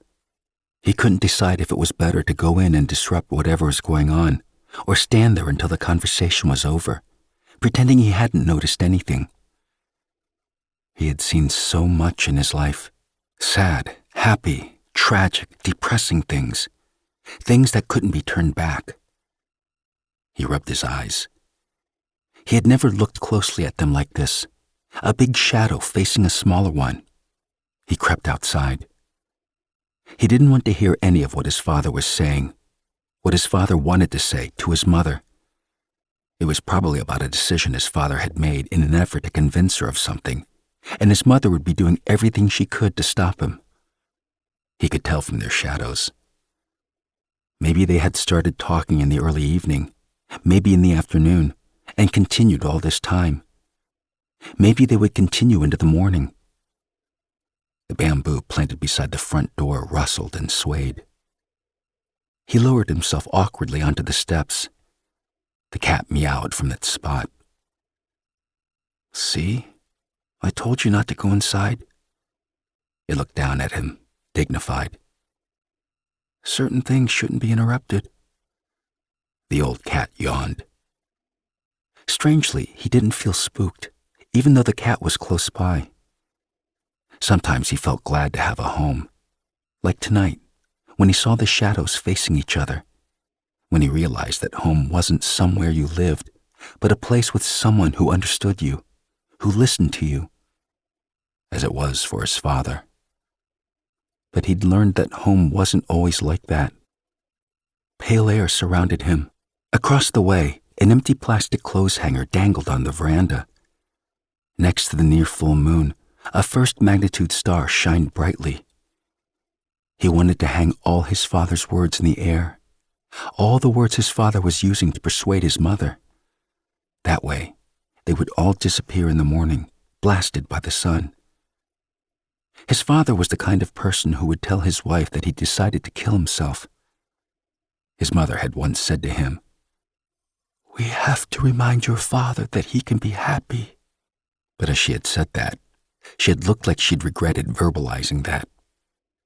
She knew better than anyone that his father's ability to be happy was dependent solely on himself. It was the beginning of a long night. Nights were always long. Nights were cat black and briny and damp.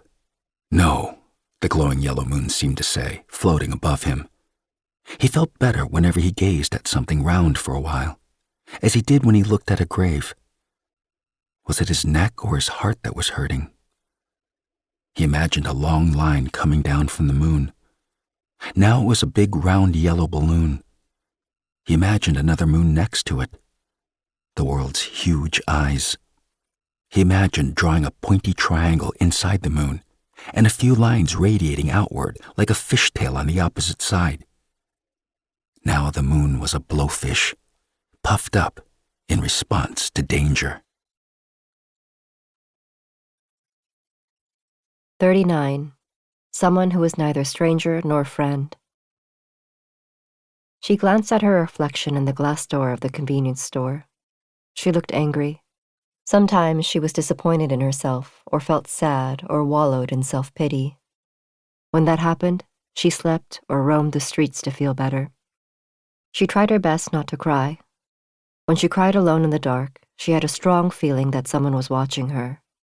Sometimes she was embarrassed to stand before her grandmother. It was snowing over Fabric Town. She'd heard the snowstorm would continue into tomorrow. It wasn't too cold. Crows flew calmly by, holding the gray horizon between their beaks. From far away, she saw a familiar shape coming quickly toward her. The light at the crosswalk turned green. If she crossed the street and went around the recycled paper plant, she would be at her apartment. But she didn't move. He was biking over from Napori Station. They'd made a vague plan to have a drink together if it snowed that night. Even without those plans, she would have come to the convenience store to buy onigiri and oolong for dinner. She tightened her grip on the plastic bag in her hand. He got off his bicycle and came up to her. His hair was tousled, and he smelled like cologne. She followed him and his bicycle down the street. As they walked, he told her about the neighborhood shops, saying, "This Oden place is 100 years old," or, "It's not an exaggeration to say the donkatsu here is the best in Tokyo." He sounded goofy and excited. People were going in and out of houses and stores and izakaya, beginning to hang noren in their entrances. She felt like she was in a small town, not a city. A familiar small town that might remain as a faint memory. She looked up at him as he searched for a good spot. He was the kind of person who would walk past the right street. The kind of person who would read a book and forget everything about it. She felt her anger subsiding. Maybe she was wrong. Maybe what she was feeling was different from what he was feeling. She followed him confidently into an izakaya. He asked her how her study of blowfish was going. She stopped shelling the edamame they'd ordered. Time seemed to whip around and head down a different direction. They were in the neighborhood's oldest, smallest bar. Partitions barely separated the half-dozen tables, and solo diners were seated at the bar, watching the owner as he cooked. The air smelled sweet, of katsuobushi being cooked and freshly steamed rice, scented with a woodsy aroma. It was snowing harder by the time they'd finished a small bottle of sake. People entered, brushed snow off their coats at the entrance, and found seats. She wasn't getting drunk. He didn't seem to be drinking to get drunk either. His eyes looked clear, as if he felt more alert the more he drank. But she could still detect the intense exhaustion that always clung to him. Her hands had frozen in place when he'd said blowfish, but she now picked up another edamame pod and put pale green beans in her mouth. Had it been a mistake to tell him about blowfish? She wanted to study him from a distance, the way she had when she'd first met him. There wasn't enough room here for that. He was using his chopsticks to slice neatly through tamagoyaki. "What is it?" He put his chopsticks down. "It looks like it'll snow all night. And it doesn't usually snow this much here. Maybe it's telling us spring is coming." "You said you're going to Seoul in the spring, right?" "Yes, in March." "In March." "Yes." "When will you be back in Tokyo?" "I'm not sure." "Let me know when your next show." "I'm not sure about that either." "What do you mean?" "Whether I'll be making more work." He didn't speak. He looked disappointed, like he had been expecting something else from her. Through the lattice in the door, she saw snow blowing around outside. She felt impatient, as if it would be March as soon as the snow stopped. In March, blowfish tasted different. "It's hard," she said. "What is?" "Blowfish." "Oh, I see." "You asked about blowfish." "I did." He sat up straight, looking serious. "When my grandmother was young, she lived along this street for a short time." "Which grandmother? Your great-grandmother with the cherry-wood cane?" "No, her daughter, my grandmother." "So around the 1920s or the 30s? "Yes, as a young girl she lived in Shimonoseki. She would come all the way to Tokyo, transferring trains, with a tire on her back. Evidently she would make a decent amount of money if she sold a tire. And then she would wander through this area until it was time to catch her train home. She'd get distracted by the colorful fabrics and miss her train. She wanted to be a seamstress. She got into Ochanomizu University to make Western clothing, but she couldn't afford to finish. Then she had to go back to Korea. "You said your grandfather was a sailor." "At 19, my grandmother married someone she'd never even met." "You must have been close to your grandmother." "No, I never even met her." "No?" "I heard about her from my aunts and uncles. Did she have something like a cherrywood cane, too? She would have been too young, I think. I see. I wonder what she would have prayed for if she'd had one. Is it because of your grandmother? What? Why you're here? No, not at all. She must have passed away at a young age. What makes you think that? If not, otherwise I would have met her, you mean? No. Apparently she was the best seamstress around. You're saying her talents were wasted. She wasn't afraid of anything as long as she had a needle and a pair of scissors. I see. Sometimes I wonder where I came from. From your grandmother? Maybe my grandmother made me this way, before my father even existed. Do you mean your temperament? That too. Or artistry? I'm sure that too. Like, what makes me who I am? If you're talking about influence, I'm sure it's not just from one person. She wanted to laugh. It sounded like he was insisting that she'd chosen to pursue art not because of her grandmother's influence, but because of all the people she had known, the people she'd seen and heard and imagined. But he didn't sound firm or decisive. His voice was faint, as if it would flicker off at any second. March. His voice had changed ever since they'd started talking about March. His head was turned slightly away. She almost reached out to put a hand on his. She wasn't sure how to talk to someone who was neither stranger nor friend. All she knew was that she didn't want to make any assumptions, because then his heart would slam shut. He offered to walk her home. She declined. He brushed snow off his bicycle seat. The light changed, and she stepped into the crosswalk. He grabbed her by the elbow. His grip was urgent and tight. She turned toward him. His lips were moving, but she couldn't hear him. She rushed across the crosswalk. Maybe she was still angry at herself. Maybe what she thought they shared wasn't only connection forged from pain. Her anxiety grew. Anxiety was no longer anxiety, and anger was no longer anger. Snow melted and trickled down her face as compounded sorrow enveloped her. She needed to say it. To him. Like this. I'm not in competition with the blowfish's toxins. She looked back, as though someone would be standing there. 40. In the desert with only a dog. It was past midnight when Moon called him. He was flustered not by how late it was, but by the fact that Moon was calling. He tried to remember if Moon had ever called him. Moon called it a favor, but it sounded like a regular request to him. Moon asked if he could go to desert and check in on Rover.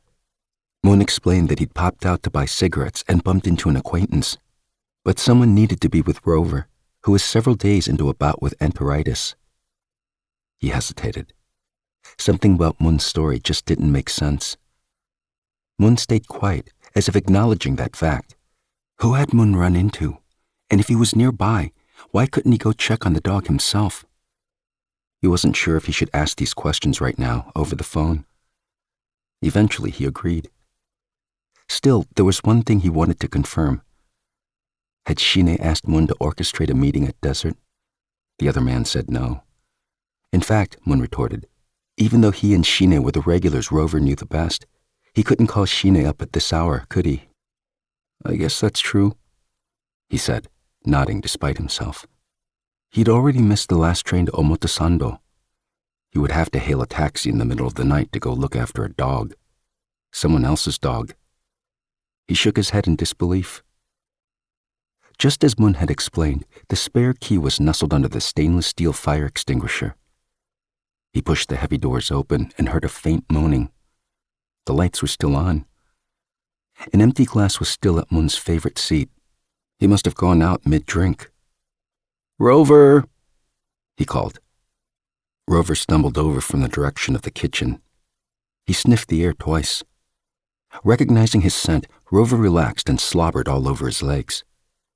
Following Moon's instructions, he found Rover's medicine in the kitchen and put it into his bowl. If Moon wasn't able to come right now, even though he was close by, maybe he wouldn't be able to come tomorrow either. After all, some people promised to be back soon. and never returned. He filled the food and water bowls generously. He'd been coming to Desert for years, but this was the first time he'd stepped foot in the kitchen. Everything was immaculate. The huge fridge and freezer, the liquor bottles on display, the sink, the blue-tiled floor, the kitchen cloths, and the cutting board. He looked around, expecting to see fruit peels or peanuts left on the floor, but there was nothing.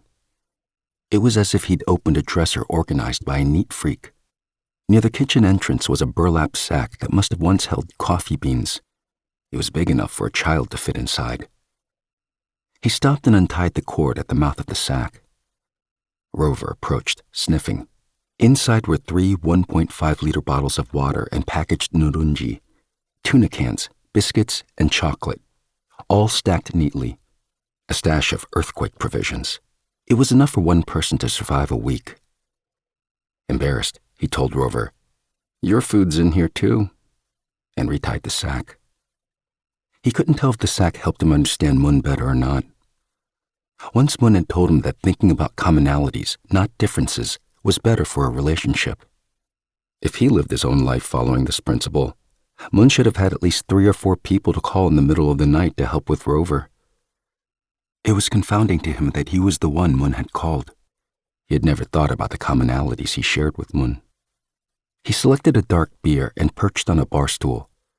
Rover came over and flopped down, laying his face against his shoes. The dog seemed okay, despite Mun's concerns. Other than being tired, he seemed symptom-free. It did occur to him that he knew next to nothing about dogs. From time to time, he called out, "Rover!" and each time Rover looked up before settling back down. A sick dog would have only instincts left. By his 3rd beer, he realized Mun would not be coming back tonight. He didn't think he could go home and leave Rover alone. Who had Mun bumped into tonight? How would the unexpected encounter affect Mun? He turned off all the lights other than those above the bar. It was almost 3 a.m. "Now I'm left in the desert with only a dog," he mumbled. His careening emotions settled, locked inside him. Nothing would shock him tonight. Even if Shine came by. Even if his brother walked in and sat beside him. It was a weird night. It was quiet, and the dog below his feet was asleep, and he was drinking beer after beer, not getting tipsy in the least, alone in the empty bar. He cracked his knuckles. This solitude seemed to be trying to teach him something. He kept startling and looking behind him like someone was there, nervous about what might happen if he were left forever in the dark like this. Nobody was there. The world wasn't there. She wasn't there.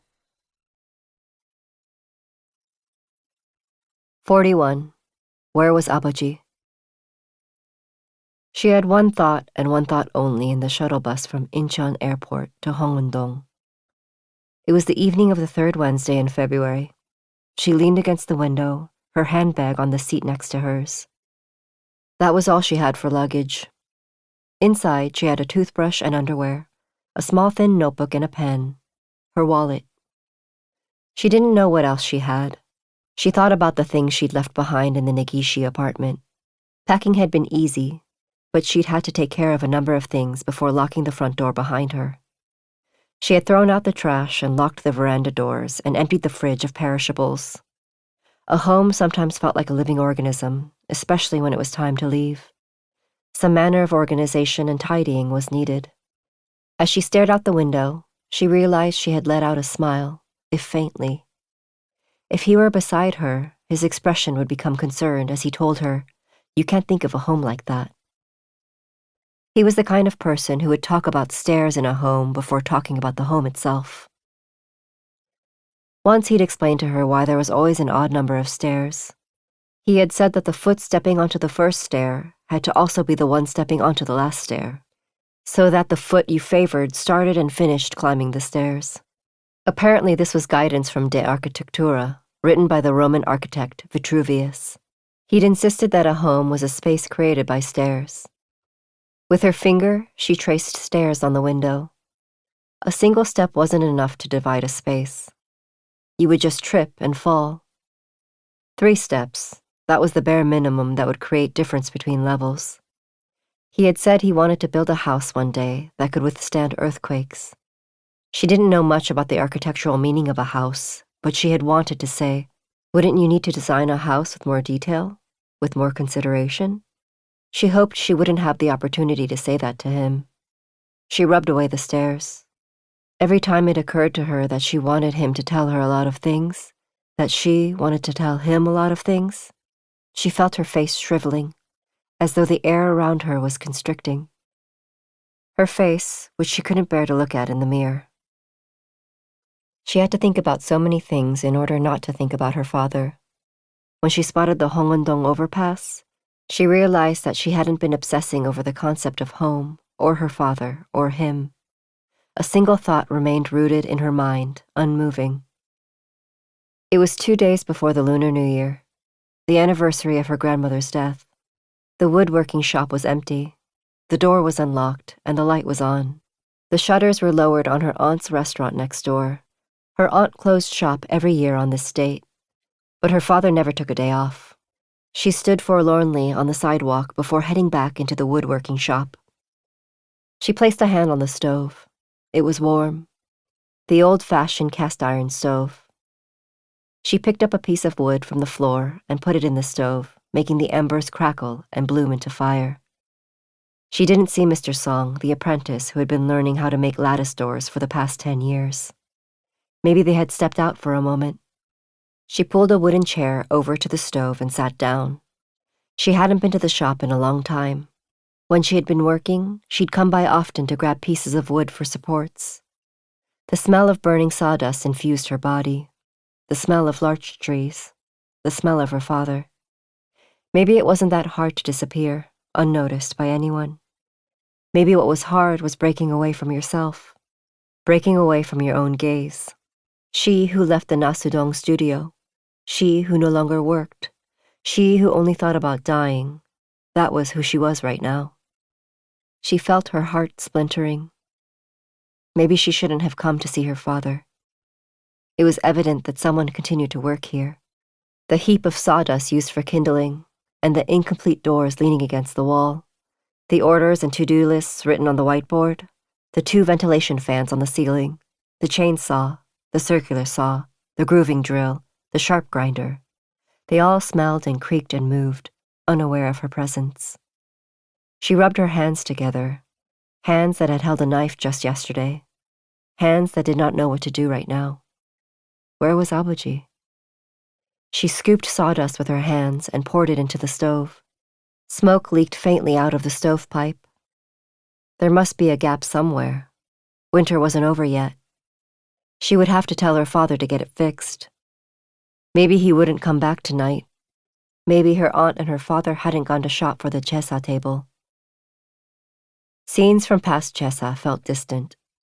Usually her father, her aunt, and she, just the 3 of them, indifferently performed the chesa. The food on the table always looked sad, like they were plastic models, even though her aunt fried chon and dried fish and parboiled namul and bought fruit in the days leading up to the rites. Sometimes her younger uncle or her eldest aunt came up to the city by train, arriving in Hongwon-dong with styrofoam boxes full of fish. Everyone looked a little broken on the day of her grandmother's chesa.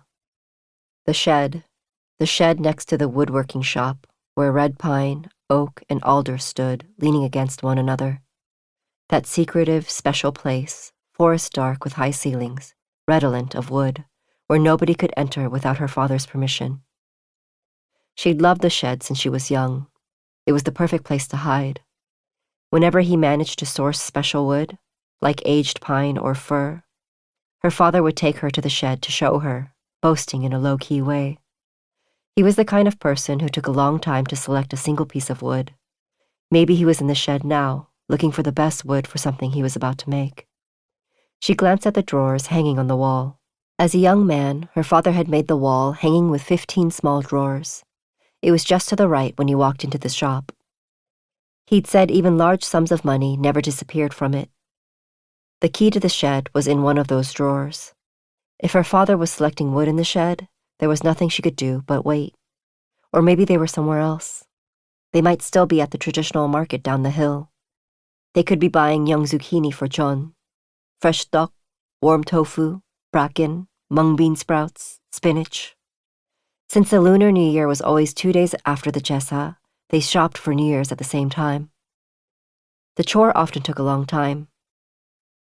Her aunt would lead the way with her bags, and her father would follow, walking his scooter. Right about now, they might have finished shopping. They might be enjoying a simple meal of makgeolli and pajeon in the market. They might just be taking a little longer than expected. The embers crackled. The flames were bluish, the tips yellow.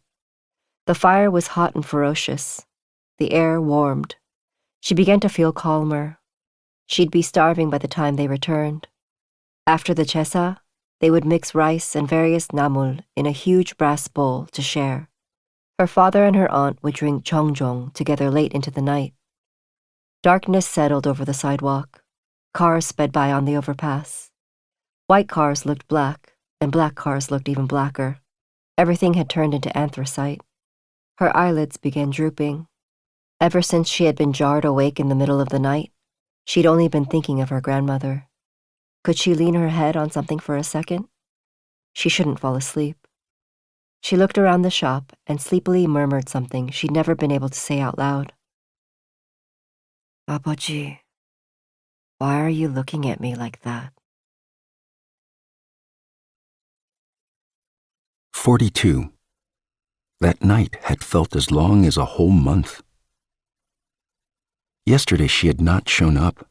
He had waited on a bench in front of Mori Tower, which had been mobbed. A huge spider sculpture had arched before him, one leg reaching behind the bench he had been sitting on. An hour past their meeting time, he'd wondered if the plan to meet there had been his alone. But she'd suggested the place. She'd said there was something she wanted to show him, something that had to do with her. He'd looked up at the bronze spider, its 8 long sturdy legs spread wide. A black net was wrapped around large rocks forming the spider's body. The sculpture was by Louise Bourgeois, who said that the purpose of art was to overcome fear. Just looking at the spider had made him so terrified that he'd felt unable to breathe, as if something vague but certain was approaching. She was 2 hours late. Waiting had grown into doubt, and doubt into fear. He had left then, taking the Hibiya line and getting off at Minoa Station. He had exited the turnstiles to the south. Maybe she was unwell. Maybe not showing up was her way of saying goodbye. He would actually be relieved if that were the case. He had picked up the pace, covered in a cold sweat, like when he'd rushed home after answering his brother's call. He would accept anything as long as he could keep at bay the feeling he'd gotten when he saw her at Tokyo Tower. Her apartment building was known for its 2 old Zelkova trees. 20 years ago, when the building was being built, the landowner had allowed construction only after extracting a promise from the builder that the trees wouldn't be damaged. Her building was 5 minutes from the station. He decided not to think about anything. That hadn't helped at all. He'd imagined the worst possible situation that could be unfolding that night. Countless things could happen in life, and the worst possible options were always among them. He'd wanted to remain skeptical. The glass doors to the building were closed, and the intercom was on the other side. He'd spotted her bicycle on the racks. It had a green seat, one side peeling.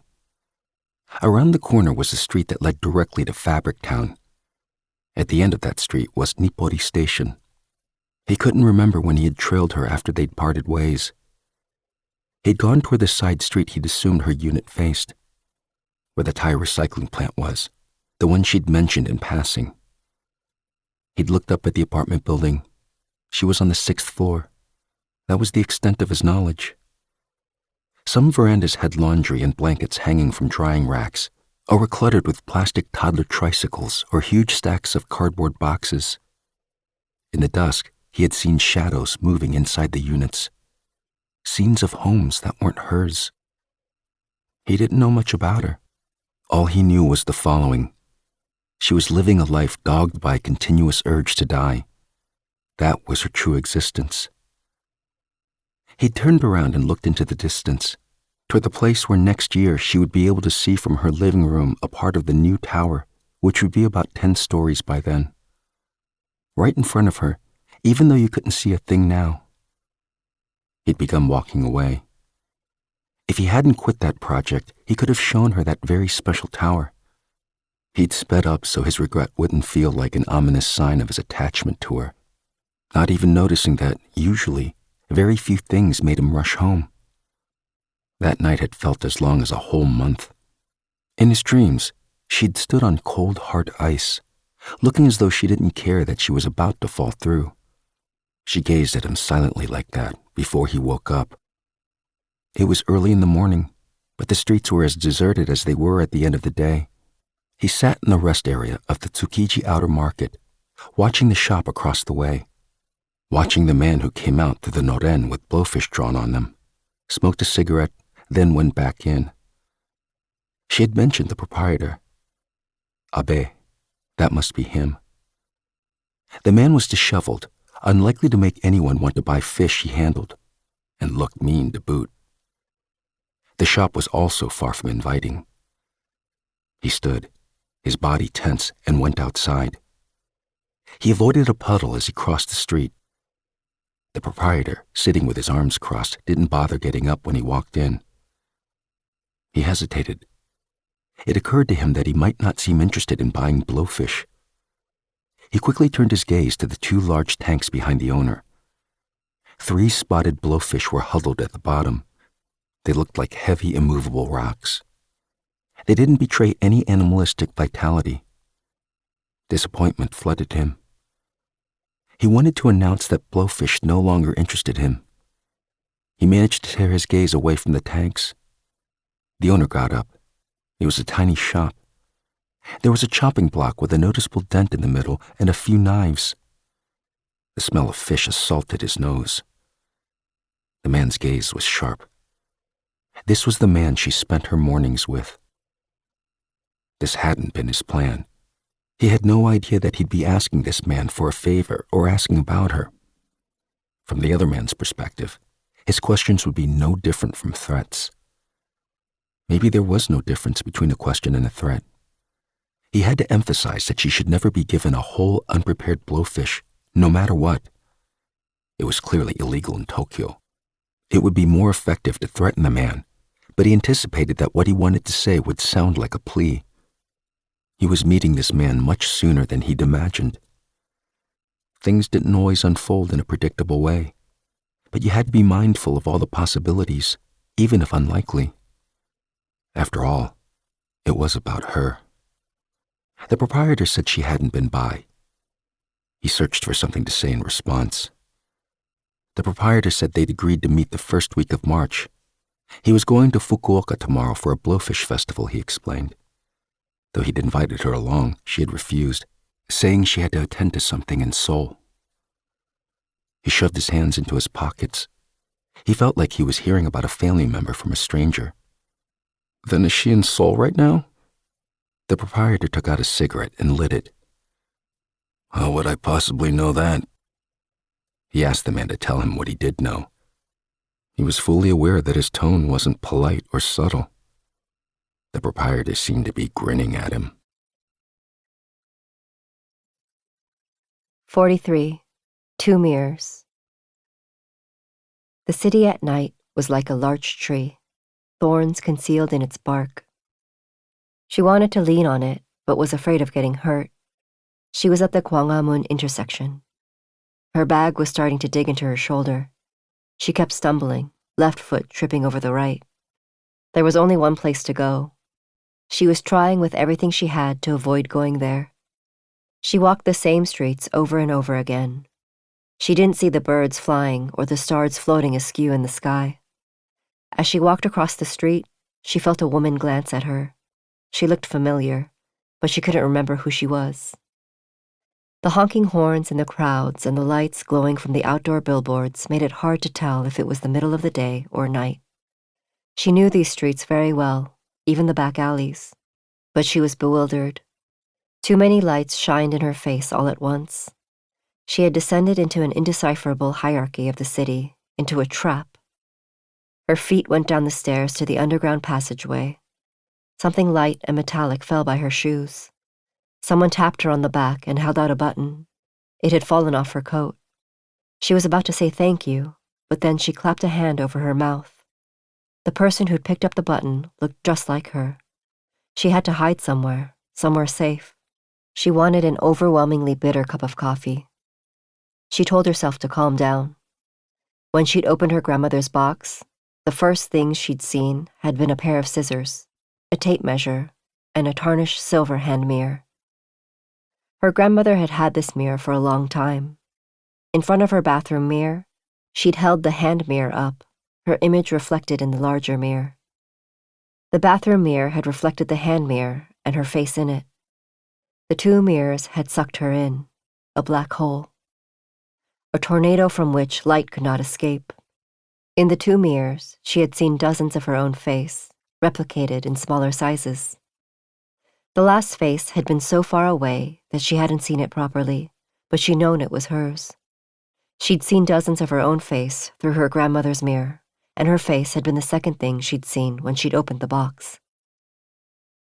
The woman in the mirror had spoken, their lips closed firmly, uttering a very short sentence. She'd put the mirror down and crouched on the floor to avoid the bathroom mirror. Seeing so many of her own face at the same time had made her feel a surprising pang of sadness. She hoped to never experience that again. The restaurant was nearly empty. She sensed people sitting and getting up from empty tables like smoke and walking boldly among the tables. Some had her face. She quickly downed her espresso. She wanted to wake up from this dizzy state, but she felt she was still standing before the bathroom mirror, holding her grandmother's hand mirror. It felt different from facing death in the dark. She sat, her head hanging, avoiding everything, afraid. The food was ice cold, and the tablecloth was so white, it glowed blue. She passed Gyeongbokgung Station and went down a side street, a dark, narrow street. The streetlight was broken, and stray cats meowed listlessly. Snow was piled on either side of the street. A woman was coming down from the school for the blind, sweeping her cane. It clacked as it made contact with the ground. She turned her back until the woman passed so she wouldn't have to see the woman's face. She shook from fear, drenched in cold sweat, as she stood by the street leading up to the Nasudong studio. This truth was what had been reflected in the two mirrors, that the parts were the same as the whole. 44. Being anxious doesn't protect anyone. Dr. Suzuki brought out 2 cups of mint tea. He took a sip. "Oji-san," he said, trying it out. It was the first time he'd called the doctor that since his brother had died. Dr. Suzuki nodded in encouragement. He began telling the doctor about her.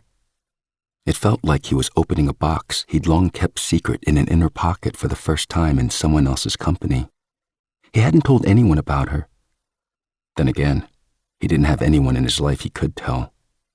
Maybe things would have been different if his brother had still been alive. His brother had left too many things behind for him. That was the main reason why he'd felt so enraged after his brother died.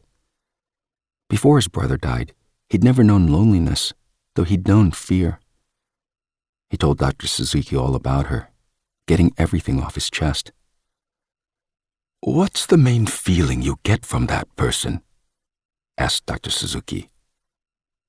That person. When Dr. Suzuki referred to her as that person, he could finally clearly see the fragmentary thoughts he had about her. Fear? Is she a tower or an elevator or something? Dr. Suzuki laughed heartily. Then he stopped and asked, "Fear of what?" "Fear that she might vanish." "Well, what is it, Oji-san?" "It occurs to me that I'm extremely incompetent."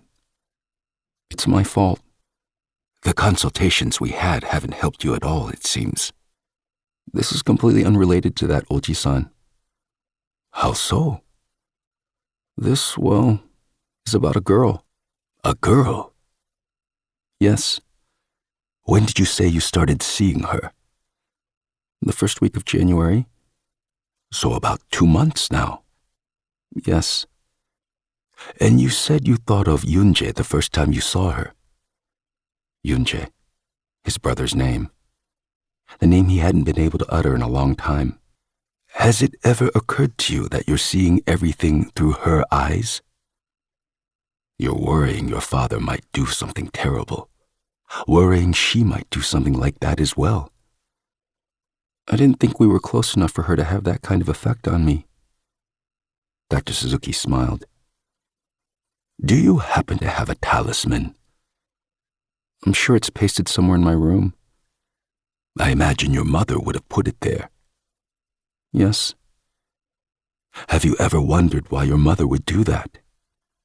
She probably finds it comforting. Right.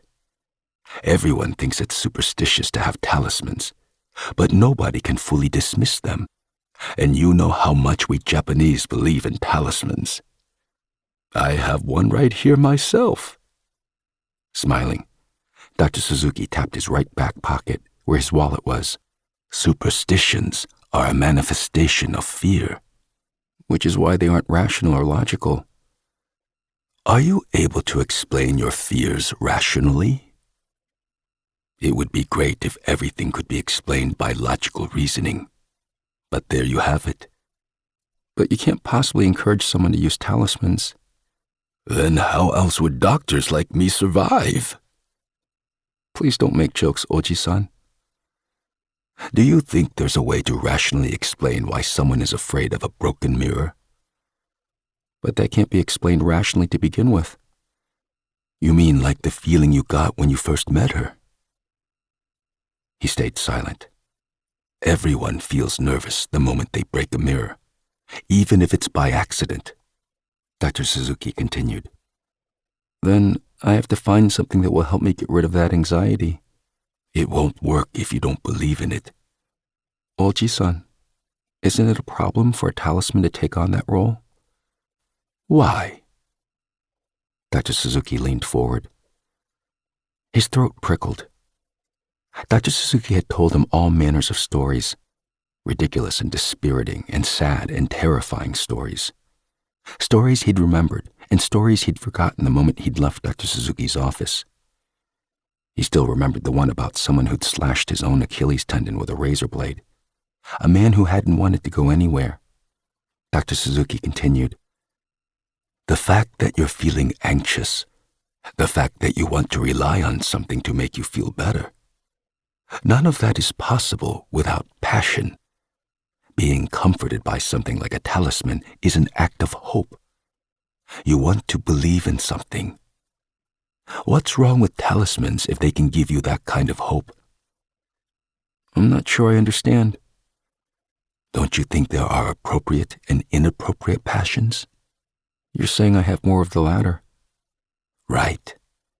Fear isn't passive. It's active. Oji-san. Go on. I don't want to lose her. Then hold on to her.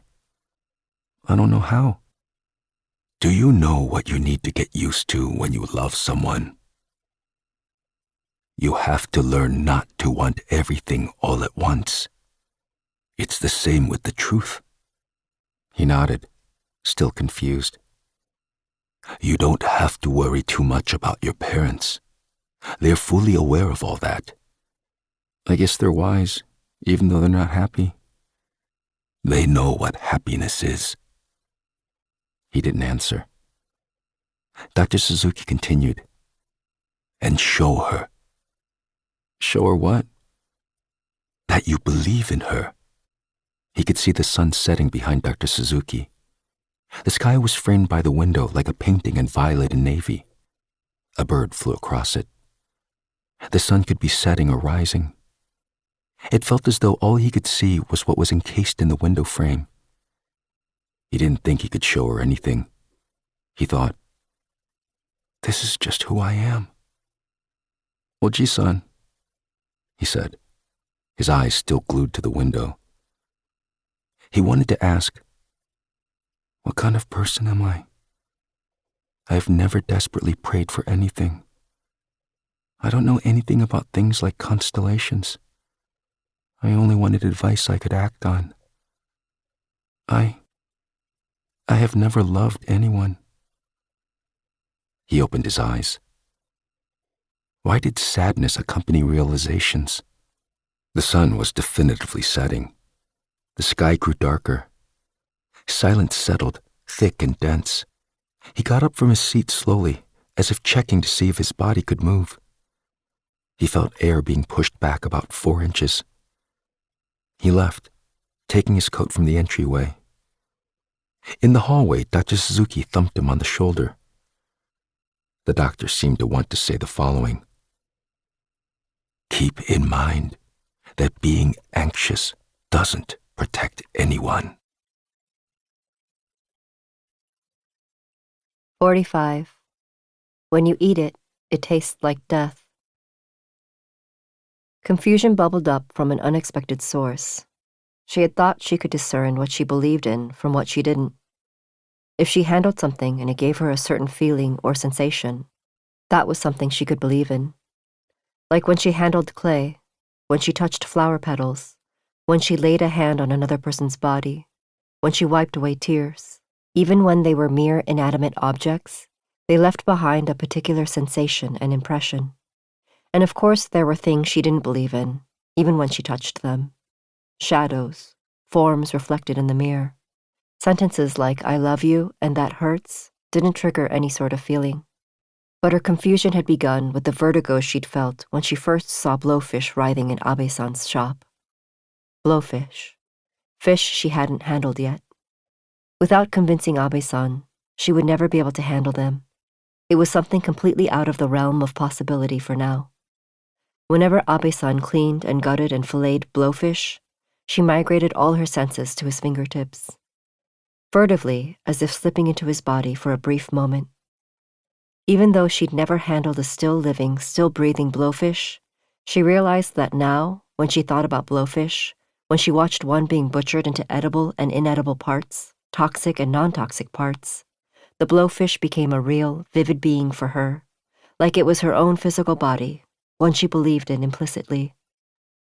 Did touching and feeling Beck's body mean she could trust it? Did looking at her reflection in the mirror mean she couldn't? She wasn't sure if it was her or the Blowfish asking these questions. Just as every movement started with the movement of light, everything right now seemed to arise from being one with the Blowfish. She remembered how he'd suggested Blowfish would become a special objet d'art for her. An energy as strong as a tidal wave overpowered her as the Blowfish lay on the wet chopping block in the process of being deboned and gutted, sucking in her gaze, sucking in all her senses. Today's selection was a 4.5-pound karasu with a glossy black body. Abe-san's movements were efficient as he wielded the knife lightly like a pencil, made precise cuts, and placed the knife neatly down. He had turned out to be completely different from her first impression of him. She'd never seen anyone use a knife so masterfully. Though she wasn't schooled in the taste of fish, as she watched Abe-san using the knife like it was an extension of his hand, she realized the common saying had to be true. The taste of fish depended on the skill of the person handling the knife. As he struck the big, strong Blowfish, chopping and skinning and pushing and slicing, Abe-san occasionally barked out a tidbit about Blowfish. That Blowfish were the most difficult fish, the tastiest fish, the fish that kept you on your toes every time you handled it, the fish with toxic ovaries. This karasu was persistently alive, even under Abe-san's knife. His forehead glistened. She wanted it to fight on for longer. She knew Abe-san would stop talking once the karasu was cleaned and filleted. She looked up at Abe-san's profile. Regardless of the kind of person he would remain forever etched in her memory as the first person who told her all about Blowfish. Abe-san unfolded a dry cloth on his clean chopping block. He placed the cleaned Blowfish parts on top like specimens. To her, they looked like two heaps. On the left were the inedible innards. On the right were the edible flesh and skin and bones and fins. She looked at the pile on the left, the kidney and heart and bladder and eyes and brain and ovaries and spleen. Light green and yellowish white and cloudy red and murky orange-yellow. She counted the items on the right: the backbone, dorsal fin, pelvic fin, tail, skin, pectoral fins, belly, inner skin, cartilage, skull, ribs. 11 parts. The parts that wouldn't kill you. Abe-san pointed his knife at the innards on the left. He sank his knife into the reddish heart and said, "If you want to die, there's no point in learning how to handle the toxin, right?" She nodded. "You need to know how to handle the toxin so you don't die, right?" She nodded again. Abe-san asked if she knew what blowfish tasted like. "No." "It's a grotesque taste," Abe-san said. "When you eat it, it tastes like death. That's what it tastes like." She reminded Abe-san that they had one more lesson left. Abe-san nodded indifferently. He looked out at the rainy street. "It's March now," he said. "March is the end of blowfish season." She left the outer market holding a black plastic bag of blowfish fins, flesh, skin, and skull. She didn't go straight out toward the main road. Instead, she turned and went down an alley, taking a shortcut to the metro. She would find herself at the cafe on the other end, where they'd fled the cold when he'd brought her to Tsukiji Market the first time. An enormous fish head hung like a billboard on the roof of a 3-story building by the main road. The head sparkled like marble under the sun and got drenched on rainy days like today, grinning through it all. Every time she entered and exited the outer market, she shot a glance at the fish head in the air. Today, as she looked up at the fish head, she felt the world spin. She took 2 steps forward. In that brief moment, she wondered if she should buy an umbrella or just get wet, if she should leave the plastic bag on the train, or throw it out back at the apartment. What did Abe-san do from the end of blowfish season in March through the fall? Something heaved her up. She stumbled and fell. Workers who had been shoveling ice into wooden crates, shop owners, and tourists scattered and ran. Her pants had gotten wet. She shook her head to clear her vertigo. People rushed away in the same direction. "Ah!" she cried out. The ground was shaking. It was a vertical motion, that of an organism deep underground, picking her up and dropping her. Someone rushed past, shouting at her, "Nigete, nigete." She couldn't move. She sat there, hands braced against the ground. She looked far ahead, as if she would run forward. A bell rang faintly out there somewhere. The world was layers of gray. The river flowed, and a flock of long-necked white birds were aloft above the wetlands. As if a crack had formed in her consciousness, she could see even farther away. She felt she was farther away. A deep silence settled over the alley. She dropped her head and wept, as though blazing eyes were glaring at her. She couldn't overcome or rid herself of her sadness. Her father was dying. Sadness that couldn't be overcome or eradicated was the same as death. It was always right there, in the same place. 46. Body. The long wide sofa was more like a twin bed. It was one of the pieces of furniture he and Sheila had chosen when her husband had bought his house to celebrate their 5th wedding anniversary. Sheila had wanted a sofa big enough to lie on, even with a few decorative pillows on it. The Dacron and polyurethane seat cushions were springy but cozy. Sheila had decided on this sofa the moment she sat on it. He'd wanted this sofa for himself, but hadn't been able to buy it just yet. Many such things populated this house, most selected by him, like the Philippe Stark crystal candlestick lamp in the library, the 55-inch Bang & Olufsen TV, the green lamp with free-flowing curves hanging from the kitchen ceiling. The only thing different from most other times was that he was naked right now. Butt naked. Was he embarrassed right now because he was surrounded by the things he'd selected? Or was it because it had only now fully occurred to him that Sheila lived here with another man? How much longer would he have to be here? That was the real question. No matter what happened, he would leave at some point. He was certain that, as soon as the door closed behind him, both he and Sheila would accept that this was the last time. He'd had no idea what Sheila had wanted when she told him to take off his clothes, when he'd met Sheila's eyes squinting with hurt. All he'd known was that doing as she said was the right way to end their affair. love that trampled you. A farewell ceremony for that must exist somewhere in this world. Slowly he had taken his clothes off, as if giving Shine permission to trample over his body. The light slanted in through the large window. He'd never imagined doing something like this. Standing before a suit-clad Shine, he silently took off his jacket and then his shirt, his pants, his socks, and his undershirt. Even as he took his clothes off, it felt like he was fastening buttons one by one. He must have hesitated for a second when he was down to his underwear, because Shine quietly ordered, "Take it off." He took it all off. His clothes were in a pile by his feet. He realized for the first time that none of it was erotic when one person was naked and the other was fully clothed. It didn't make him embarrassed or angry. Maybe eroticism existed only in between parted lips, parted fingers, parted clothes. The attraction that had pulsed between them for 10 years evaporated as he alone took off his clothes. Shine didn't look in his eyes, at his face, or at his asymmetrical scrotum, which she'd loved. She didn't look at his penis, drooping and heavy. Empty and numb, her gaze raked over his face and body. They stood there, facing each other. Two bodies that remembered everything, peach fuzz to peach fuzz, bone to bone, blood to blood. Two bodies walled off from each other right now. Nobody would be home for the next 2 hours. This home he couldn't leave, and so he stood in a space taken over in its entirety by Shine and her timeline. He didn't budge. If this was how they could go their separate ways, he would do it. He erased shame and guilt from his mind. This was the decisive moment. He couldn't put it off any longer. If he didn't make the choice himself, the world might force on him a choice he didn't want. Shine stood there, frozen in place.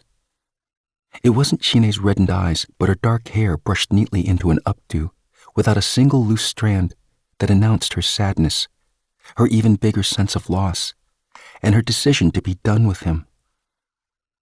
He wanted to smile at her. Something fizzled in his throat like water being sprayed on fire. It felt like a long time had passed, but he wanted to stand there across from Shine for as long as he could, until his body could be perceived as one of many nameless bodies. Shine went into the kitchen, saying she would make some tea. He slumped heavily onto the sofa. Only the bouncy cool sensation on his ass reminded him that he was naked. Shine didn't return. He didn't hear water boiling or teacups clinking. He picked up the English language book on the table. The House Gun, a novel by Nadine Gordimer. Shine had told him she was reading it, that it was about a gun that happened to be in a house, causing one person to drive another to death. A book that questioned the issues of individual and societal responsibility. Shine had told him it was hard to accept a situation in which a gun just happened to be there, that it was just a contrived novelistic setup. He couldn't remember what he had said in response. He must have thought the same thing then as he did now. Dangers like guns are everywhere. He went to the window. He could see the yard from his vantage point on the second floor. It contained well-maintained trees and rocks, a child's swing. He leaned against the glass. He didn't want to know how he must look. His body had changed. It could no longer conceal his feelings. He wanted Shine to come back and look at his body that could no longer hide. He wanted to look at Shine's body, which his body had needed like he needed water, at his own body that now wanted to say that everything had been a response to Shine's desires, not his. He wanted to stare into his mutant body, as though looking into deep waters. The floor swayed. He felt vibration. Air scattered. A glass cup fell onto the tiled kitchen floor. 1 second. No, 2 seconds. 3. He waited for the time to pass, for the small earthquake to end. Nobody came into the living room. It was as if he were in an empty home, as if he had always been alone. 47. any light or sound. For 2 years, Seim had focused on incorporating geometry into her art. This had been after she'd established herself in the Asian art market with her paintings. In other words, two-dimensional works. Collectors had lined up to buy Seim's pictures despite the waiting list. Her work had been exquisite in the way miniatures could be, and her work had taken a long time to complete. Then Seim had suddenly stopped painting and ejected herself from that world. Some people considered this period of inactivity to be a positive development. Unlike most young artists in slumps or grappling with the trajectories of their careers, Seim hadn't gone on a trip or attempted to force herself to have experiences for the sake of her art practice. People who knew her well had whispered that it would be hard for Seim to have new experiences because of her illness. She had visited Seim's studio often around that time. Seim had seemed the same. The only difference had been that she'd draped white cloth over her work table and chairs, like someone who was about to leave for a faraway destination. She and Seim had chatted, sitting on wooden chairs covered in white cloth. You couldn't tell with the cloth over them, but her father had made 2 of the chairs from high-quality red pine for Seim. When they had been in college, Seim had liked accompanying her to her father's woodworking shop, and when Seim had gotten her first studio, he had gifted her 2 chairs of a simple design. It was true that her father felt a special kinship with Seim. He knew she didn't have close friends or colleagues other than Seim. One day, her father had said something interesting to her. Seim had just gone home after killing time in the woodworking shop, as she had on so many days, drinking a cup of coffee her father had had delivered. Her father had asked her what she thought friendship was. She remembered looking at him, puzzled. It was such a strange question, and she'd never imagined having a conversation like this with her father. Was he joking? Should she laugh? She'd hesitated while collecting her bag to leave. Her father's voice had been colored with a vague and unspecified but deeply rooted concern. A friend is someone who tells you who you are, her father had said, and then, perhaps feeling awkward, he had gone to the shed. His words had made sense, but it had been strange for her father, who didn't have a single close friend, to tell her something like that, and she'd felt miffed, like he had pointed out a flaw she was well aware of. Someone who tells me who I am? That would be you and Halmoni and her mother, wouldn't it? She would have retorted, but she hadn't had the chance.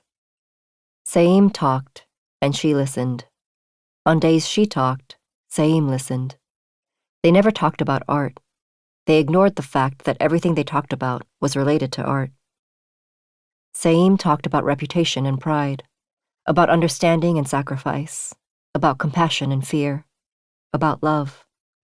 One day, she'd said to Seim, "Everything you talk about can be boiled down to one thing." She still didn't know if Seim had understood what she'd meant.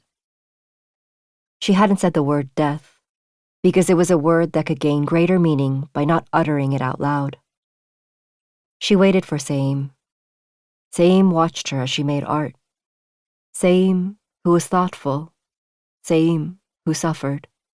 That was how she defined Seim. That was also the best way she could express her belief in and friendship with Seim. Everyone went through gradual, irrevocable changes. As an artist, you couldn't avoid that. Seim's new exhibition, Exploring Geometry, was highly acclaimed.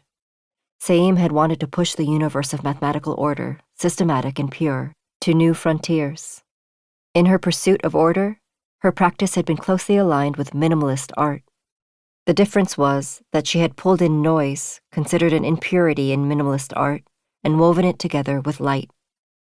It was the kind of art that was impossible to make without challenging her own worldview and infusing discovery with hope.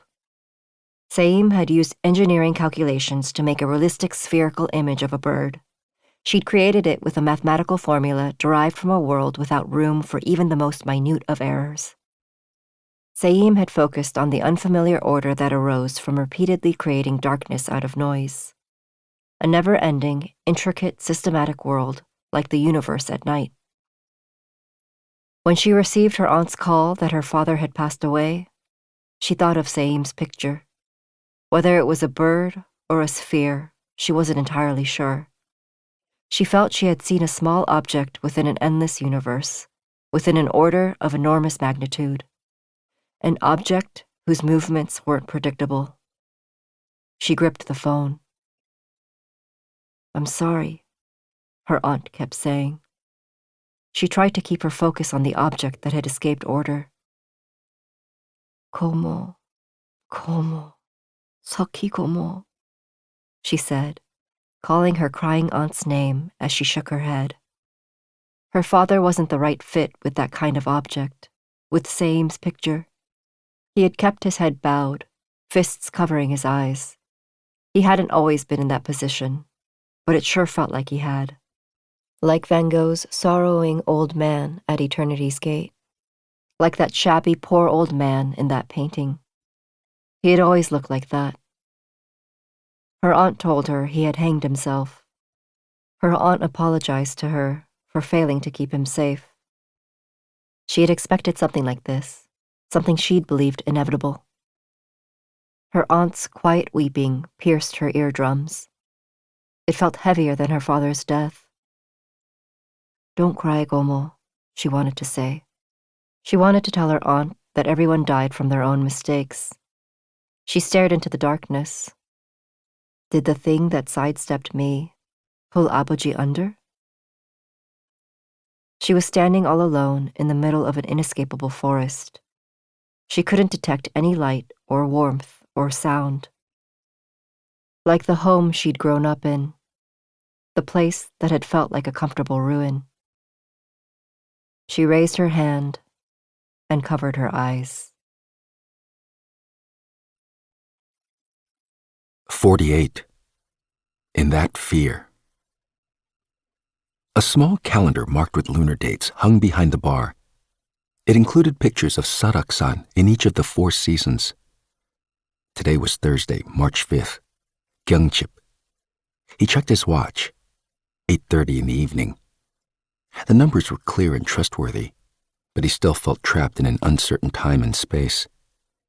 He'd been feeling this way for an hour, since 7:30.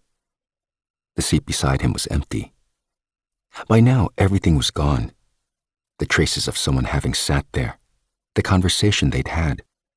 Nothing remained that could prove it had happened. He hadn't been nervous or displeased when he'd met up with the death cleaner. He'd merely understood more clearly that he had started down a path that would be hard to reverse out of. He stared at the seat next to him as if the man were still sitting there. The death cleaner had left 10 minutes ago. He could hear conversations at other tables and smell peanuts and fruits others were snacking on. He poured himself a drink. He hadn't even brought his glass to his lips when the death cleaner had been there. He could have easily decided not to meet up with the man. But an hour ago, he had met the death cleaner at Desert. He'd been eating a late lunch alone at a bakery near his office after having spent the morning at a client's house. He couldn't stop thinking about her. He'd finally seen her the day before, and she'd told him she'd gone to Seoul for a few days. She had said Seoul was colder than here, and so windy that she'd managed to lose a scarf tied around the handle of her bag. He'd asked himself, was it really a scarf she'd lost? He thought it was preferable when she didn't talk at all. She didn't speak to reveal or express something, but to conceal and evade. Even worse was how she never disagreed with any suggestion he made, her gaze lacking any emotion or curiosity. In his imagination, he did all kinds of terrible things a man could do to a woman as she stared intently at something other than him. He ripped off her clothes and beat her and spat vile words and cursed and begged for her love. As they went their separate ways in front of Nippori Station, she had suddenly looked at him and smiled, a bright, open smile. It hadn't been the first time he'd seen her cracking a smile, but he couldn't bring himself to smile back. He hadn't wanted to smile in a way that could make her feel nervous, the way her smile was making him feel. "Bye," she had said, still smiling. He'd knitted his brows. He had felt like he was overpowering her to look down her dark throat, like in most dreams he had about her. Defeat was the only way to describe it. Though she had been smiling, she hadn't looked beautiful or happy or animated. He'd left his cold soup and sandwich uneaten and trudged back to the office, He had unfurled the blueprint the client had asked him to revise. He would have to start from scratch, this project that had been progressing for several months. The design featured base isolation technology, where a rubber mat or hard bearing was installed between the ground and the building to dampen the movement of the earth. Buildings with base isolation didn't collapse, even after a strong earthquake. They were left with their steel frames standing, resulting in less damage. But it wasn't yet widely used because of the enormous cost and time required to install. Abe Kengo, who'd experienced a magnitude 8.0 earthquake when he had studied in California, was enthusiastic about this technology, but he was still skeptical that a building could refrain from shaking when the earth moved.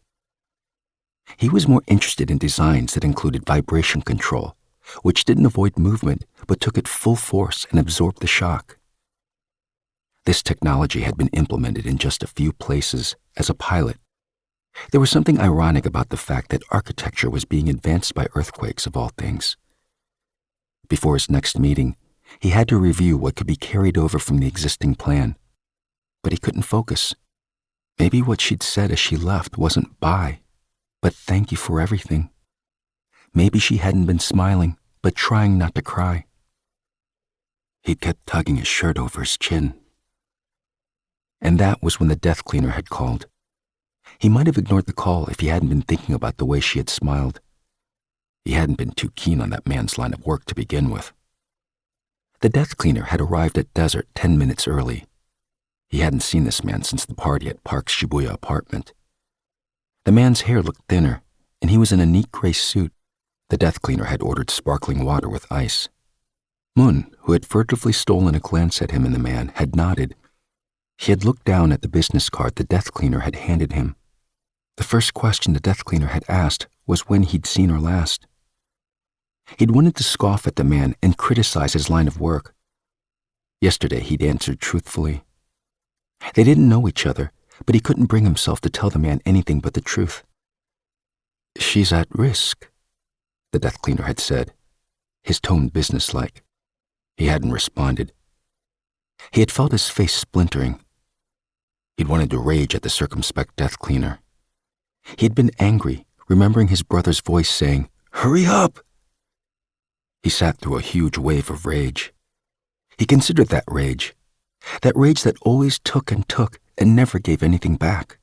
The death cleaner had told him that once she'd arrived in Tokyo, they'd met in Ueno Park several times, drinking tea or taking a stroll, and about what she had been thinking about for a long time. How last January she had called the death cleaner to ask him to pack up number 605, and how she had called again this morning, asking him to do the same thing. Apparently he was the only person she was friendly with in Tokyo, which was why the death cleaner had reached out to him. Before the death cleaner had left, he'd told the man there was something he wanted to ask. The death cleaner, already halfway up, had awkwardly sat back down. "Why do you do this work?" He had still been angry. He hadn't expected an answer. "Because it feels like I'm helping." "Helping who?" "The deceased, of course. They're usually all alone." "I'm sure they are." He had watched as the death cleaner had opened the heavy door and left. The death cleaner must have told him the truth. He'd turned away, feeling like he was emerging from a state of suspension. Maybe he had been sitting here all alone all evening, alternating between malt whiskey and water. He was afraid he'd imagined everything he'd seen and felt since yesterday, and found himself hoping that was the case. He could hide himself in that fear. He called out to Moon. "Was I sitting here with someone?" "How would I know?" "I don't know." "You don't know what?" "What I should do." Moon's face was blank. He wanted to ask if a person who thought long and hard about one thing and one thing only could love another. 49. The Eyes and the Bones. The taxi pulled up in front of the building at precisely 11 p.m. She exited her apartment quietly, closing the front door behind her. Umbrellas hung from each unit's windowsill along the hallway. The floor was puddled with rainwater. It had rained in the afternoon, and more was in the forecast for tomorrow. The forecast was more often accurate than not. She went down the emergency stairwell to the ground floor. The stairs were steep and dark. It smelled like the tire recycling plant. A black Nara City taxi idled before the entrance, hazards blinking. She settled into the back and felt the driver looking at her through the rearview mirror. She named her destination. The driver repeated it. He seemed to be wondering, why is she going there at this hour? She looked out the window to indicate that he should start driving. The taxi began moving smoothly. They turned the corner and went straight toward Showadori Avenue, away from Nopori Station. Red taillights and the yellow glow of street lamps dappled the wet road.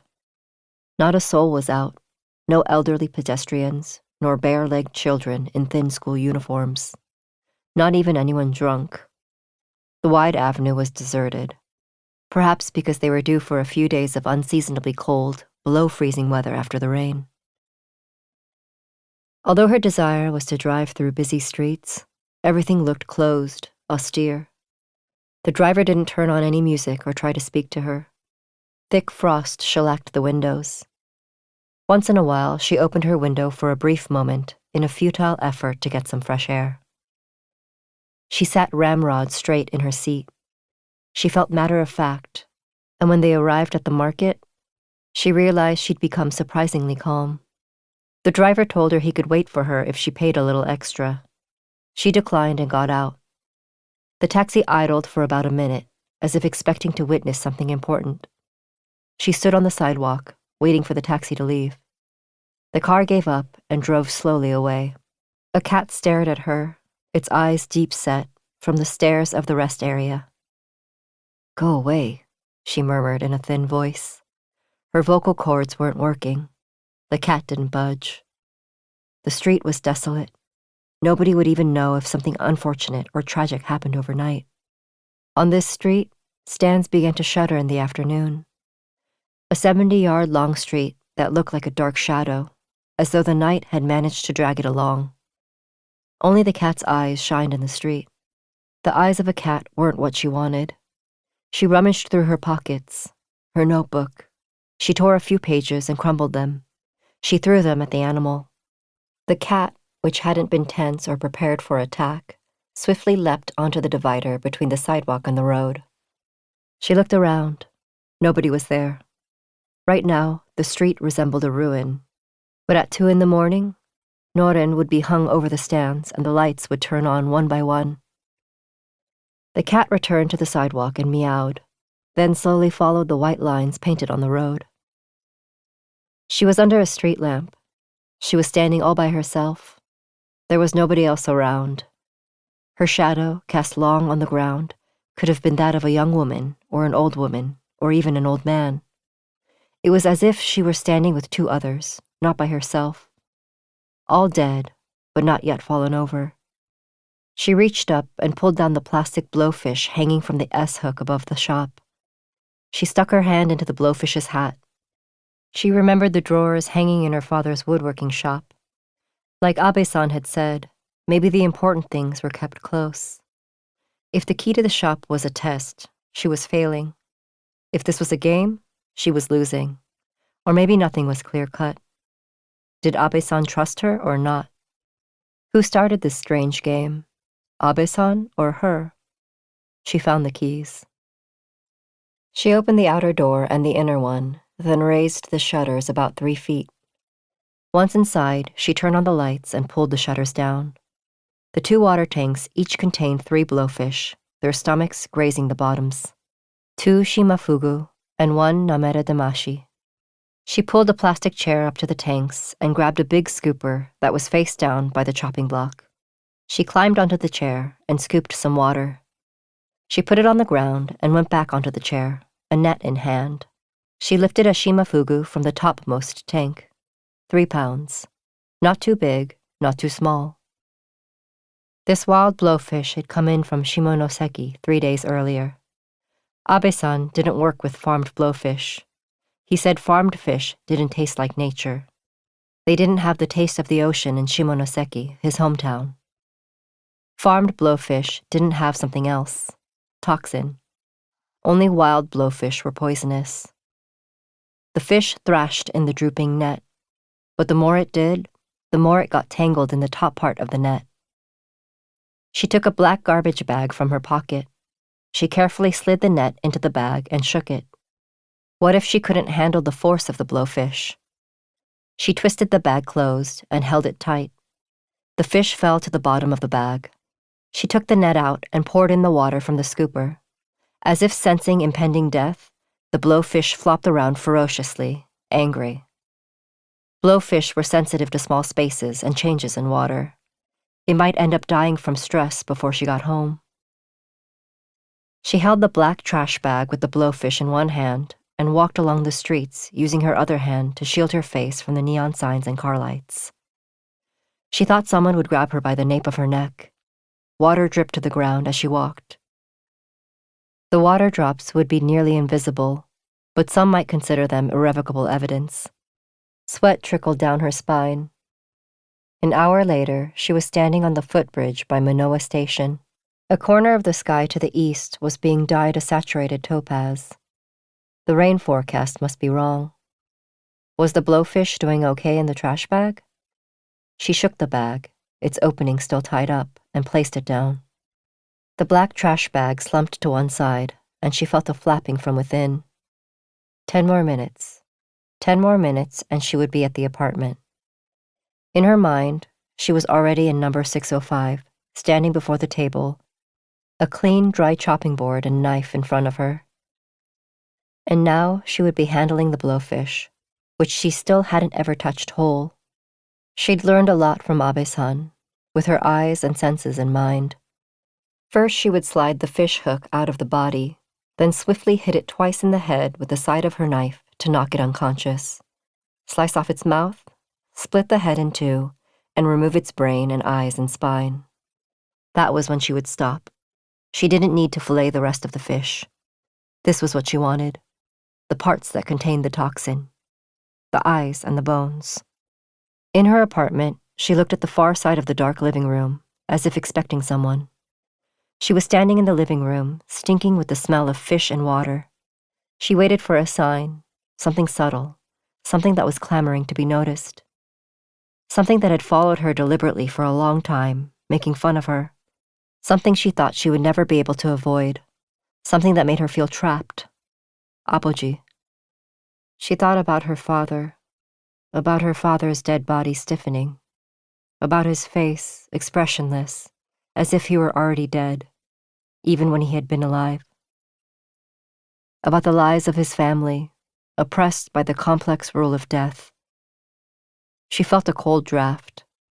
She opened the living room window a crack so her soul could escape. She wanted to smile with dignity. "Let's start," she whispered. She was looking at the blowfish's bones, at the blowfish's eyes. 50. Listen to me, please. Everything the death cleaner had told him was correct. The code to enter the apartment building, the location of the key to number 605. It wasn't that he hadn't believed the death cleaner. He hadn't wanted to believe him. He went to the apartment 6 hours earlier than the time the death cleaner had told him. He couldn't just wait for 1 p.m. He kept hearing laughter. He remembered how she had smiled so brightly, as if that were her best defense. He rang the doorbell repeatedly before letting himself in and walking through the front door. A fishy smell clobbered him in an instant. She was collapsed on the living room floor. Only later did he realize that he'd gone through 2 doors and maneuvered past a dining table and a side table like they were an obstacle course before reaching her. But all he saw when he entered number 605 was her, prone on the floor. His eyes were drawn to her as if she were a long, dark figure lying in a completely white room, the darkness absorbing all other light. It was a dull, unremarkable darkness, but he realized that it was pulling him in, this darkness that was like savage noise. He went to her. He picked her up and laid her on the sofa, peered into her eyes, then called 119. She was having a minor seizure.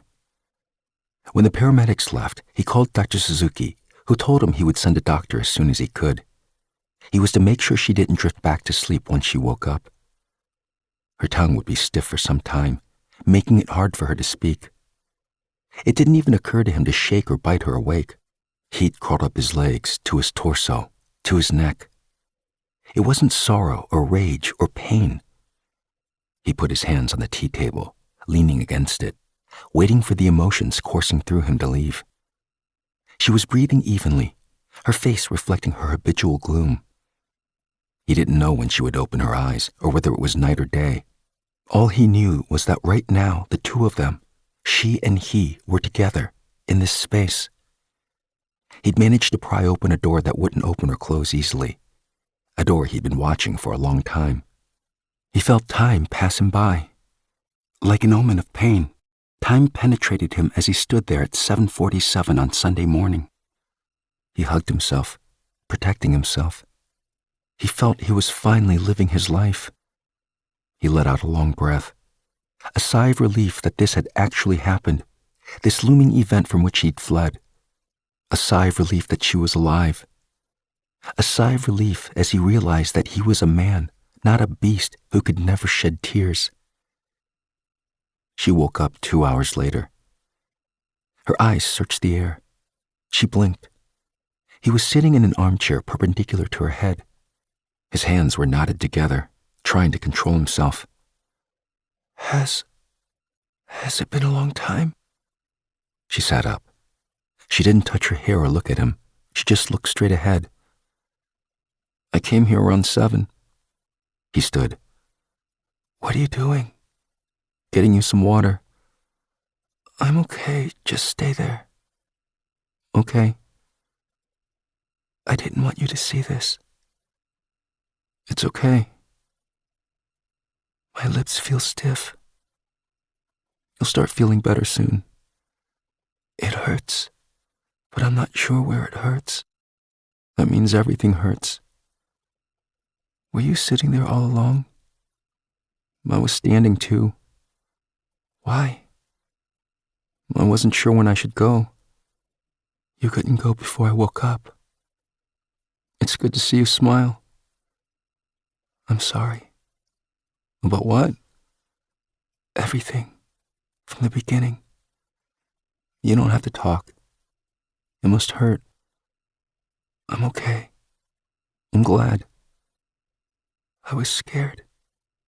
I bet. I didn't think I would be. Here, a tissue. Your nose is running. We met when it was really cold. We did. It's going to be spring soon. The cherry blossoms will be out soon. I bet they're beautiful. They are. Really? Really. Okay. We'll go to the park together. All right. I'm going to lie down for a bit. I'll bring you some water. I'm okay. Just stay there. Thank you. For what? For everything. I should go, even though it's too late. Where? To my father. Where is he? At home. In Seoul? I want to talk, but I'm getting sleepy. How's your stomach? I don't know. Talk to me. You can't sleep right now. I'm tired. Talk to me. Later. No, you have to talk. What should I? Open your eyes. You can't sleep. You can't. Listen to me, please. 51. She wasn't sad or scared. Layers of white and light pink cherry blossoms weighed down the tree branches. They would soon be in full bloom. People were walking along the paths, excited. They were elderly, their gait looking less like they were walking than stepping purposefully on the earth, praying for a large harvest. In the afternoons, it was hard to feel vitality in the park, but today the entire park felt different, maybe because of the cherry blossoms. It was as if the usual pale cotton cloth had been lifted and replaced by fabric as colorful as tropical fruit. The only constants were the strutting crows, showing off their sheer size and boldness, and the placid pigeons scattering, rashly pecking at the ground without realizing the dangers the bigger birds posed. Most of the pigeons had a missing foot or a torn wing. In the brief moment when she sat on the curb by the flower beds, she watched an eagle snatch a pigeon by the wing. The pigeon had been sitting on the walking path, not even a yard away. She turned away from the flailing feathers. She had learned while walking through Ueno Park that eagles always tore at the wings when going after pigeons. The pigeons were always taken helplessly. Gray feathers scattered across the sidewalk, dripping blood. She was no longer shocked by it. These were the lives of eagles and pigeons. Life was quick in that moment. The wind blew, bringing along a musty whiff from the zoo. The eagle, gripping the pigeon's neck, flew leisurely west toward the grove of trees. Cherry petals fell one by one around the ruby blood drops. The petals looked even more startlingly glamorous there than when they were adorning the sky. An image of white cherry blossom petals falling like a snowstorm on a red river bobbed up, then vanished. It was still cold in the shade. She had never seen cherry blossoms in full bloom. She didn't know the splendor of such a sight. He had told her that in a week it would be peak cherry blossom season. He had told her about the plaintive beauty of the flowers. Beauty. Somehow that word felt like it was imposing sorrow on her. There were too many things to think about, and too many things she didn't know about, as though the only thing she'd done since the moment she dropped into this world was count the days until she could exit this life. Clouds and birds and flowers and trees and people. The park was the same park she had seen all along. It didn't look different now that flowers were blooming. Maybe she wouldn't be able to learn something new about beauty or about anything else. She did know that one thing had disappeared from the park. Her standing under the cherry tree back in January, looking up at the sky, the wooden chair in hand. But the cherry blossoms were making it impossible for her to even recall that memory. She heard a loud sob, a sudden burst of tears. She looked toward the zoo, and the people around her looked back at her placidly, as if crying under a shade of flowers were entirely normal. Her shoulders shook as she wept loudly. She wasn't sad or scared, but she couldn't stop crying. She got up once the sun disappeared beyond the horizon. The afternoons were long, but the nights were short. She packed her suitcase, then called the airline to confirm her ticket. She turned off all the lights and pulled the blankets up to her neck. She tucked her hands under her head, wrist on top of wrist, and closed her eyes. She fell into a deep slumber. The darkness seemed to be telling her that it looked like she was protecting her head, her face. Part 4. 52. Seoul, December. It snowed hard twice during the first week of December, just 3 days apart. He tried not to look out the window. The snowdrifts and the hazy clouds and the dark green pine trees next door growing tall above the wall around the KAC building. They all seemed to be conspiring to draw him outside. Every morning he crossed the river to get to KAC before anyone else, and after work he picked up a meal in the department store food halls by the office and went straight home to Haewadong. He no longer dwelled on the cold, having bought himself a few heavy coats. He'd even discovered a walking path only he seemed to know about. It required some practice to convert his days to be simple and unexciting, but it hadn't been as hard as he'd expected. But late at night was when he had to be on guard. It was when he tended to get lost in his thoughts. These thoughts and questions weren't rational. They were more often vague. It was always at night when he felt he was constantly going around and around the same wrong path. So he struck his heels purposefully against the ground when walking. When it snowed, he went outside and cleared the paths, wearing the thick gloves kept by the front door, diligently, as though the snow could pull him into a deep, inescapable reverie. The snowfall 3 days ago had broken records. His labor didn't make any difference, no matter how much he swept. The KAC building was well known for its design, as well as for its mature pine trees and large yard, increasingly rare in the middle of the city. After a few minutes, he would look behind him and discover that newly fallen snow had already undone his work. Panting, he cleared and cleared the snow. He felt he was getting rid of old useless things, and this unexpectedly hard work made it impossible for him to think about anything. He could do this forever.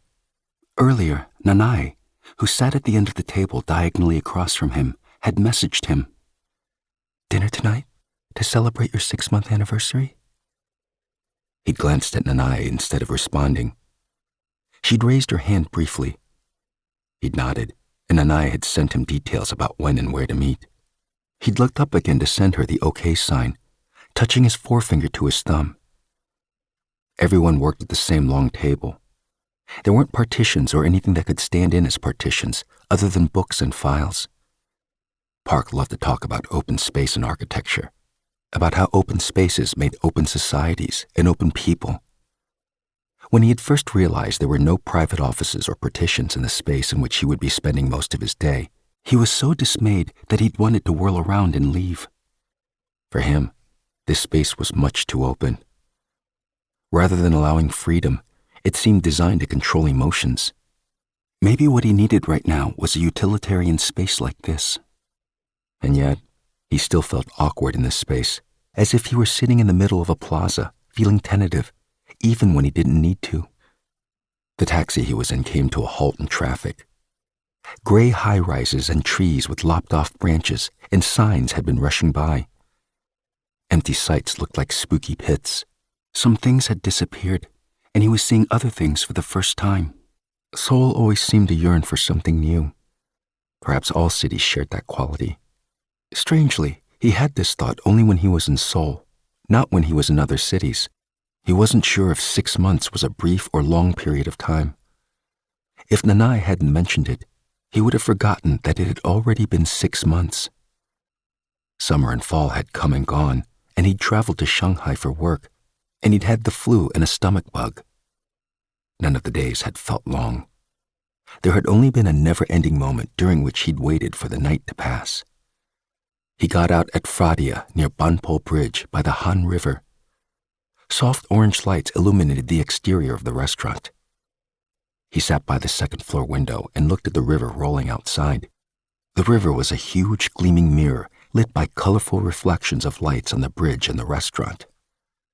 Long, swift-looking boats docked outside swayed lightly, as if to suggest that they had once shot across the water. Nanai would be here in 30 minutes, after her meeting wrapped up. He ordered a beer and some snacks, keeping his eyes on the river of unfathomable depth. No words were necessary. That seemed to be the meaning conveyed by the deep. He shook off that thought and looked to the south, where the brightly lit Banpo Bridge was reflected in the water. He took a sip of his beer, then another sip. He felt he could speak. He felt he could answer the question he had asked himself when he'd suddenly decided to come to Seoul, as abruptly as using his paddle to stop a boat short. He could now answer that once she had disappeared from his life, he'd realized that he'd been with her his whole life. Now he would be able to say that to anyone. He finished his beer and ordered another. Nanai walked in, wearing pink headphones resembling huge earmuffs. 53. No matter where. After they toured her studio, she led the curator to the veranda by the front door. The curator was smart and young, with a keen eye valued by the gallery director. In awe, the curator looked out the floor-to-ceiling windows at Nasudong and En Seoul Tower, standing tall like a steeple. From up high, every part of the city looked glittery and special, especially at dusk, when the cityscape turned a vibrant red, making you long desperately for the deep silence and peace of night. Flipping through the file the curator had brought, she paused at the work of Jean Maplensa. His work was to open in 2 days at Art Basel, Miami. K Gallery director Hyun had left yesterday. Dealers and collectors from all over the world would gather at the largest art fair in North America. She had been set to participate in a conversation with up-and-coming artists. She had agreed to it after last year's show, but 3 days ago, she had called Hyun to cancel. She had told Hyun that her work wasn't finished, that she was afraid it might take longer than anticipated. She had a slate of shows coming up at the end of the year and couldn't push them back. But it would be such a good opportunity, Hyun had said, disappointed. Major galleries like Gagosian and White Cube would be there. With so many collectors going, the fair had become the talk of the art world. Her vacuum-packed boy would be on view. Displaying it required a large space with high ceilings. A few Korean galleries had pulled out, concerned about last year's stagnating market. So K Gallery and other booths had enlarged their footprints. Hyun had said they were planning to hang Vacuum-Packed Boy in the most prominent place. She imagined it hanging like a bat, like a mummy from the ceiling. Although it was an exclusive fair that was hard to get into, she'd decided against going. All she'd done since returning from Tokyo was cancel or delay her plans. The only things she opted to do as scheduled were a charity event to help children in developing countries and her new show opening at the end of the year. She had been so beset by anxiety last night in her studio that she'd thought for a moment that she should cancel even those. She wrapped up her appointment with the curator by choosing which work should be featured on the cover of a monthly literary magazine and deciding when to photograph works for the publication accompanying her new show.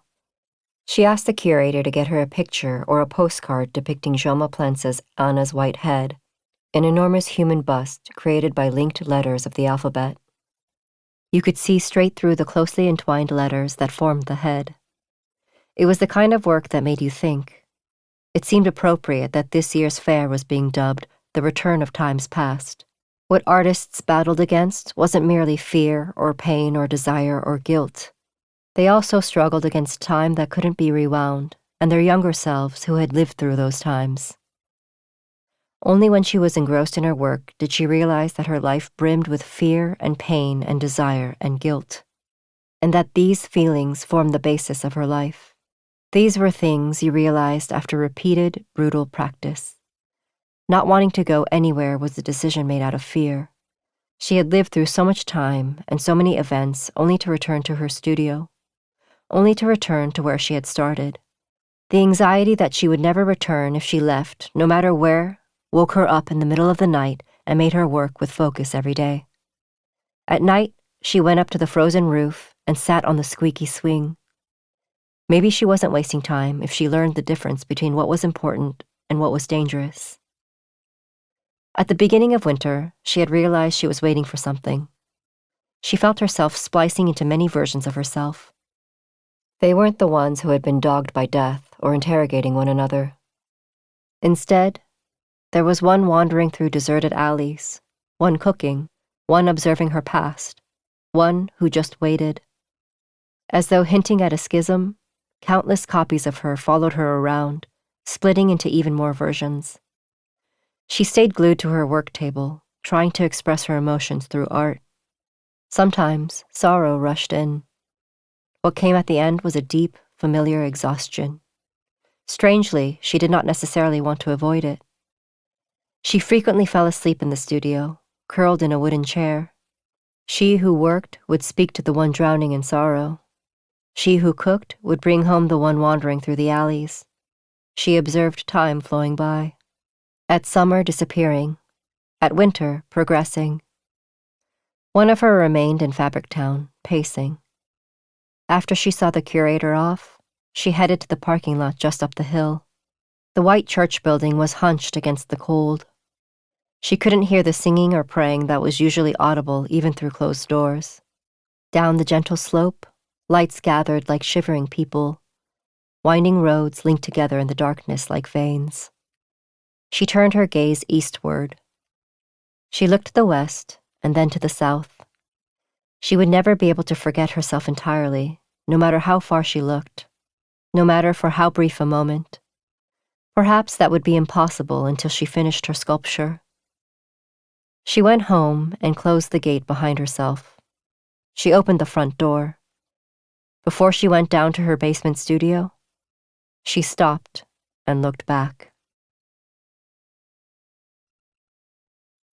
54. Why don't you go to her?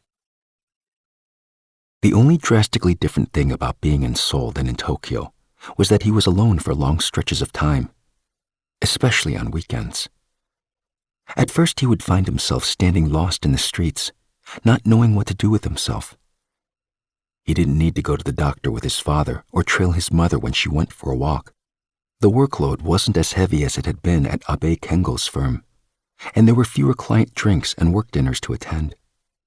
He wasn't sure if it was good or bad that he was alone for long periods, but he would have to consider himself content, since he didn't feel sad or lonely. He felt a touch melancholy, though, which was different. He didn't feel that way because Seoul and Tokyo were so different or because of the change in environment. He felt melancholy when he watched himself walking around, tense and stressed, preoccupied by the fact that he wasn't doing what he had to. Even when he wore soft-soled sneakers, he thought his feet clacked on the pavement as if he were wearing soccer cleats. There were other strange things that happened, but he didn't have anyone to tell, or anyone he wanted to tell. But he did feel calm when he wandered around Haewadong, where he was staying. Maybe because this neighborhood had a concentration of red brick buildings, the Arco Arts Center, and the Korea Arts and Culture Education Service Theater, and the Samto building. He looked back at the house he'd just locked behind him. It was also made of red brick. Park had shown him the basement guest quarters when he had been looking for a place to stay in Seoul. It was noisy from the street and the parking lot right in front, but the studio space was perfect for one person. On one wall was a 52-inch LCD TV and an L-shaped bookcase filled with books on architecture and art. There was no kitchen, but in a corner there was a coffee machine and a mini-fridge and an electric tea kettle, along with a black leather sofa that could stand in for a bed. For one person, there was nothing more you would need or want. At night, chilly air blew down the old-fashioned spiral staircase that went up to the first floor. Park lived on the first floor, and Park's 80-something mother lived on the second. Some weekend mornings he would go upstairs and join mother and son for a late breakfast. Eating chun made of mashed lotus, he would be reminded of his own mother's cooking. Not many people knew how to make that. Once he hit a year in Seoul, he would need to either move to another place in town or return to Tokyo. Everything felt uncertain, suspended in air, but he felt safe when he was sitting inside the red brick house. It was Sunday morning. Wind blew from the southwest through the streets of the still slumbering city. Black plastic bags, newspapers, flyers, and playbills fluttered at knee-height before settling back onto the ground. He couldn't spot the pigeons he always had to take care not to step on, or the chickadees that would flit away in a panic. He passed by Haewa Station and headed toward Hansung University Station. From exit number 6, he walked about 100 yards to the three-way intersection. He turned right and began climbing the hill. It was about a mile to the Bugak Skyway trailhead, about a 40-minute walk. He walked briskly. He knew it was good to work up a sweat when he felt like this. He tensed his calves and swung his arms. When he stood at the observatory across from the Songbukgu Community Center, he could see all of Dobongsan. This was where the trail began. He had walked constantly over the summer and fall. He hadn't walked for fun, but to overextend his body so he wouldn't be able to think. Sweat trickled down his spine. Parts of his body he had never used and had never thought he would ever use, the muscles leading to his calves and hip joints and femoral region, had awakened slowly and strengthened. There was something spontaneous and vigorous about the sensation of his body coming to life. He had felt his body was under duress, with some parts damaged and other parts trapped. He had felt that way for a long time, and he had worried it would be like that forever. He had been thinking about the heat he'd felt the last time he saw her, when he had spent hours wide awake beside her as she had slept. He had moved her sweaty hair to the side, then held her fingers, which were curled around a piece of paper. He'd opened her stiff fingers one by one. He'd unfolded the paper, which hadn't had anything written on it yet. He'd placed her hand on her chest. Then he'd rested his palm lightly on the back of her hand, gently pressing down. But then he'd yanked his hand away. Something hot and stinky was gushing up from her chest like blood. He had dropped his hand, shaking, scared he would feel death emanating from her. But death hadn't been what he had felt from her body that had nearly gone over the edge. He hadn't seen her since, but here on this trail, he was just now realizing that it had been the sensation of a terrified body fluttering awake. She had once said to him, "Isn't half of life embarrassment, and the rest of it fear and greed?" She hadn't explained herself, but he'd understood that the rest meant death. He had to tell her that the truly embarrassing thing wasn't always thinking about death and being pulled toward it, but having never loved anyone. He passed the trailhead. It was near his brother's apartment. He walked by the restaurant he and his brother had gone to often for breakfast. Nobody knew why his brother had died, why he had decided to die. His brother had been unable to disappear in the memories of those he had left behind. If his brother had wanted to physically disappear, he'd achieved that perfectly. Anyone could do that. He let out a breath as he looked out at Namsan and the tower through the sparse, light brown branches. His thoughts always galloped ahead of his stride. Even when he walked briskly, it was impossible to push away his thoughts, to empty his mind. Cool air brushed against his face. The air changed suddenly. His brother was standing beside him. Placing a hand on his shoulder, his brother pointed at En Seoul Tower beside the peak and said, "That's En Seoul Tower." His brother explained that if he went straight at the fork, he would reach a road, which would end at the barbed wire fence after the three-way intersection, and told him how he should get back down. He nodded without turning his head. Sullenly, he retorted, "I know my way around. Did you forget we walked here all the time?" Looking straight ahead, his brother said, "What do you think? Doesn't that look like a beautiful pattern or something?" He looked down at the early morning cityscape. Morning sun was dyeing the space between the buildings red, and a cumulonimbus resembling a humped camel hung low and faint on the horizon. It might rain in the afternoon. Everything was quiet. A chilly wind shook him awake. Nothing all that loud or showy. It was too early for that. Maybe this view really could be seen as beautiful. Everything his brother was saying was correct, because he was dead. Was his brother calling his name? "What?" he responded tersely. "Why don't you go to her?" "I'm just not sure." "About what?" "I'm worried I might take her down a path that's too narrow for us both." "Go tell her." "Tell her what?" "You need to tell her." "Tell her what?" "That the future is always closed off. Young, that's a terrible thing to say. When you're dead." "Yeah." "When you're dead. You hear me?" "Okay, all right." "You'll go?" "Yeah." 55. Same began speaking. She avoided meeting up with Same in the depths of winter, especially out in the city. It was better to be in one of their studios. They were always worried that Same might collapse at any moment. That worry grew as the years passed. It was part of the formula of her friendship with Same. As always, Same walked into the Seoul Museum of Art looking like a huge bundle of fabric, wearing a thick double-breasted coat and a wide orange cashmere scarf. Her warm, practical coat could be folded up and stored in a bag.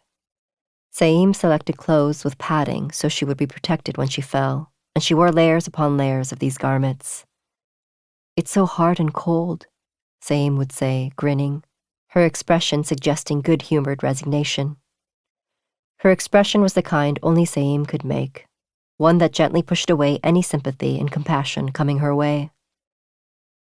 She began strolling around the first floor of the museum with Saim, who walked quickly through the galleries. It was a Wednesday afternoon. Something smelled ferrous like a wet pipe. The exhibition, which was divided into 3 sections entitled Resistance Against the Sculptural, questioned the fundamental concepts of sculpture. She walked by cubes made of A4 sheets of paper piled on the floor like bricks, floating up thanks to the breeze from a fan, soap that had been carved into a thorn-like point, and a huge inflated transparent plastic envelope. Most of the works explored daily life and personal emotions, avoiding the questions of what is sculpture and what roles do objets d'art have. Some works were dramatic, others were lighthearted. At this moment in time, an artist's inspiration and philosophy seemed more relevant than grappling with the essence of sculpture. These works interrogated the boundary between what was sculpture and what was not. Saim had long been interested in the boundary between painting and sculpture, in how the divide between three-dimensionality and two-dimensionality was becoming fuzzier, and how that gave rise to experimentation and exploration. That was also where Saim's practice diverged from her own. She felt disoriented as she looked around the galleries and saw another artist's work. Everything was so current, so brilliant. Some were creepy, and some ignited feelings of terror or anxiety. Some artists and critics would say that this was the role of 21st century art. She had once said that she didn't strive to master new techniques or to transform her work. She might have been reacting to her own lack of understanding of such things, her unconscious fear of them. But when she'd begun working with air, she had felt that terror diminish. Everything was destined to return to the very beginning, and that, she understood, was the essence of art. She had focused on her own interests, the emptiness of the in-between times, representing deep liminality. Absorbed in that, she had despaired that she couldn't go deeper, to where she wanted to be. Now she realized she had been using the past tense when referring to herself. It had been a long time since she'd come to see art, though it would be more accurate to say that Saim had dragged her here. "What do you think art tries to evoke?" Saim asked in front of an installation piece of copper pipes and refrigeration equipment. "Reason?" she suggested. "Desire?" Saim countered. "Understanding," she and Saim said at the same time. "Life," Saim said. "Death," she said. Saim turned to her. Her expression was serious, without a hint of a smile or good humor. Saim looked straight at her, then absently touched the pendant around her neck. Saim's voice was almost guttural when she began speaking again. "I'm about to tell you something. I've thought about saying this for a long time, but I didn't want to bring it up. I've always liked you. I still do. But I don't know if I can keep liking you. I don't think you have the right to talk about death. I mean, I don't either. That's basically what I want to say to you. The other day, I had a seizure while frying fish. I fell on my kitchen floor. When I came to, I was lying on the tile floor, all alone. I wanted to live. I actually bit down during the episode. So dangerous. I cracked a molar and cut my chin. I was lucky I hadn't spilled oil all over myself. It was fine. I didn't bite down on my tongue or anything. I went right back to the studio, because I feel like I haven't done enough yet. I haven't met my potential as an artist. Death isn't chasing me down. Instead, I have this huge desire to create. I could die from eating something bad, or I could collapse in the street. I could walk down the street and get hit by falling glass or a drunk driver. None of that's happened yet. It could happen tomorrow, or maybe never. But I'm not weighed down by that stuff. I know you think you've experienced too much death, but really think about what you've actually experienced. It's just your father's death, and his death and your grandmother's death aren't related to yours. Of course, a family member's suicide affects the people left behind, but people who are still living make this mistake. They scapegoat the dead person and consider that person to be the source of all their problems. Why do you think about death all the time? It's not because of your family history or genetics. All that is an illusion. You're hanging on to the specter of death, and you're resigned in everything you do because you're secretly worried that you might not be a great artist, that you might be nobody special. You've probably never given a thought to what your legs are doing under a table when you're with a group of people, right? But I have. Once, I went to pick my napkin off the floor, and I noticed how your legs were positioned. After that, I made sure to take a look whenever possible. Your legs are always turned toward people. You just don't want anyone to know that about you. Think about your life. You know you don't have love. You don't have responsibilities. Have you thought about your father after he passed away? As seriously as you think about yourself? You only think about yourself. You can't claim to be always thinking about death when you're like this. Death should be something that comes to you once in a while, not something you drag around with you all day long. Your father actually called me a few days before he passed away. He asked me to take care of you, that you don't have anyone. I understood what he was telling me, but I wasn't about to change his mind, because that was his decision, his life. You need to be generous about what you want and really think hard about it. I hope you'll respect your own passions. What was sculpture to you in the very beginning? What made you want to make art? You have to get a grip on yourself, properly. You can't come back to life once you're dead. Nobody else can keep you safe. 56. Whether he was glad she was alive. When he arrived at the hotel, he got a call from Park saying he would be about 30 minutes late because of traffic on Teheranno. He had the invitation, in his coat pocket actually folded in half. The corners were already worn. When he walked through the revolving doors, he got a whiff of an air freshener commonly used in hotels. He went to the lounge and ordered coffee. The lounge chairs were made of simple curved lines without any adornments. They looked sensuous but weren't comfortable to sit in. He felt as though he were sitting in an unpolished concrete chair, though he knew it wasn't the chair's fault. He picked up his coffee cup. People in suits came and went to the sliding wooden doors across from the lounge. That was where today's charity event was to be held, an auction organized by a pharmaceutical company famous for its philosophy of giving back to society in partnership with art directors at major agencies. He'd heard that all proceeds from this event, which drew well-known art collectors and celebrities, would fund childhood vaccines in developing countries. He'd seen a half-dozen copies of the invitation on Park's low table covered with magazines and documents. Huge green ribbons adorned the invitations, and he'd absently untied one as he listened to Park talking about university libraries that could be considered comps.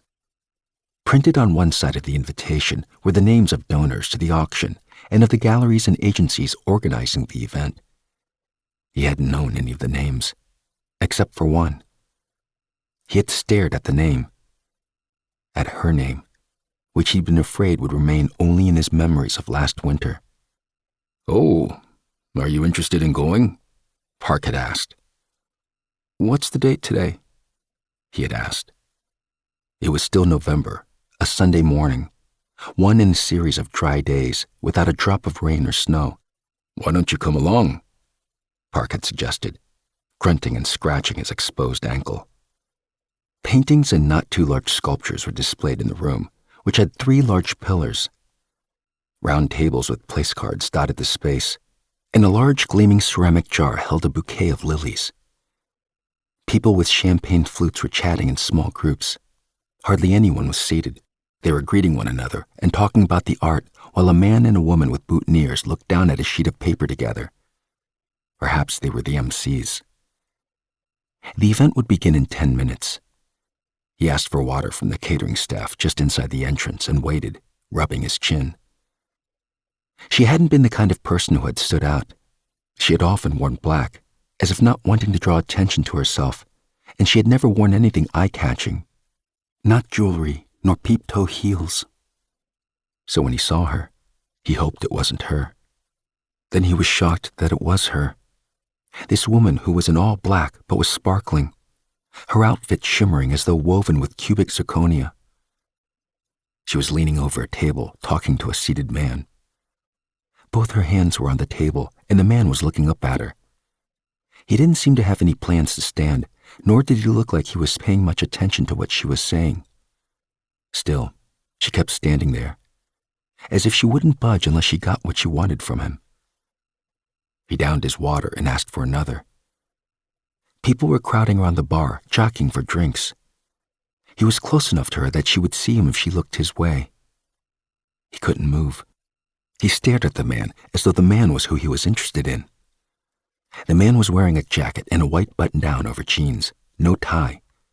On his feet were brown Tods. He was in his late 40s and looked stylish and trim, but he would look more at home in a well-tailored suit. He had a sharp, straight nose that made him look haughty, like a young Eugene O'Neill. The man was sitting at the press table, which was otherwise unoccupied. He remembered the first time he had met her. She had been talking to a man then, too.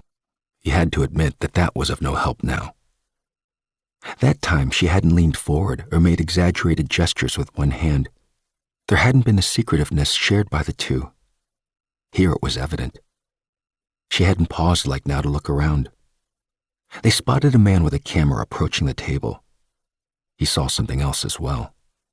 As she turned to walk off, the man uncrossed his arms to drop his hand. They briefly held hands and let go, as if they'd planned it. He caught that single second of movement. She glanced at the entrance as she headed to her seat. He stood in place. There was no need to move. He was no longer present. He heard an announcement that the event would begin. He dragged himself to the exit.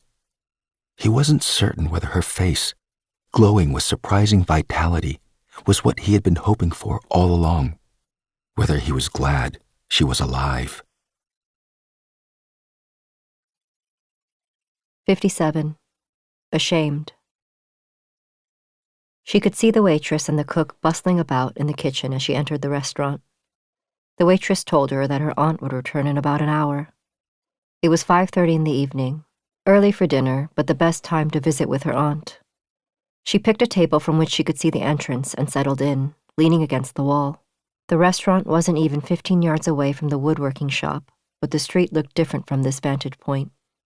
The overpass was taller and curved on the east side, and if it weren't for the people walking on the broken sidewalk pavers among the Zelkova trees and past the worn signs on the stores across the way, the area would look like a film set. It felt inorganic, as if everyone had stopped breathing. She must have forgotten about spring. She'd left Tokyo just before the beginning of spring, before she got to see the cherry blossoms in full bloom. That was supposed to have been her last spring on Earth. She had assumed she would never again see winter. But she was back here after a long detour. From time to time, she wondered which artist from which country might be living in number 605 in Negishi. She imagined Abe-san's shop packed with people searching for a taste of winter blowfish. Abe-san, who'd taught her how to handle fish like they were jewels. When she had said her final goodbyes, Abe-san had said one thing, and one thing only, his face inscrutable. Sayonara. He had bellowed it, as if asking a customer how he could help. It hadn't sounded like a goodbye. It had sounded like a concise, simple greeting. She had said simply, sayonara, to Abe-san, to all the things she'd seen in Tokyo, to almost all the things that had fought her and left. The waitress brought out a dish of todokjeon and small dishes of mulkimchi and vinegary soy sauce. Food her aunt had made herself. Food that tasted clean and simple, with hardly any seasoning, any taste. The waitress, an ethnic Korean woman from China whose Korean wasn't fluent, said her aunt was at the GU office, then smiled as if to say, "You know what I mean, right?" For about a month, her aunt had been attending a class for expectant grandmothers at the GU office. Last spring, her cousin had announced her pregnancy, and she was due in about a month. Her cousin would have to return to work after 2 months of maternity leave, and her aunt would be watching the baby during the day. Her aunt had confessed that she was worried, saying, "It's been such a long time since I took care of a baby." She thought her aunt had seemed almost panicked. It was strange that her aunt would be a grandmother helping to raise a baby. She wanted to know if her aunt would continue running the restaurant next to the woodworking shop, even after becoming a grandmother. Her father's estate had been meager. She remembered the death cleaner telling her that the more planned the death, the simpler the estate. On her 3rd or 4th meeting with the death cleaner, He'd received a phone call and picked up his bag, saying he had to go. She'd asked him where he was going. The death cleaner had hesitated, then told her he'd received a call from a funeral director. She'd tagged along without asking. When the train had arrived, he'd turned to look at her. She hadn't said anything. She hadn't wanted to go, not to where a person had died. The funeral director and the deceased's family and the police had been gathered outside a crumbling rental apartment building. Without looking at her, the death cleaner had told her that the body had been there for more than 2 weeks before being discovered. It had sounded like he was telling her to leave. She'd settled on a bench in front of the building, a room that had contained a dead body for more than 2 weeks, a room crawling with maggots and pungent with the stench of death. How could anyone possibly walk into a room like that? She'd pushed her anger down. She hadn't known who or what she was angry at or why. She'd watched the death cleaner speak with the police and the funeral director and the family. She could hear bits and pieces of their conversations. The family member, who looked to be in his mid-30s, appeared to be the deceased's son. He lived in the building right next door. "I should have," the son kept saying, weeping. "I should have." She couldn't hear what else he'd said. The death cleaner had glanced at her as he'd gone into the building with the others. She'd nodded and gotten up from the bench, then walked away, not looking back. That had been the last time she had seen the death cleaner. For a long time, she thought about the words, "I should have." She found herself back in Seoul as she repeated to herself, "I should have. I should have." Sometimes she wondered whether she'd really met a death cleaner, the way she wondered whether she had really decided to kill herself. A visitor.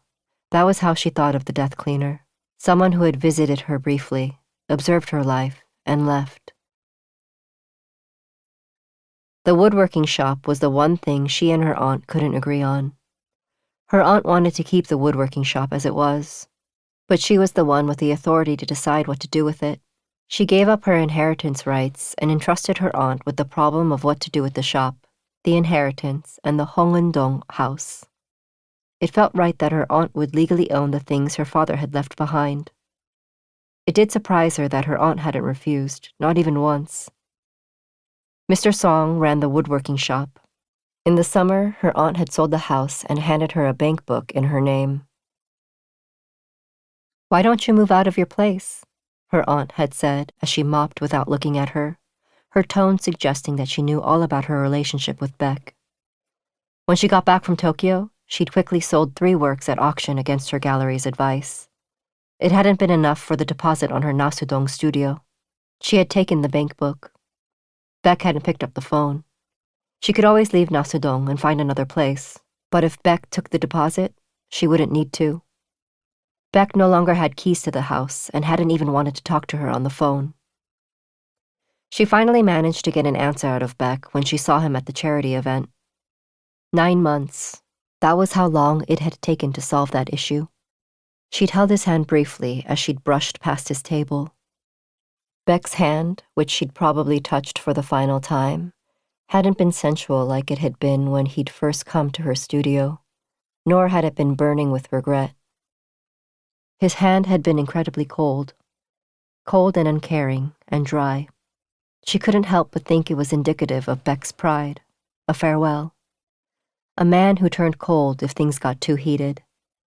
She'd let go and turned away from him. In the short moment they'd held hands, she'd realized she was thinking about someone else's hands. Beck's bank account number came in via fax. Now that all that was left was sending Beck money, she felt nothing. Kind of like how she'd felt when she'd first met Beck, after she'd lost all her innocence. It wasn't freeing or joyful, but it was something she absolutely had to do. She wrapped her hands around the mulkimchi dish.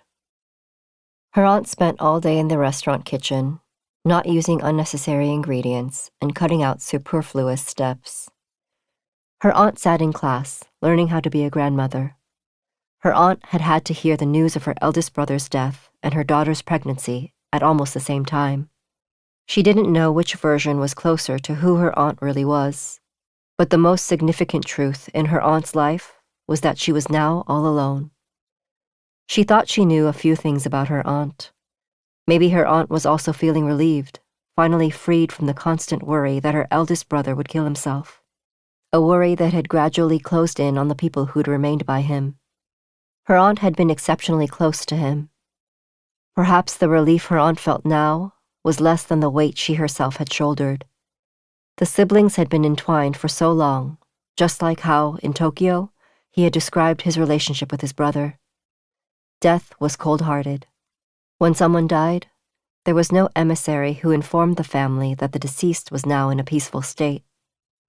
Those left behind began to gradually forget the deceased. Time flowed on. The pain of being separated, the guilt of being still alive, the longing for the dead, they would all eventually pass. She was watching her aunt reclaim her life. He had told her that this process took a very long time, something that couldn't be achieved through training, something that required willpower and willpower alone. She thought of her aunt, and at the same time thought about him losing his brother. She wanted to confess to them, or to anyone really, that she hadn't felt such a great loss when her father had died. She hadn't been able to admit that to anyone. That would mean she had lived her life having never been close to anyone. When she told herself that in the mirror, it had made her feel even more ashamed than when she had been obsessed with dying. He had told her about his childhood, the way he and his brother had grown up like twins, about the lonely evenings during which they'd relied on each other, waiting for their parents to come home, in a foreign country whose language they couldn't speak, in the undulating loneliness of nighttime, and how it felt to be left behind on his own.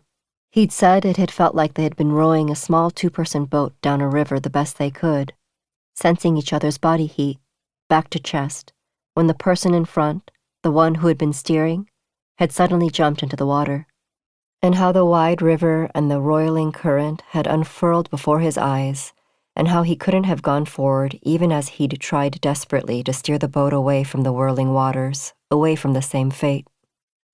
About how empty and betrayed he'd felt when the body heat and heartbeat he had been so used to all his life had vanished in the blink of an eye, without any explanation.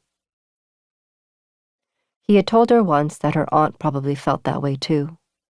She could hear his voice in her ears. She put her chopsticks down. Memories didn't pop up chronologically. Some memories got tangled with others. Some inflated, some flowed backward, and some emerged instantly out of nowhere, and settled next to her, like this. She accepted the drink her aunt poured her. "What did you learn today?" "Infant first aid," her aunt said and smiled. "What's next?"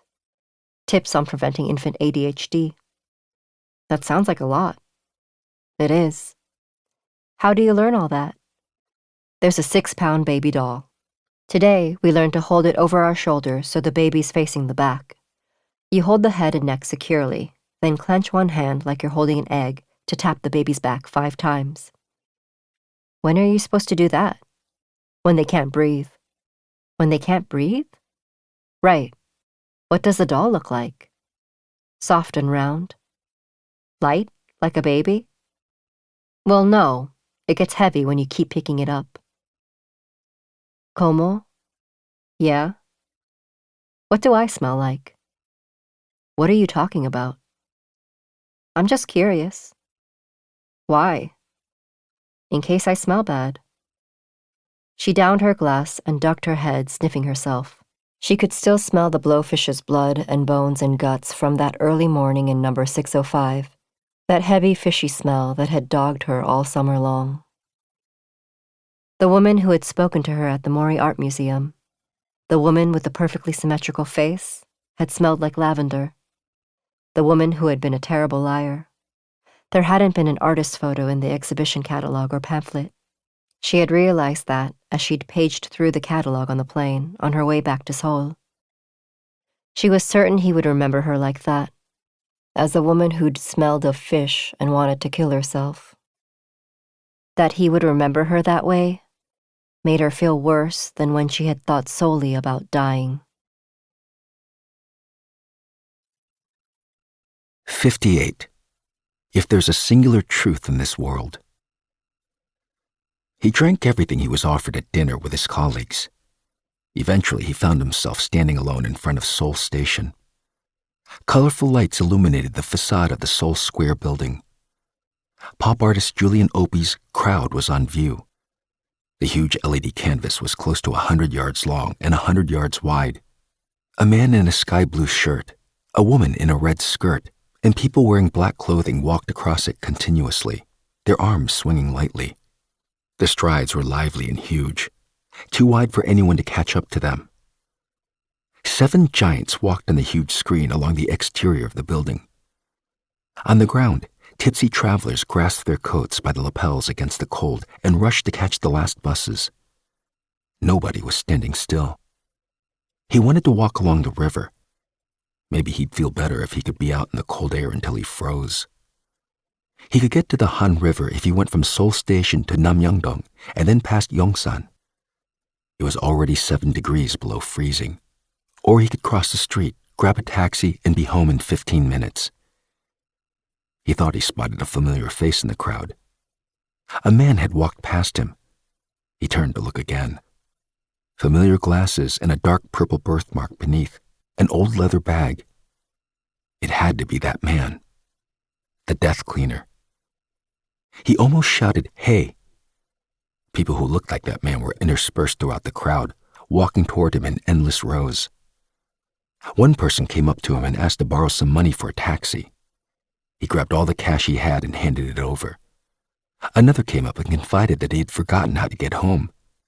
Yet another suggested they head off together. Some other person was crying, saying they'd found their child dead when they'd woken up. They all looked like people he knew, but he didn't actually know any of them. The streets grew cacophonous with honking horns, arguments over taxis, music trickling out of bars. He was watching life brush past before his eyes. His fingers touched something flat in his coat pocket, a business card or a note or the invitation with her name printed on it. After she left Tokyo, he had met up with the death cleaner a few times. Each time they had drunk themselves into stupor. Once the death cleaner had told him to take out the contents of his pocket. It had sounded like the setup of some joke. Without much hesitation, he began emptying his pockets onto the table. His wristwatch, coins, his cell phone, a piece of folded paper. The one thing that had weighed on him was that piece of paper. He had drawn a box and he'd sketched her face inside it. She had wanted nothing from him, demanded nothing from him. The death cleaner had laughed and said these could end up being his personal effects. "If there's a singular truth in this world, it's that everyone dies," the man had said, giggling. "So," here the death cleaner had paused, "you have to be careful. Do you know how dangerous every single day is?" The death cleaner had begun getting ready to head out, but passed out right on the table. By the time the death cleaner came to, it had been his turn to be drunk out of his mind. He didn't cross the street or hail a taxi. He walked toward Yongsan. Black plastic bags and flyers tangled underfoot. He turned and looked back. The giant crowd was still glowing vividly, like an enamel painting lit against the night sky. He had never actually seen her work in person. He could have looked for her work at the charity event. He picked up the pace. If he had, he might not have seen her with the man who resembled Eugene O'Neill. What he had witnessed could have been just 1 out of 10 interactions. One that was easy to misunderstand. One that didn't tell the whole story. Or what he had seen could have been the single instance that encapsulated the full story. No matter how he thought about it, the conclusion seemed to be decidedly unfavorable and tyrannical to him. He remembered how a strange force had pushed him to come to Seoul. The force of a herd of galloping horses.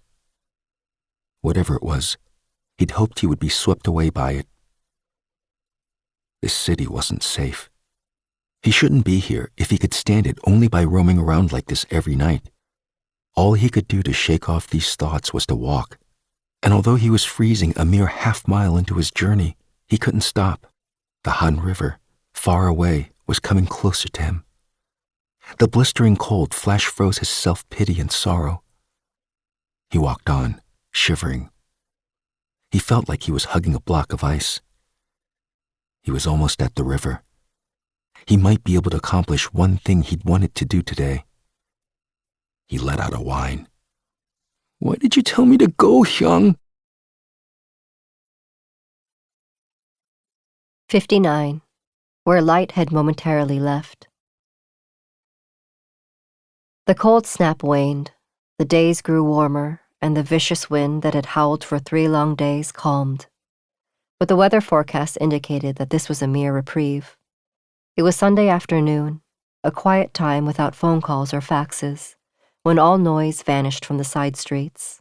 The clear western light lengthened across the studio walls and the floor.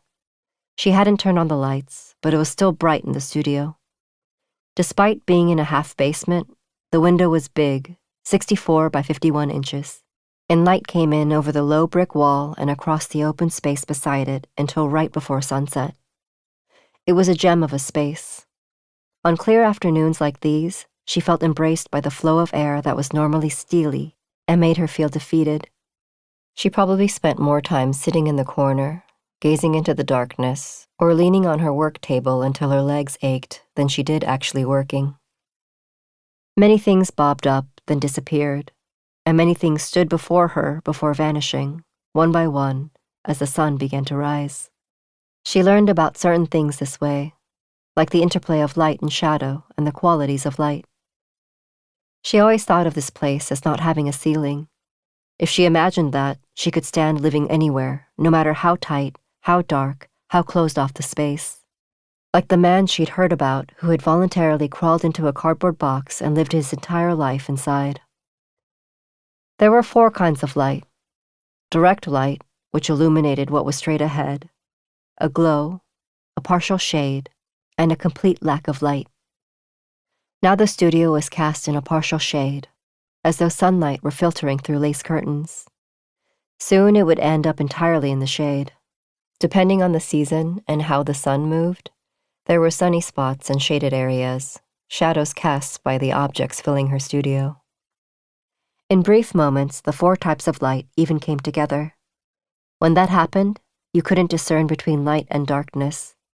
You would not feel it without observing it for a long period of time. In the winter, darkness pounced quickly, suddenly, the way misfortune swept in. As soon as she sensed the shadows growing faint, darkness was already rushing in. She glanced around the studio. A plastic chair, broken planters, an easel, various tools, paint, frames, dried flower bundles, pieces of wood, a small fridge, cardboard boxes, pencils, brushes, shelves, a saw, books, a warm air circulator, tissues, hangers, a padded jacket, an apron, plastic gloves, rubber gloves, sheets of drawing paper hanging from the ceiling, a phone, a trash can, giraffe and crocodile sculptures, a lump of sandstone that looked like a cactus, a snake plant, a trowel, a broom, a dustpan, scissors, a tin basin, a spray bottle, styrofoam, artificial flowers, a towel, skeins of colorful yarn, a clock, mismatched shoes and sneakers, balls, curtains, a drill, chains, a desk and a chair, a globe, plastic cups and plates, piles of paper, a full-length mirror, a work table. She approached her work table. She turned on the overhead lamp. Its large conical light illuminated the table. She had done a preparatory sketch, but had stared at it for over half a year, thinking it impossible to finish. What would be the result of agonizing over one single thing over a long period of time? She wanted to give shape to the conclusion of that process. She began clearing the things strewn about on the floor. She must have grazed her palm against the saw blade, though she hadn't felt any pain. She moved a volleyball, and blood smeared on the white ball. She dropped the ball and looked at her hands. A few drops of blood fell onto the floor. "I didn't do it on purpose," she murmured. Her father had done this very thing every time the urge to kill himself had tugged at him. She didn't know if that was the right thing to do, if it really worked. He would cut himself a little and bleed just a little. It had happened only in the deepest silence, in the deepest darkness. Cutting the back of a hand or an arm seemed similar to cutting paper or cloth, and she had been the one, not her aunt, who'd always wanted to be near her eldest brother, who'd watched him through a gap in the door without screaming or making any noise. She'd stayed behind him like that until he'd regained his equilibrium, until he drew in a big breath and let it out, until he fell asleep and then began weeping, calling for his mother as a 9-year-old boy. His scarred arms had looked like tree stumps that had been sanded smooth. Only now did she wonder if those scars had been evidence of his struggles to live, not his attempts to die. "I didn't do it on purpose," she said again, addressing her father. Someone turned her around by the shoulders. A precipice-like darkness was gazing quietly at her from across the way. She didn't budge. She didn't sit down. She couldn't tell how much time passed. She felt hungry. She couldn't remember if she'd eaten. She couldn't recall if she'd come to the studio yesterday or today. One thing was clear. She was once again facing the darkness, the terror that entrapped her, body and soul. She thought about the life her grandmother had led. She thought about the life her father had led, the life she had been leading. She thought about the life she would lead in the future. It wasn't always true that heavy things plummeted faster than light things. She thought about a life that wasn't artificial in any way. She reached out and touched the darkness. With a gentle touch, a caressing touch. Death was something she would experience at some point. Something she wouldn't experience while alive. Something that wouldn't allow her to do anything as long as it was embedded in her like this, like shrapnel. She stroked that precipice-like darkness again and again. As she mixed water with plaster, she remembered a hand touching her face and chest, her shoulders and back. It hadn't fumbled. It hadn't been hesitant. It had gently caressed her. It had reassured and calmed her. A hand seemingly made of regret and hot breath. As she looked down at where darkness had been, where light had momentarily left, she was remembering clearly that it had been his touch she'd felt on the night she'd collapsed. 60. Every story about life was about beginnings, not failure. He was running a high fever, but the doctor told him he was otherwise fine. He had taken 3 days off from work. He had planned to take the high-speed train to the southern coast, but he had been burning up when he'd awoken in the morning. It had felt impossible to get out of bed, and everything ached, as if he were being torn apart. He drifted off to sleep. Park's housekeeper had brought down some juk for him. He heard his phone ringing. He managed to wake from time to time to take his medicine. It was dark every time he opened his eyes. Though cozy, the studio wasn't well lit or heated. He cranked up the heating pad and pulled several blankets over himself. Despite the fever and his breath feeling hot, he shivered in the brutal cold. It had been a long time since he'd slept so soundly without the aid of sleeping pills. He knew he would feel better on the other side, but he didn't want to wake up. He wanted to stay in this pit of deep, endless sleep. He was standing on the furthest edge of time as it circled. He was on the outside, watching. So many people appeared. Most were angry, interrogating him. He must have done something terribly wrong. His brother was sitting quietly on a windowsill. The cold March wind rustled his brother's wavy dark brown hair and the jersey curtains behind him. What he had actually witnessed had been his brother's face after everything had played out, doused in dark red blood and who knows what else from the force of his head striking the ground. But now he was seeing it from the beginning. His brother pulled his legs up, hugged his knees, and looked his way, as if wanting to say something, then leaned to the left, shifting his weight. That small movement pulled his 165-pound brother down 5 stories in less than a second. None of it matters. The law of gravity seemed to be jeering. When he had seen his brother on the ground, limbs twisted at odd angles, he had been numb, as if all his sorrow had evaporated in an instant. He hadn't even cried, But in his dreams, he felt a searing pain as he screamed and wailed for someone to save his brother. It was always the same. In his dreams, he could fully give himself over to unbearable sorrow. He gently moved his brother's head. It wasn't his brother's face.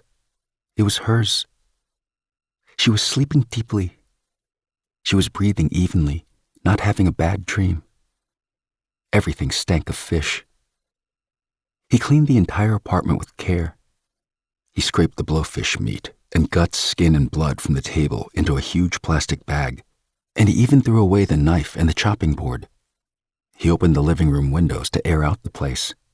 The thing he had been afraid of had happened, and it was a little less terrible than he had feared. It felt like fate that he was there. He had become someone who knew something that nobody else would ever know, someone who had seen something nobody else would ever see.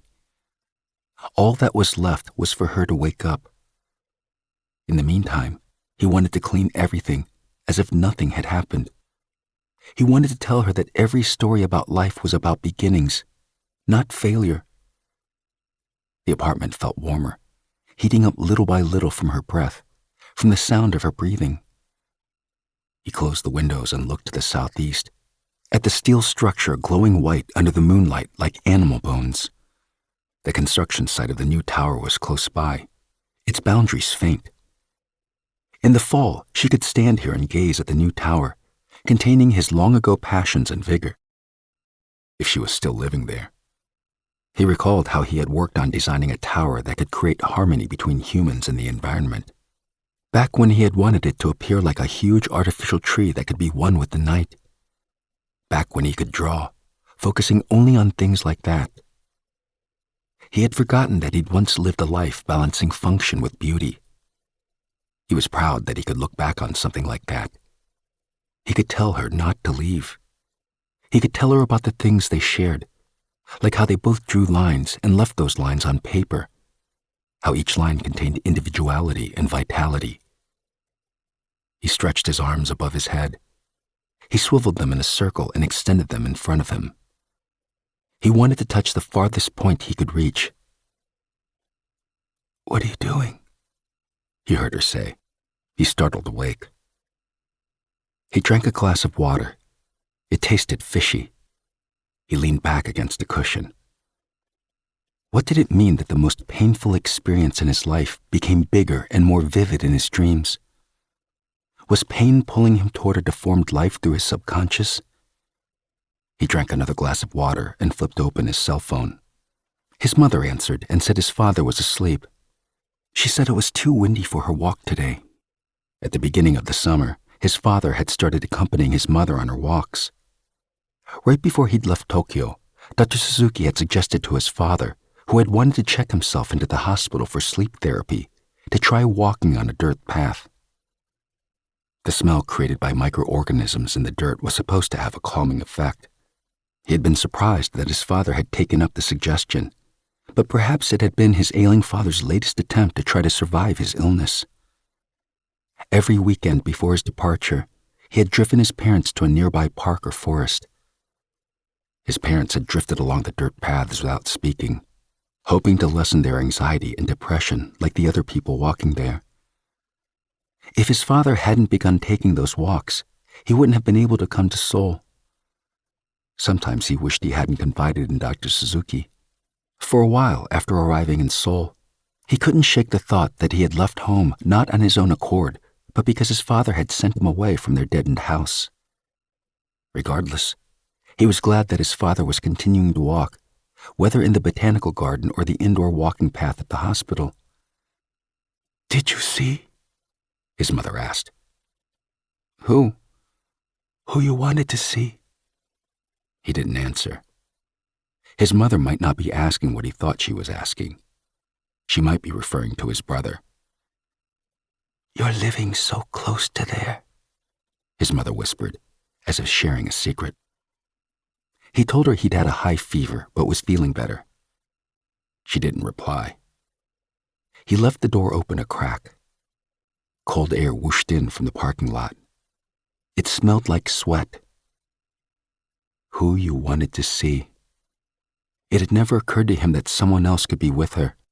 It was impossible, unbearable to imagine. He stuffed his feet into his sneakers and stumbled out.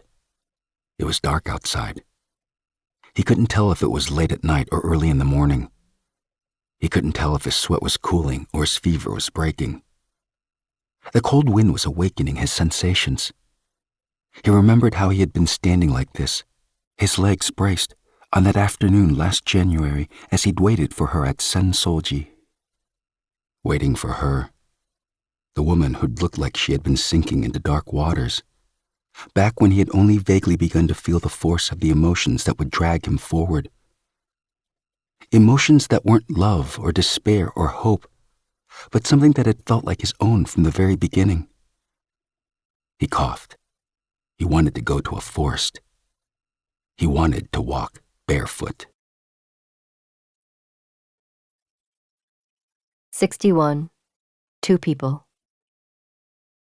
The year-end party was hosted at the KAC office. She'd been invited to several of Park's dinner parties there. She would often slip out early. Because of that, she didn't really know much about Park.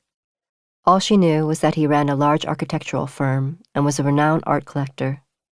His gatherings were populated by the young artists he supported, curators, doctors, corporate executives, chief prosecutors and judges, architects, photographers, actors, and film directors. She would see many of the same people at exhibitions or auctions. Park seemed to derive huge satisfaction from introducing people to one another. He had big, thick fingers and the largest, longest ears of anyone she'd ever met. Though he had a dynamic and outgoing personality, he would be lonelier than anyone else when the parties ended. She'd accepted the invitation because she'd wanted to see a picture hanging in the KAC office. Works from Park's personal collection adorned every level of the 5-story building. It was the second week of December. About 15 people sat around the dining table. She glanced at the bottles of wine, the small porcelain dishes of black olives, the hand-blown Riedel wine glasses. She knew some of those in attendance, and there were also sculptors and painters she didn't know. They were so young, as though still in college. The female anchor for the 9 o'clock news and a few others were helping Park cook. She could smell seafood and garlic from the kitchen. Every time someone entered the room, people got up and shook hands, greeting one another. She stayed sitting in her seat, her head bowed. She wanted to get up when the others did, stick her hand out when the others did, but she couldn't get herself to do it. And she was sure people would misread her intentions. Whenever she left her studio, it felt impossible to fall into a different set of rhythms. There were times like these when she couldn't manage to get up along with the rest of the group, or even head to the bathroom when she had to pee. When she was working, she felt like a new and incomplete creation, one that could be improved on before becoming a fully formed person. She could only think about one thing at a time. She couldn't tell if she was happy or sad, or hot or cold. And then, whenever she thought, "How long can I live like this?" she would feel a shattering ache. She'd come straight from the studio. She'd taken her apron off, washed her hands, and run a comb through her hair before shrugging on her coat. She hadn't thought to bring cake or wine like the others had. Her mind was clearly still at the studio. She murmured to herself that she shouldn't make people feel uncomfortable, but there seemed nothing she could do at this lively party that was going so well, that was brimming with goodwill. She kept thinking about the figure she'd left on her work table. What was it like to believe in herself, to do something that had meaning? She was still taken aback any time someone called her an artist. She didn't think she would be worrying if she were an artist who deserved to be recognized as such. For quite some time, whenever she was making art, she felt that she had skipped over a section of music, but had just kept playing. She felt this way even though she was often invited to exhibit, even though her works were selling. Maybe she had to start from the beginning. Maybe she had to go back to drawing lines on paper again. An important question resulted in an important decision. She had to question what it meant for an artist to believe in herself. The man sitting beside her poured her some wine. Before her was a dish of baked shrimp and potatoes in a pale green sauce the color of pureed cauliflower. The clinking of forks and knives on square white plates sounded like a signal of sorts. They were all on a small stage, everyone acting in roles perfect for them.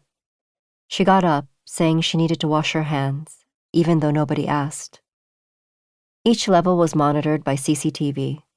As she walked down the stairs, she heard a mechanical whirring above her head. She glanced out the windows. Snow was piled on both sides of the path leading to the entrance. The traces of someone's careful sweeping had frozen solid. She'd heard that offices were on the 1st to the 4th floors. She tiptoed past the door to the offices.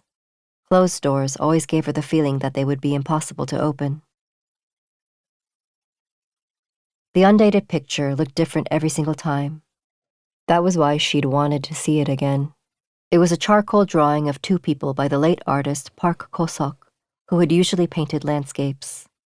It was evident that he had drawn many lines before erasing them. What remained were the outlines of 2 people, one large, the other a little smaller. On the left was the larger figure, whose arm was raised above their head, and the smaller one had a hand on the larger figure's shoulder. Their genders were unclear. The artist must have wanted to simplify sexual characteristics with his thick charcoal lines.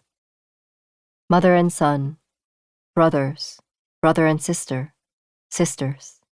They could be any of those combinations and more. There was no background, no shadow. She stared at the 2 nude figures made of a thin line, a thicker line, and a very thick line. Their strong calves and their short arms and their necks, all similar to one another. They didn't look glum or happy or as though they were anticipating or waiting for something. They stood there, just 2 people, with the most minimal of physical contact.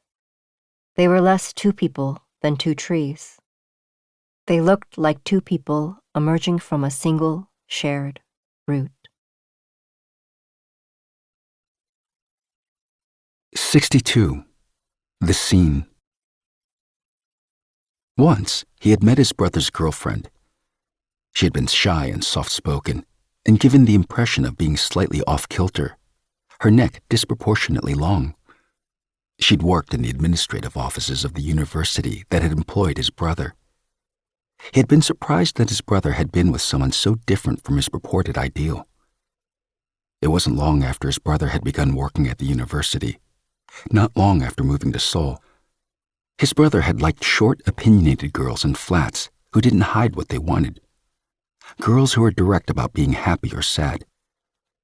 But this inscrutable girlfriend had deep-set black eyes that seemed liable to sink into their own world at any time, at the flick of a switch.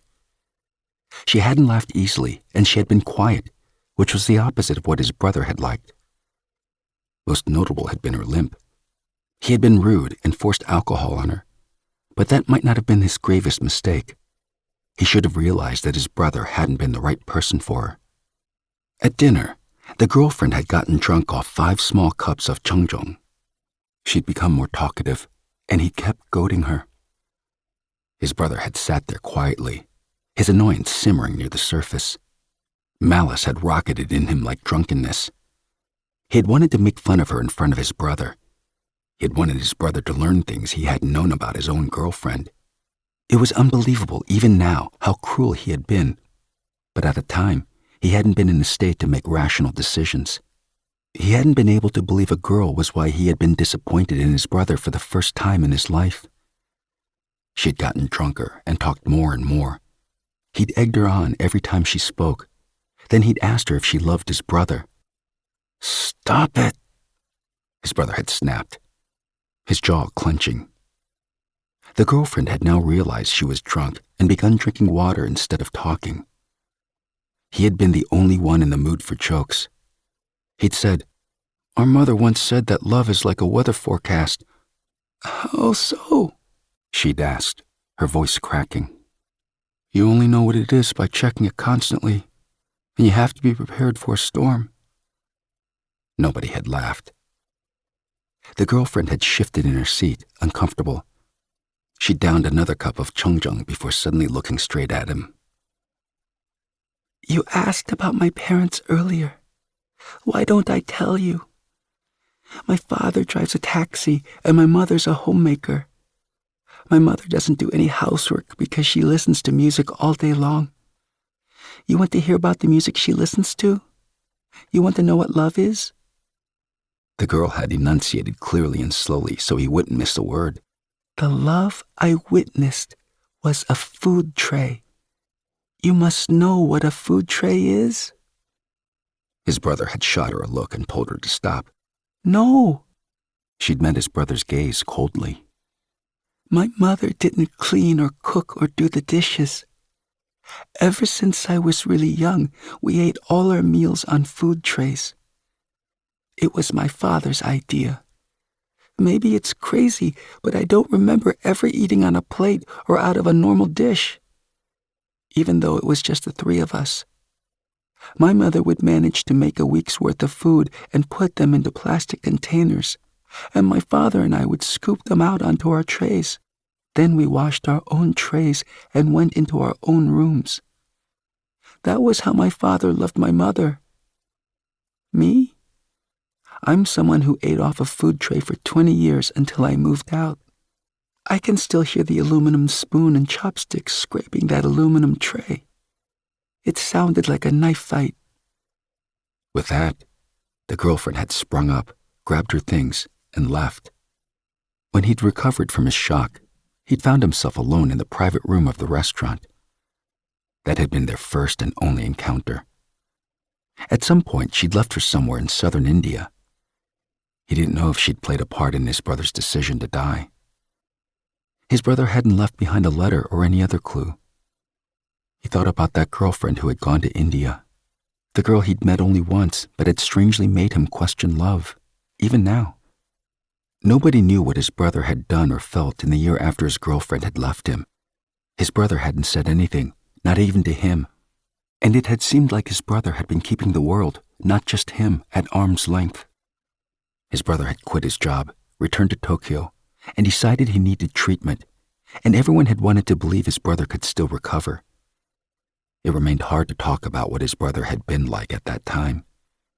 He thought it would have been better for his brother to hide inside a cardboard box, the way he had when they were young. At least then he could have followed his brother in. Shine called. He was in a taxi going home. They had just managed to pass City Hall when traffic became clogged in front of Koreana Hotel.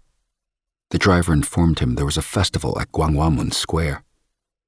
He got out of the taxi, his phone glued to his ear. It was early evening. He could tell from her voice that this would be a long conversation. The call would last while he went from Gwanghwamun to Anguk Station, and then along the Changyanggung walls until he got to Taehakdo. He hadn't spoken to Shine in a long time. For a while he had thought of Shine day and night.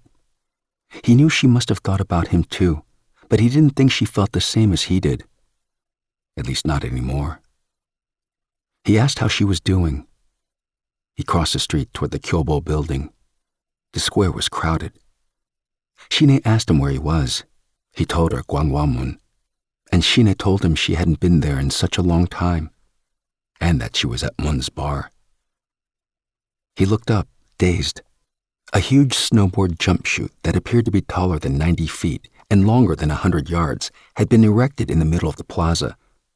Pedestrians lined Sejongdo all the way to Gwanghwamun, and Pojang Matcha was selling ramen and fish cakes along the street. Dance music blared. He cried, "Hello! Hello!" Shine told him to stop yelling, that she could hear him well. He explained that a snowboarder was hurtling down at high speed.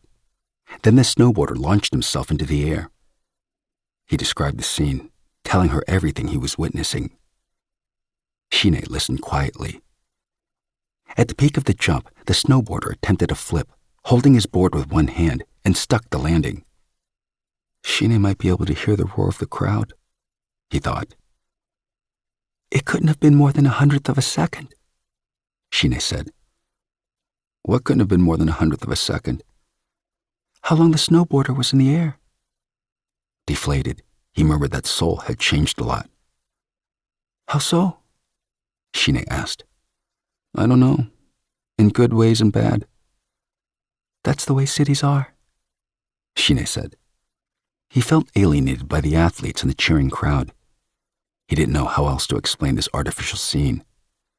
He was thinking about snow-covered Pegaksan, hidden behind the jump chute. The mountain was more beautiful and constant than the humans racing down the slope. "I'm sorry," he said to the love of his irresponsible self, the woman who had been safe and familiar, who hadn't needed him to be responsible, who had let him experience love that had not been passionate or desirous or wondrous or filled with jealousy or melancholy or painful or hellish, love that had been neither faithful nor aggressive, nor holy nor ethical, nor fateful. He apologized for his future love, of a different someone more similar to him. "For what?" she asked. "For not being able to love you enough. And for not being able to love you even that much anymore." 63. Her father's notebook. Her phone rang. She normally kept the ringer on low, making it hard to hear during the day. She glanced at the clock, then picked up the phone. It was Saim, sounding tired, asking her what she was doing. She told her friend she was parboiling spinach and was about to take sliced ham and cheese out of the fridge to make herself a sandwich. Saim listened quietly. She told Saim that a baguette didn't seem like bread, but like a tool, like a pencil or a spoon. Though she was the one who'd called, Saim stayed silent. She turned off the stove. Spinach bopped up to the surface, having turned muddy green. She had missed her chance to drain it. "Turn on the news," Saim said, and hung up. She wondered if she should drain the spinach first, but went ahead and turned the TV on. Hwanggiram Hermitage was on fire. She looked up at the clock again. They were reporting that Hwanggiram had begun burning just past midnight. Now it was 2 a.m. Hwanggiram looked like a pile of ash, the flames not fully under control because of strong winds. This temple was on a steep spot halfway up Kumosan, about 500 feet above sea level. Yurim Lee, Dolsanop, Yosusi, Cholanamdo. Ever since she'd learned about how her grandmother had really died, she had never forgotten this address. Her father had been born not far from Hwanggiram, in Yolamri, where his stepmother, now more than 90 years old, lived alone in the empty house. She had scattered his ashes behind Daeunjeon Hall at Hwanggiram, where you could look down upon the South Sea. She had scattered his ashes there, thinking, now the earth and the wind and the trees will have aboji. She'd gone there with Saim last fall. Now the temple was burning, tearing through the night of December 20th. The darkness vomited flames. Her grandmother had sent her father to that temple to be a boy monk. It must have been around the time she had been planning her death. Her grandmother's death hadn't been spontaneous or accidental. When her grandfather had returned home from the seas, her grandmother's plan had been put into motion as though following fate. Her father had decided to leave the temple on his own. Her aunt had told her that from time to time. Her father would wonder what would have happened if he'd just stayed at the temple. She'd watched all night long when Seongnaemun had burned down. This was different. This was more personal. Nobody else could understand Hwanggiram's importance to her, and it felt like a memory was being sealed shut. An untrammeled sorrow overwhelmed her. She was more used to pushing sorrow down than feeling it. She looked around. She was alone, and she was at home, and she could not hear a thing. She wanted to choose not to suppress her sadness, but to feel it, at least tonight. That was possible only if nobody was watching. Saim must not have been tired when she'd called. Her voice must have been muted with sympathy for her. The TV screen was dark red. Firefighters sprayed water on Kwannomjeon and Samsonggak, and huge pillars of white smoke billowed above the flames. It was unclear when the fire would be extinguished. Everything could turn into ash in a second, or the wind might settle and tame the fire. She was witnessing time that was uncertain, suspended. Yet another condition of life, like death or extreme hunger in the middle of the night. Fitful regret and emotions that couldn't exactly be called sorrow or frustration stabbed her in the heart. It had taken her some time after her father's death to open his notebook, even though she had thumbed through it now and again when he had been alive. If she opened the notebook, she knew she would end up reading the whole thing. If I Live. That was the title of his journal, a title that couldn't have been written by an idealist or a mystic. His entries were disappointingly pedestrian and ordinary. They were failures that could not possibly move or influence anyone. He had wanted such mundane and insignificant things. He had wanted to use his saw in a more laid-back manner, and to know all the names of the trees in the forests, and to develop a more discerning eye. Merely what any average carpenter might say once in his life. Dreams that could have been achieved, that would have been achieved if he'd just lived longer. At least that was what she thought. They were nothing special or extraordinary. But his writings brought up an important question, and now this question was different from what she'd asked herself last spring in number 605 in Negishi. That night in March, as she'd pried her sweaty hair off her cheek, he had told her, "You're an artist. You can give voice to what's overpowering you, what's weighing you down." He would have been trying to console her, but to her, his voice sounded strained, like he had desperately been squeezing out all his optimism. He'd turned toward the window and told her about towers. He'd said that wind was the most formidable foe for high-rises and towers. He'd said designing a tower was like designing wind, not a structure. He'd said his dream was to build something that didn't move in the face of wind and earthquakes, that none of that was possible without understanding and controlling for wind. She'd slipped back into sleep while he had been talking, but she remembered what he'd said. Should she be glad that this was all she remembered? She wanted to avoid questions about her true nature, even now. If I live. That question had stayed in her head. It was the first time that a single question, an incomplete phrase really, had expanded like this in her mind, continuously and multilaterally. After destroying Taeonjeon, Jonggak, and Jongmusil, the fire was finally extinguished. It was nearly 4 a.m. She remembered Taeonjeon, now a pile of ash, the roof tiles on which people had carefully inscribed their wishes, the 1,000 lotus lanterns that had been lit 4 hours before the fire. She remembered the first sunrise of the new year, which could only be described as majestic, which she'd seen as a child accompanying her father, and Odongdo, and the path that led from the island to Chasan Park, and the breakwater, and the observation deck, and Dolsan Park, and the harbor filled with container ships. Yosu, where her father had been born and where he'd struggled his entire life to stay away from, though he'd yearned to return. I should have. She thought about the dozens of ways she wanted to end that sentence. She would go back to Yeoreum-ri. 64. Safe Nest.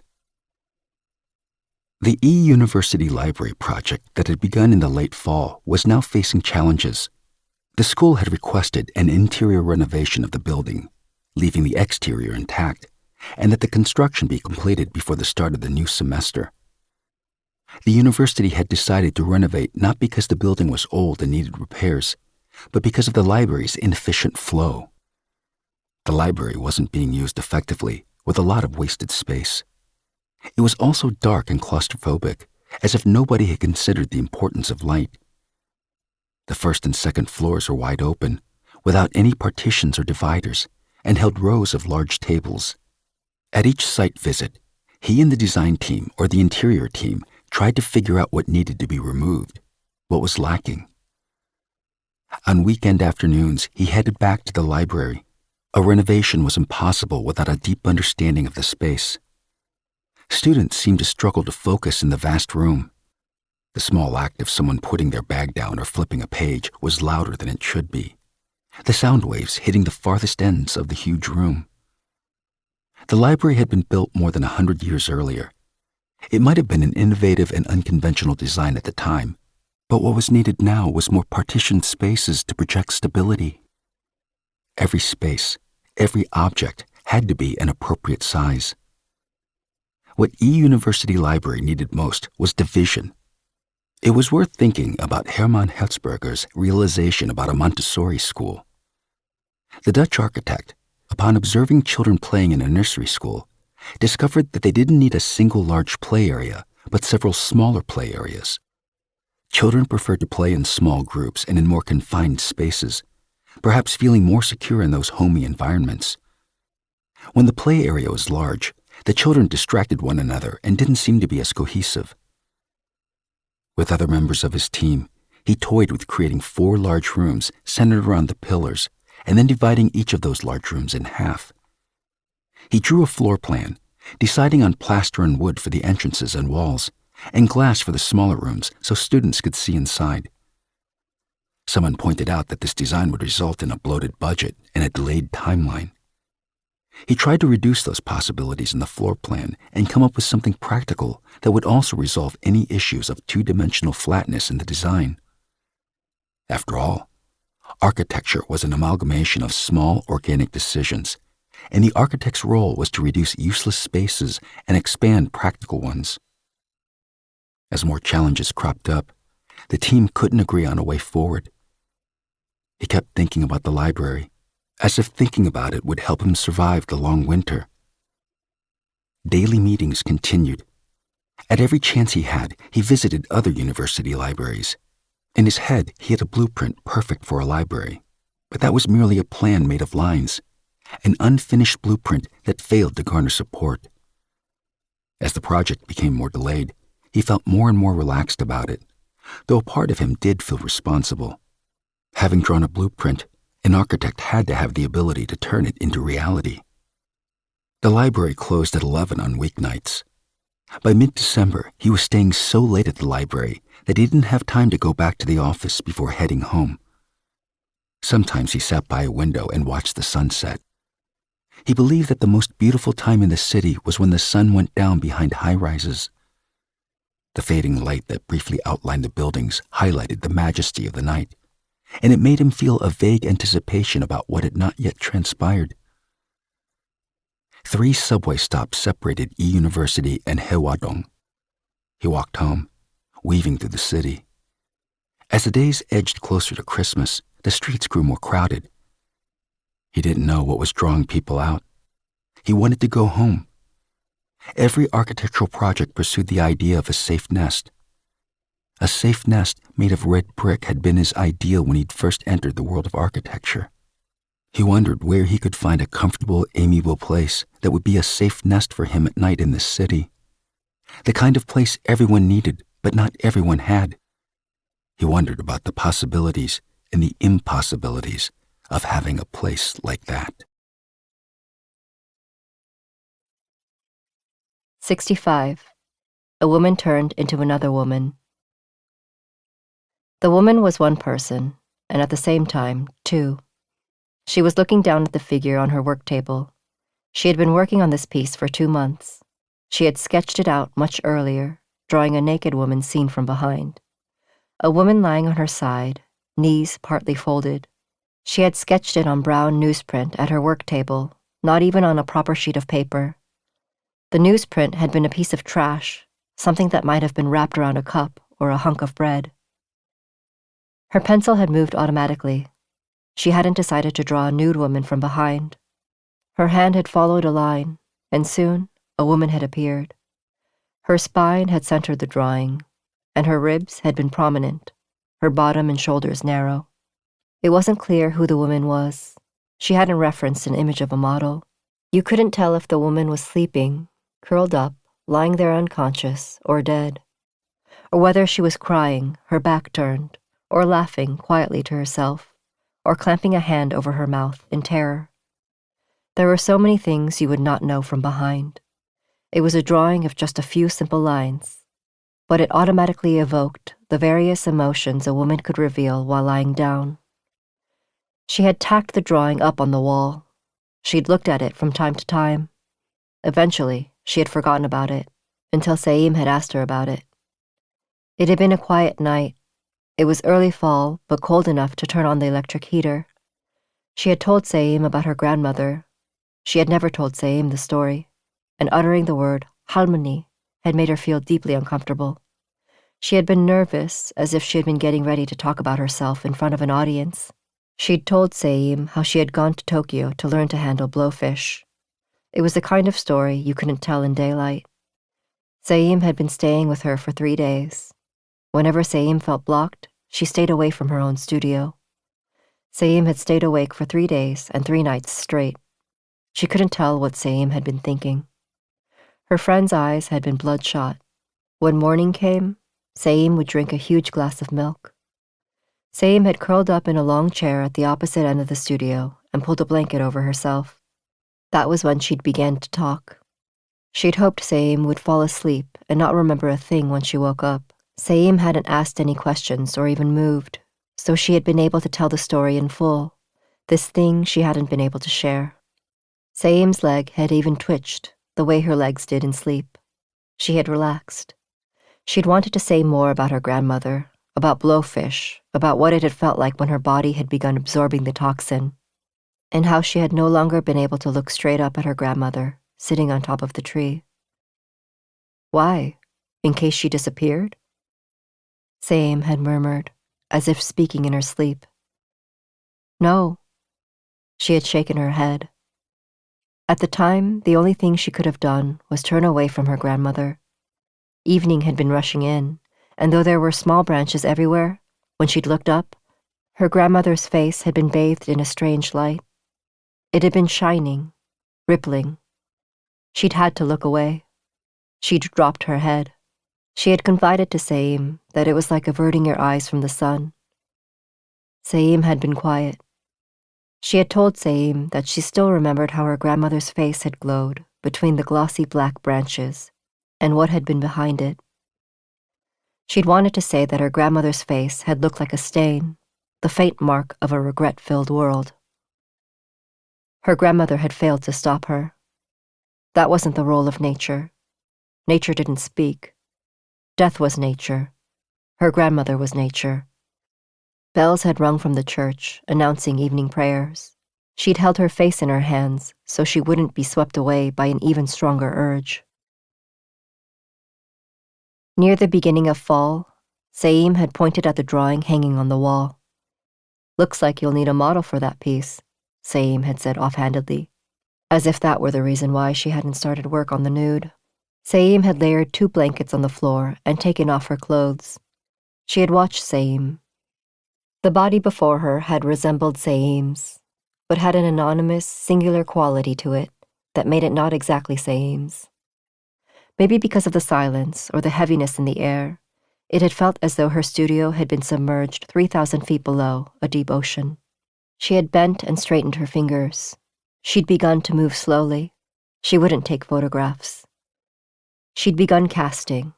She'd applied lotion all over Saeem and then Vaseline on her friend's pubic hair, the hair on her head, and eyebrows. She had posed Saeem's arms and legs. Saeem would have to lie in this position for at least 2 hours. She had dipped plaster strips into the mixture, but then she'd suddenly sat down in a chair. Saeem's knobby spine had looked like a line of pebbles. "It's freezing. Aren't you going to start?" Saeem had asked. She had pasted the plaster strips on Saeem's body one by one. To eliminate air bubbles, she'd rubbed the cloth against Saeem. No matter what she did, she couldn't stop the chill from clinging to Saeem's skin. The exposed parts of Saeem's body had taken on the color of unripe plums, purple and blue. The cloth had adhered snugly to her skin. She'd brushed Saeem's body with the side of her hand. "You don't know what I was going to do with the blowfish," she had said. "I got so close. I got something from it that you can't get without touching it, without eating it. I've never experienced that before. I realized that death wasn't the thing dragging me down, but the desire to live. That night, the blowfish bones spoke to me. They said that sometimes life is something you have to work at with your whole being. The blowfish eyes spoke to me too. They said that you have to look at and understand certain things before what matters to you ends up disappearing. And then I opened my eyes. What I saw when I opened my eyes, that's what I'm waiting for right now." Saeem had appeared asleep, frozen. She had felt she was in a dream, as though she had put the plaster strips on her own body, as though she were stroking her own body with her own hand. It was damp and hot and soft and felt like her skin would be torn away. The final step had been the face. She had rolled 2 small pieces of paper into tubes and stuck them in Saeem's nostrils so she could breathe. Saeem had not smiled or frowned. "Are you okay?" she had asked. "How could I be?" Saeem had replied cynically. She had laughed. "Anything else you want to say?" Saeem wouldn't be able to speak until the plaster set. "Just put the plaster directly on my face," Saeem had said. She'd hesitated. Saeem had known that putting plaster directly on her face would bring out minute details. She had begun feeling anxious, a different emotion than excitement or expectation about her work. She'd breathed out evenly so she wouldn't rush, and then she'd said to Saeem, "Hang on just a little longer." She'd begun to put plaster directly on her friend's face. It couldn't be too thick. The face might turn out drooping from the weight of the plaster. Thoughts had bubbled in her head. Some had remained, while others had evaporated. More had remained than not. She could not tell if she wanted to laugh or cry, if she was hot or cold, if she was sweaty or shivering. 2 hours had passed. Saeem had emerged from the plaster mold. She had applied the plaster and worked as quickly as she could, but it was impossible to speed up time. The mold looked like white armor, like hard cast-off skin. It would need to dry in this state for about a day. As moisture evaporated, the plaster would harden. Wrapped in a blanket, Saeem had looked down at the 2 plaster pieces she had emerged from. She had known that, at least in that moment, she couldn't say anything to Saeem. Saeem had started walking up the stairs before pausing. "You should know something," Saeem had said to her. "You're always thinking about yourself." 2 months had passed as she'd worked on the plaster pieces. She had lined the pieces with release agent and molded a mound of plaster. That would become the second woman, the old woman within, who would be revealed when the sculpture deflated. With a chisel, she'd carved wrinkles and other details of an aging body. She hadn't known much about an old woman's body. She hadn't ever looked at an old woman closely. The photos and images she'd referenced were gone from her mind. But her hand holding the chisel hadn't hesitated, or paused, as though she were sculpting a body she knew well. Her hand had moved. She'd followed her hand. She'd thought about her grandmother's body, which she'd never seen. She'd imagined what her grandmother's body must have looked like. That seemed to be the only thing she could do at that moment. But when she'd finally put the chisel down, she couldn't say if what was before her was her body or her grandmother's or someone else's.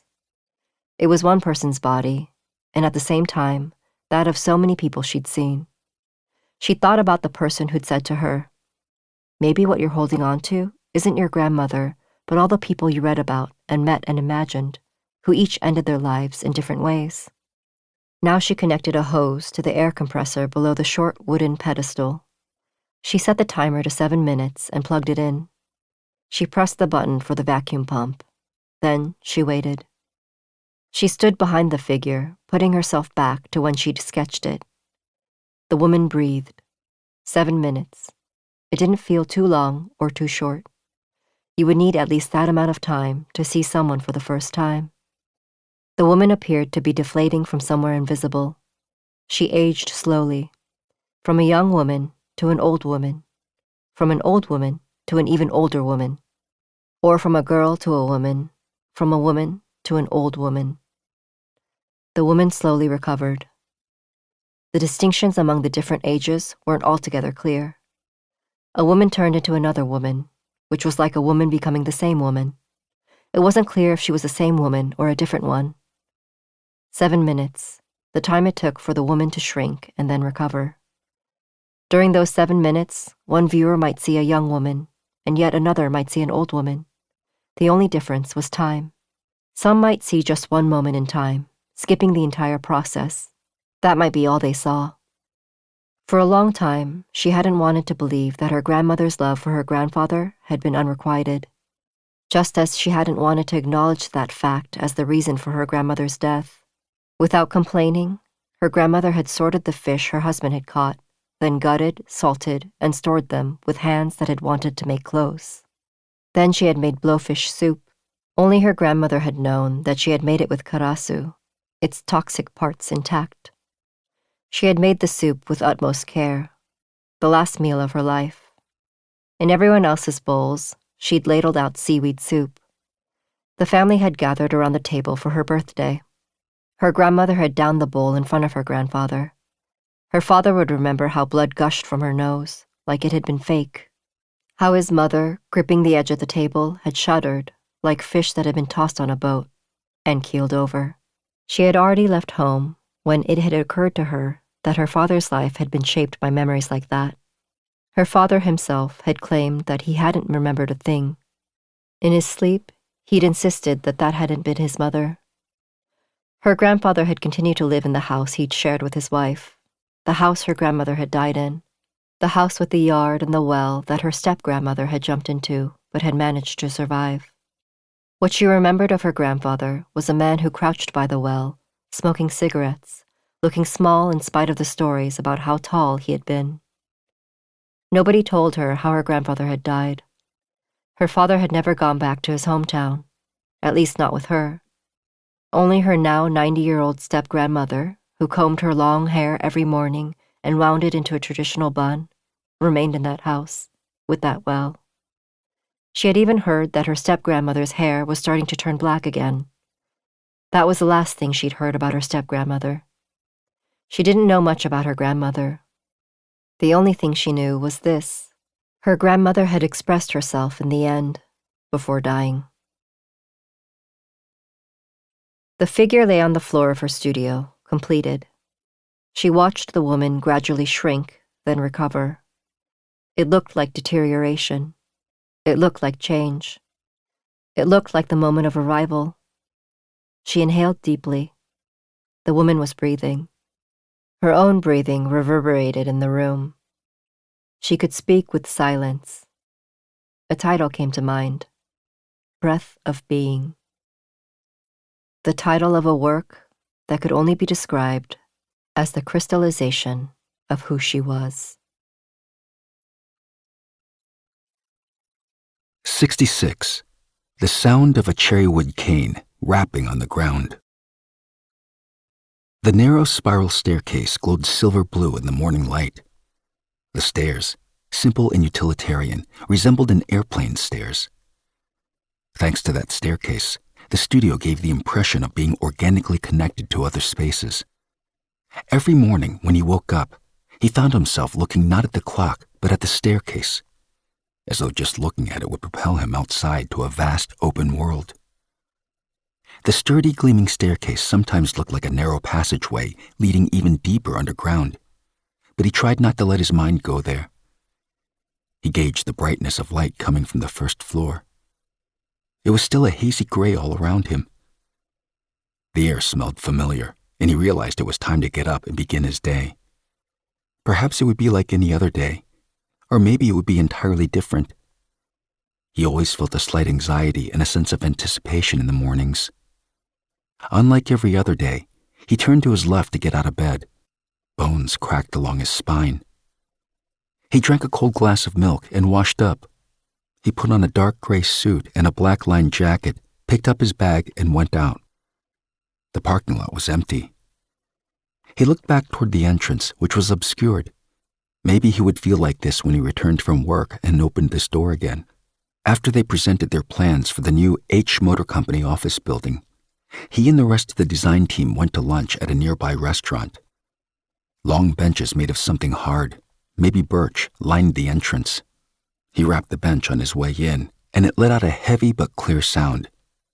It must have been birch, the only tree that sank in water. This Italian restaurant was known for its decor, the interior walls and tables covered with wallpaper by the English artist Richard Wright. And I and the others debated whether it was really art or just wallpaper and furniture. He ordered a simple pasta with garlic and olive oil.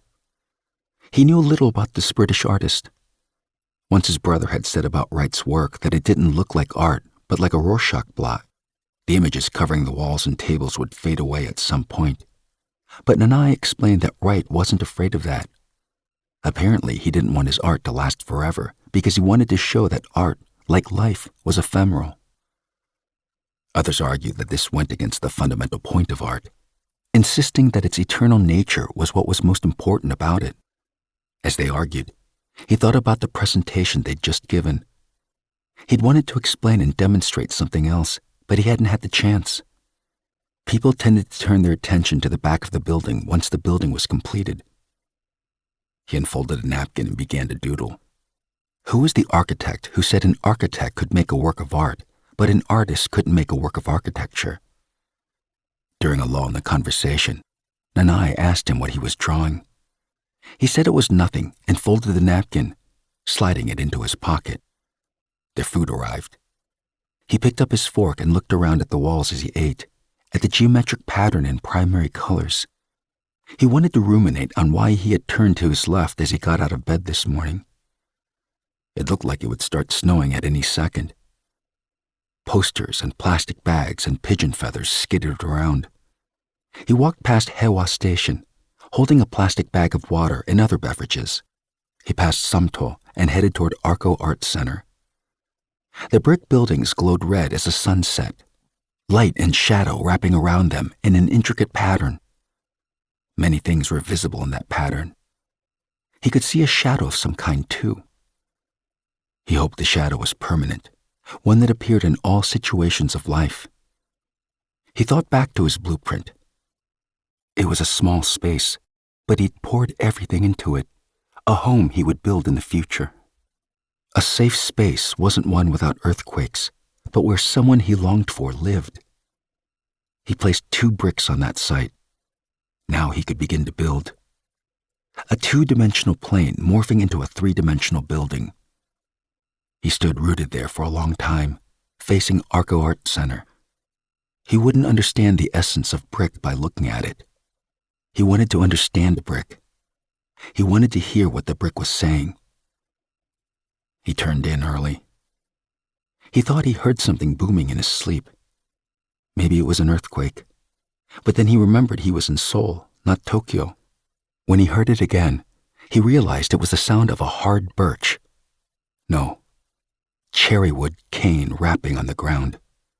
The exact thing he had been searching for ever since he'd heard the story. He didn't want to open his eyes. He didn't want to wake up from this dream. He hadn't had this dream in a long time. He wanted to go where the cherrywood cane was headed. He would go fearlessly where the cane led him. Its boom, boom, boom, reverberating through the ground. 67. That might be a little brighter than the present. She got out of the taxi. A banner announcing the opening caught her eye. It was 4 p.m, still an hour to go before the opening. She didn't go into the gallery. She remained standing on the sidewalk. A westerly wind blew over her. It was cold, but not enough to make her want to go inside. She'd been running a slight fever since last night. The wind tousled her hair. Her ears, always hidden under her hair, felt exposed. She thought about the shapes of her ears. They might be paler than her face, her earlobes pointy, or maybe even hanging lower than the average person's. She never examined her ears in a mirror. Why was she thinking about her ears on the day of her opening? She wanted to laugh, but it got stuck in her throat.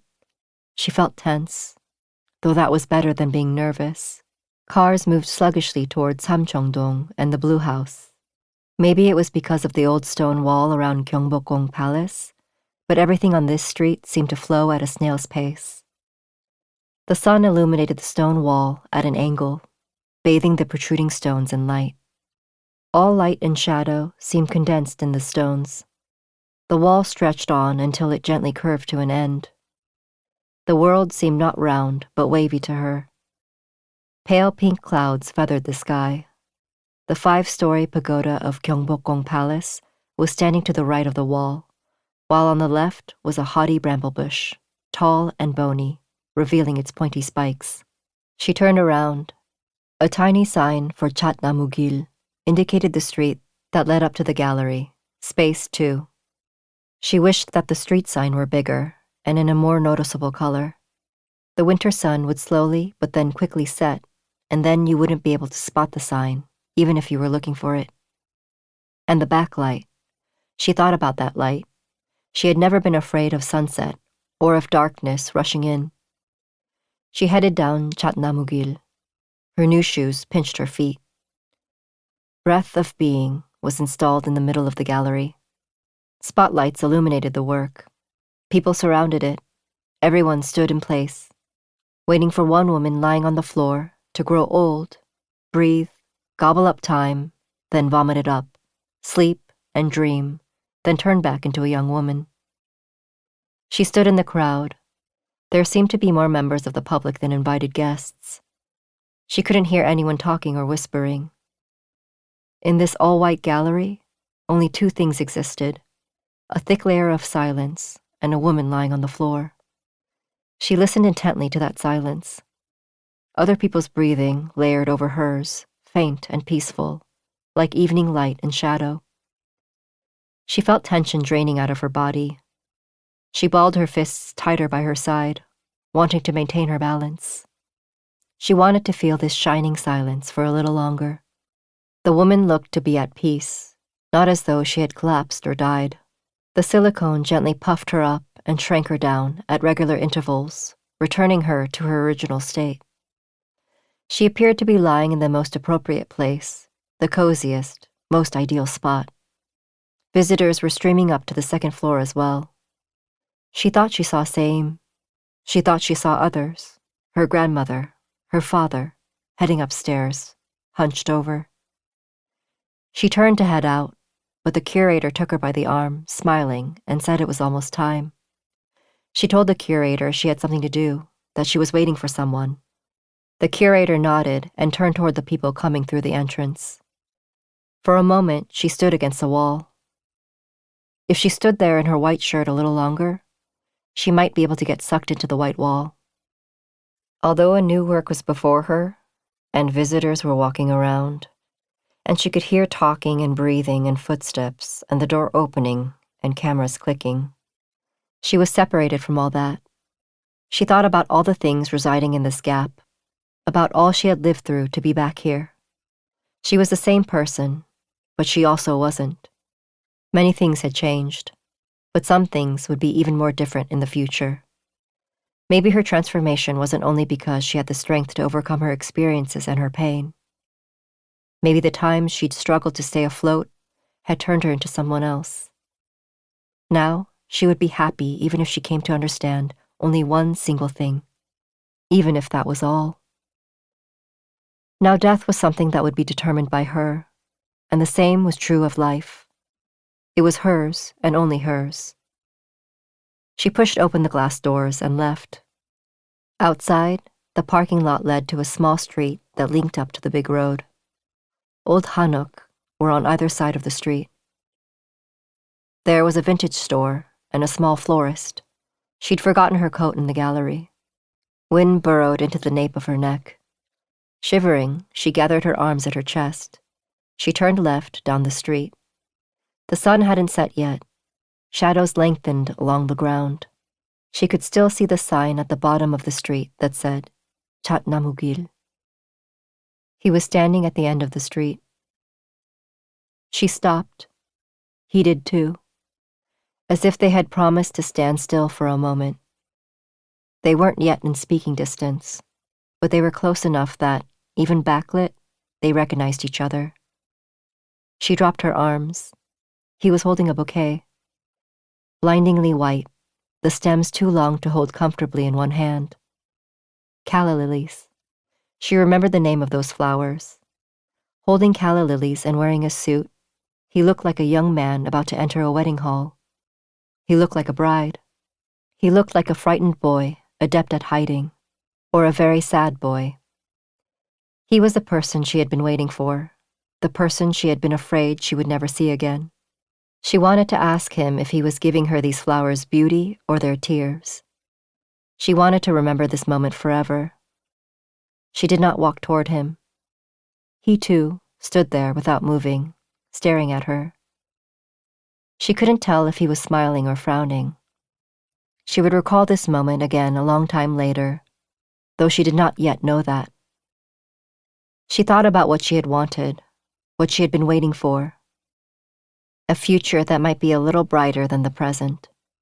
The remaining days of her life, which might become more passionate and more desperate. No one else was out. Only he and she were standing there, their shadows elongated, unable to figure out how to approach each other. She wasn't ashamed anymore. She wanted to start over. She stuck her head forward, slicing through the air, the way she had when she'd come into the world many years ago, hoping it would look like a greeting, like she was dancing. Leaning forward, she walked toward him. Author's note: sadness and beauty and fear and death. I write about what overwhelms me, about what possesses me, about what doesn't let me go. I began writing this book last fall and only finished it in the spring. It has never taken me this long to write a novel. I wasn't reluctant or hesitant or seeking something else. I would think about the act of writing, the meaning of it, the blank screen of my laptop, my small room, and me gripping the edges of my desk. We spent a long time propped up by one another. I don't want to be closer or kinder to someone else, to anything else. I don't want to be more upbeat or happier, because now that writing has become a calling for me, I don't think I should wish for anything more than that. What I want is a simple life, one in which I can think and read and write. While writing this book, I realized what a lofty dream that is. I realized how impossible it is to achieve that dream, how much solitude it requires. There is no need for a long explanation. I want to see how much more I can think, how much more I can read, and how much more I can struggle to write. I have been waiting to write this novel from the moment I put pen to paper. I didn't want to tell this story too soon, this story I knew I could write just once. My deepest thanks and friendship to S and K, who were the first to read this manuscript, and to sculptor Byung-ho Lee, who graciously let me use his works in the book. To my partner, who has long been and continues to be quietly supportive. To my readers, who are always interested in what I am doing. I will make the biggest promise possible here, in these pages, that for as long as I write, I will remain earnest and true to the very end. September 2010. Kyung-Ran Jo. Blowfish by Kyung-Ran Jo. Translated by Chi Young Kim.